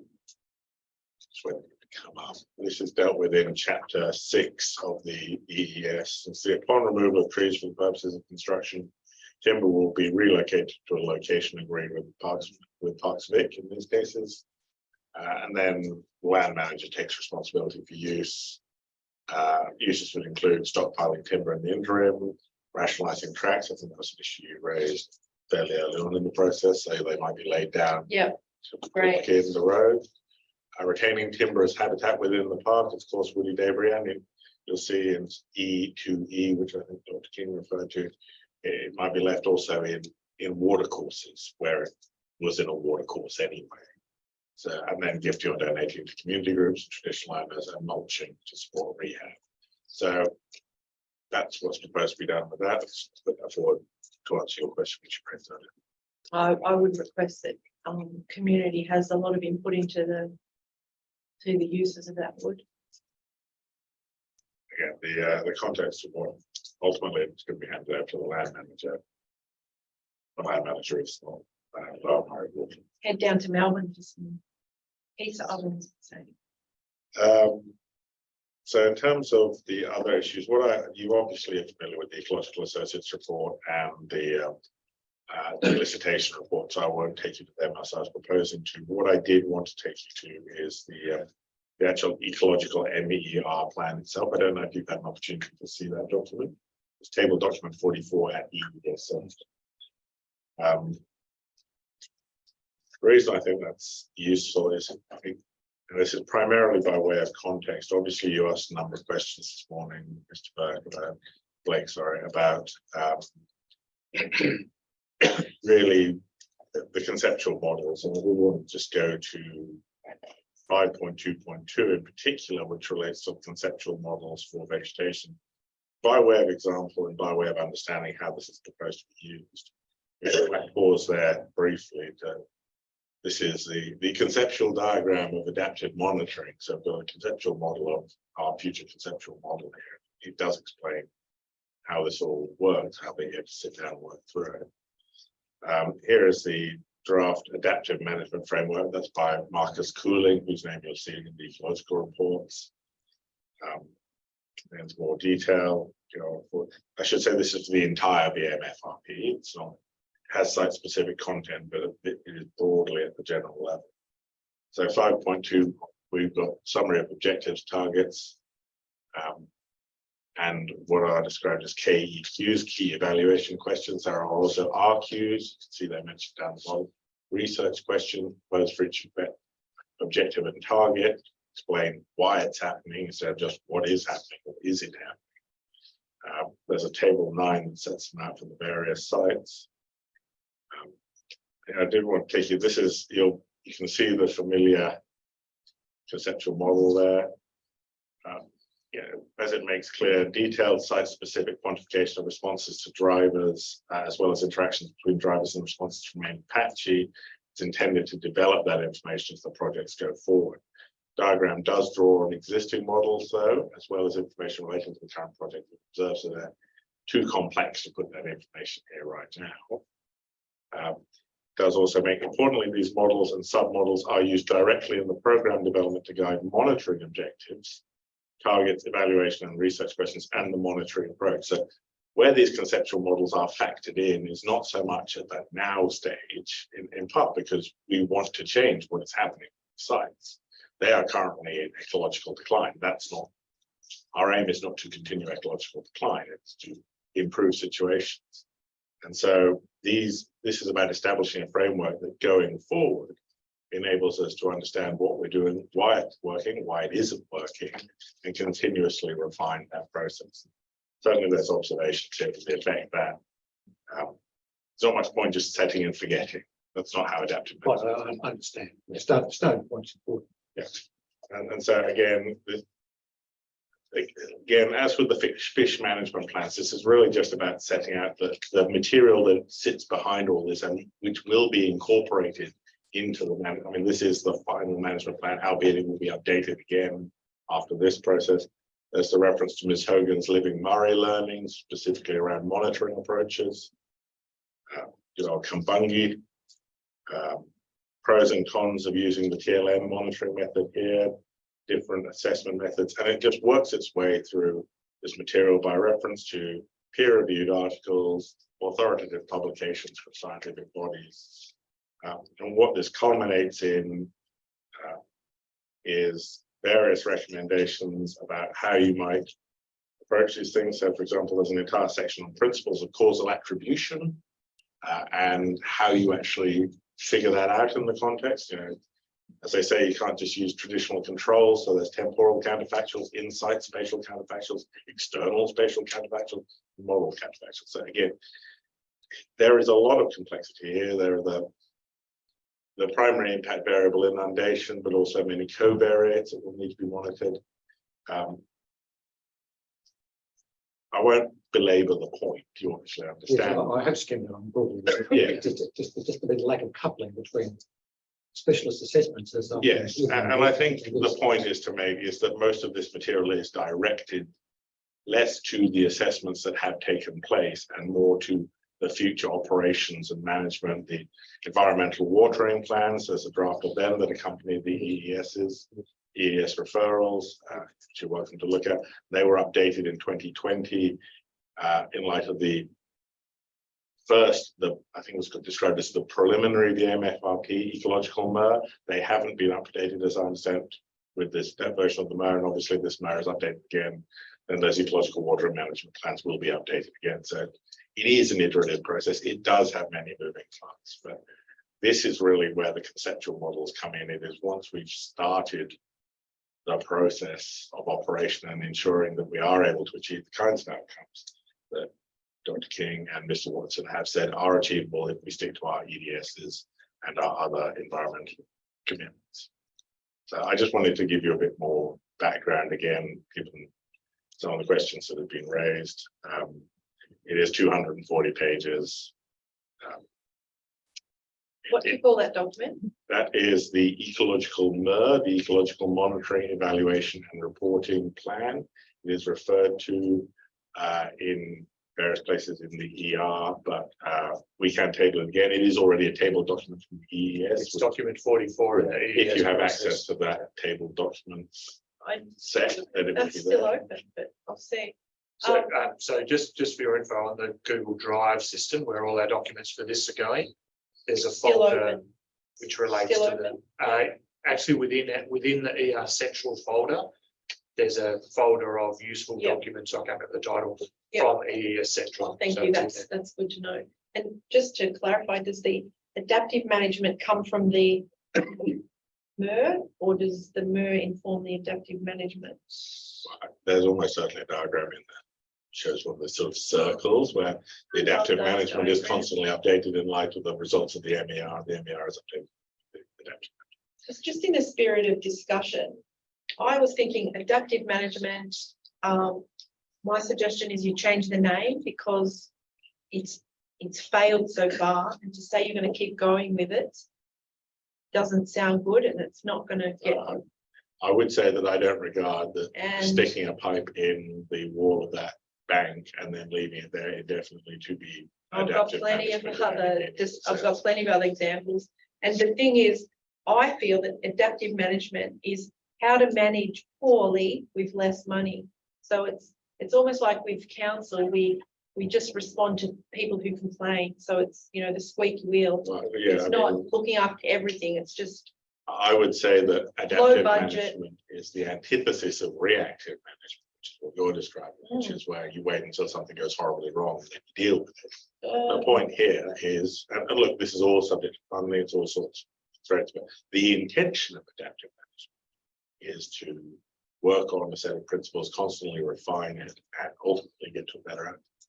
okay, 25 years of watching what happens in VMFRP Park. I beg to differ and I challenge you on it. And you are a lawyer for the component, Proponent, but yes. the proponent, a component of the a component. component of the proponent. So I'm sorry. I know you've probably been told to say that, but I'm talking from experience, from knowledge, from documents, from working on the ground as a community group for 25 years with lots of input. Again, Failed. no one is saying that, 1 out of 10 for adaptive management. no one is saying that the park is currently doing. We can all agree on that. It's been adaptively managed, so. And just on adaptive management, I mean, it's not something that was invented for this project. It's I won't say it's a long established concept in environmental management. There's a lot of debate about whether it's a good one or not, but it is a long established concept. So Well, I think at a practical level, we can't suddenly call it something else, is all I'm saying. it's just unwise for this project to think they're going to get support from the community if they're saying that that's the model they're going to work under. It made that point very And clear. I'd give them that advice for free. Okay, There wasn't anything else I wanted to speak to. I think the evidence has been fairly self-explanatory. thank you. Just down there. So.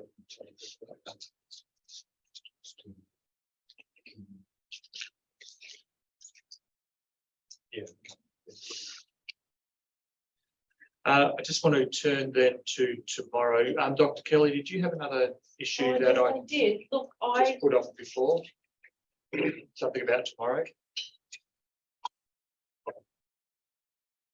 It was in this document, which is historical heritage. I was preparing for talking about the Takasuga Bank tomorrow. Yep. I am a local councillor and I'm not speaking on behalf of that, but because of my understanding of heritage in the area, 20 years ago I was on council, did a 3-year term, and I was part of Alan Lovell doing the assessment of reassessment review of our heritage plan under our planning scheme. And so I was looking at this document and I looked at the front and it said, not on page 6, 2.1.1, it says traditional owner groups for the VMFRP project include Wamba Wamba, Barappa Barappa, and Wadi Wadi peoples. Now, I need clarification on that because that is incorrect from our understanding of traditional owner groups for the VMFRP as a community group set up in 1996. We have worked with Wadi Wadi for 27 years. we have never worked with Wamba Wamba or Grappa Grappa, so I've seen that. I mean, I've that's seen the just, three that's groups just, mentioned in the concept of the whole project. of So I'm not- course, and so is Tatty Tatty and Latchy Latchy and Buckingy, but we're here in Waddy Waddy country. Yeah. You see the sign to the park, it's Waddy Waddy country. So to say this, it's inflammatory, it's incorrect, it's, I mean, to make such a mistake As I said on Monday, degrades from the whole document, the whole project. as you would have heard me say on Monday, we're not here to, in fact, last week, I think it was, we are not making any determinations about who the traditional owners are, who the RAP should be in this area. No, I am not saying you are. I'm asking the proponent to clarify who they think. This is R8. R8 has written this. I guess what I'm saying in a broader sense is that it may not be settled, full stop. No, no. There are And we can't talk about it without hearing. there are about it. zones of contention. Yeah. Swan Hill is one of them. It was supposedly gathering land. There's no contention of Waddy Waddy being. There may be contention on who is Waddy Waddy, but there is no contention that Niagara is Okay. Waddy Waddy. Mr. Waters, can you perhaps take that on notice and seek instructions? Sure. I mean, the obvious answer is it doesn't bear upon historical heritage or the allied. Pardon? Doesn't bear. Historical heritage is colonial heritage. It's still, why did it, it's an incorrect fact. And it's Aren't you the in, one complaining about how large the information is, saying there should never be a single error in that? I don't even know if it is an error. I need to understand the context. Yeah. I don't think it's something we need to fix this afternoon, Dr. Kelly. no, but I think you need to, I've only just read this. It's a lot of it. But it's also in volume 5, special It assessment, may be in all of them if it's in one. so I suspect it might be. Well, it'll Is that- definitely come up tomorrow. Yeah. It's, I mean, I'm not Indigenous and I'm offended by it, so I don't know how the Indigenous people feel. Well, we can't determine how they feel. If they're upset by it and don't want to be involved tomorrow, then that's their call. I mean, there's no point speculating about it today. If it's a mistake, if it's a printing error, I would like that determined overnight. Yeah, I would like that clarified. Yeah. Would be, That's but different to, the understanding of the people who put the document together. That may have been their understanding, and we just can't eliminate it at all. Okay, turning to tomorrow, just want to, sorry, you've got advice? Yeah, I can respond to the question that you TD to 190. us earlier today with respect to the secretary's letter. Yep. And broadly speaking, not pointing to any specific paragraph, but the secretary's letter was prepared specifically in response to the final day version of the BES Central Draft Inc. doc. SIAC considers that matters raised in that secretary's letter to be adequately responded to and addressed by the drafting of conditions, particularly with respect to condition 1.5 within the first day version of the ER Central Drafting document. So the matters raised in that letter have been addressed through the table of the most current version of the document. Okay, so we're not to consider that as a live document. I mean, it's not live in this process anyway, because it's from that process, but you're saying the issues in it have been resolved. Through the drafting of the current operating document tabled as part of ER Central. Day one, yes. Which still includes all the native vegetation material as exhibited. Is my understanding, the day one version. I mean, it does. I looked at it this morning. I'm not sure I understand the question, sorry. I'm not quite got it. So if you're, if Deek is comfortable with the day one version of the draft incorporated document, that's the position. Is that right? That's the position. Okay, we'll take that as this. Thank you. Other matters, matters for tomorrow. Let me just frozen.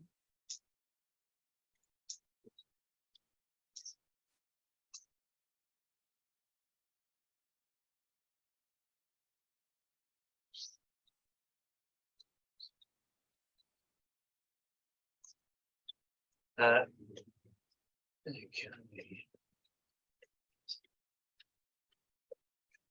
we've got a number of traditional owner representatives, First Nations people, I should say, attending tomorrow. As on the version 4 timetable, I gather as would be expected, there may be different views on the projects across those people, or there may not. I'm not casting my mind forward. As I also mentioned, member Ian Ham is going to sit in on that session virtually. He won't be here in the room. And what I'm thinking in the morning is I would like people who have been availing themselves of the table on this side to perhaps sit in the bleachers, and we'll free up the table for those people to come and sit. I don't have a particular view on how the morning is going to run. It'll really be up to us. I think we'll just be asking them to speak to us about the issues of concern to them with the projects. Some of them may have written material, I don't know. Some of them may just be speaking, but we're going to run it fairly informally, as I hope we've been running the rest of the hearing. Mr. Waters, I think you mentioned also that there may be people from the Mallee CMA. Yes, so the people who've been conducting the traditional owner outreach on behalf of this project will be here. And what's your view? Are they just observing? No, they're here because a lot of complaints have been, a lot of comments have been made about the adequacy of the consultation with traditional owner groups, and it's appropriate that they be here to tell you what they have undertaken. And you can hear that from them directly. Okay. Mr. Wimbush, with this cultural heritage part of the documents, this volume 5 assessment F, someone prepared this. So as we had for other themes, expert witnesses, I don't quite understand why we don't have any expert witnesses for the theme of cultural heritage.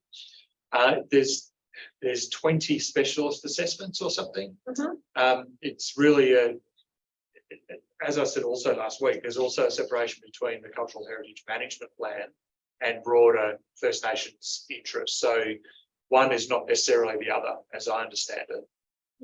There may be a lot of people who think that's wonderful in the First Nations community. There may be people who don't. But that's irrelevant it's the same with the other It's themes. a bit late now to ask someone to come and give evidence on it when we're doing it tomorrow. But shouldn't it be the proponents who have organised someone to, come and The do expert proponents witness call on this? expert evidence, which is generally their choice. We could also have asked them very strongly to do that, but we weren't getting the feeling that was being asked for. I feel that it might have been appropriate to ask an archaeologist, someone like, I know people like Jim Kelton.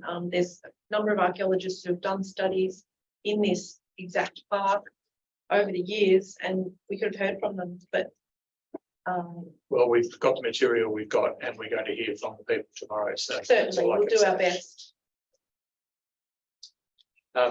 The afternoon tomorrow, depending on our timing, we're going to hear from Ms. Chapman.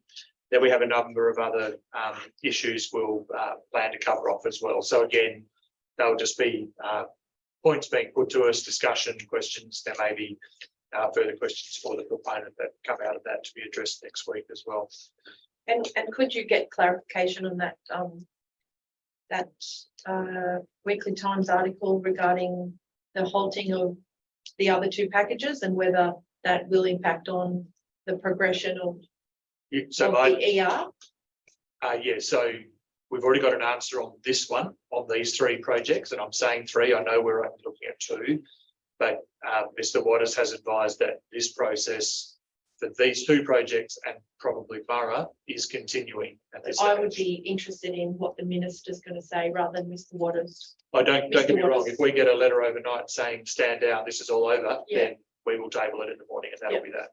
But until such time as we are formally advised by the minister or the proponent or whoever, then we proceed as per normal. And I really don't know whether that's coming. I suspect not, because I suspect if it was coming, we would have heard about it before the press did. I'm not sure about that. Actually, that's a good point. I think you're probably right. Yeah. But anyway, and even if we do tomorrow and then here, then we will obviously let parties know. Okay. Just again, tomorrow we'll start at 10 o'clock. The closing for tomorrow we will run to perhaps 4:30. I don't want to go late tonight because it has been a long weekend. We at least are driving a long way tomorrow night. So we will aim to finish tomorrow, subject to the coming back next Wednesday for the online session, which will be closing submissions and wrapping up of the documents, as well as hopefully the provision of any outstanding material. Is there anything else we need to address this afternoon? No, thank you. So we'll be back here at 10 o'clock tomorrow morning. Thank you.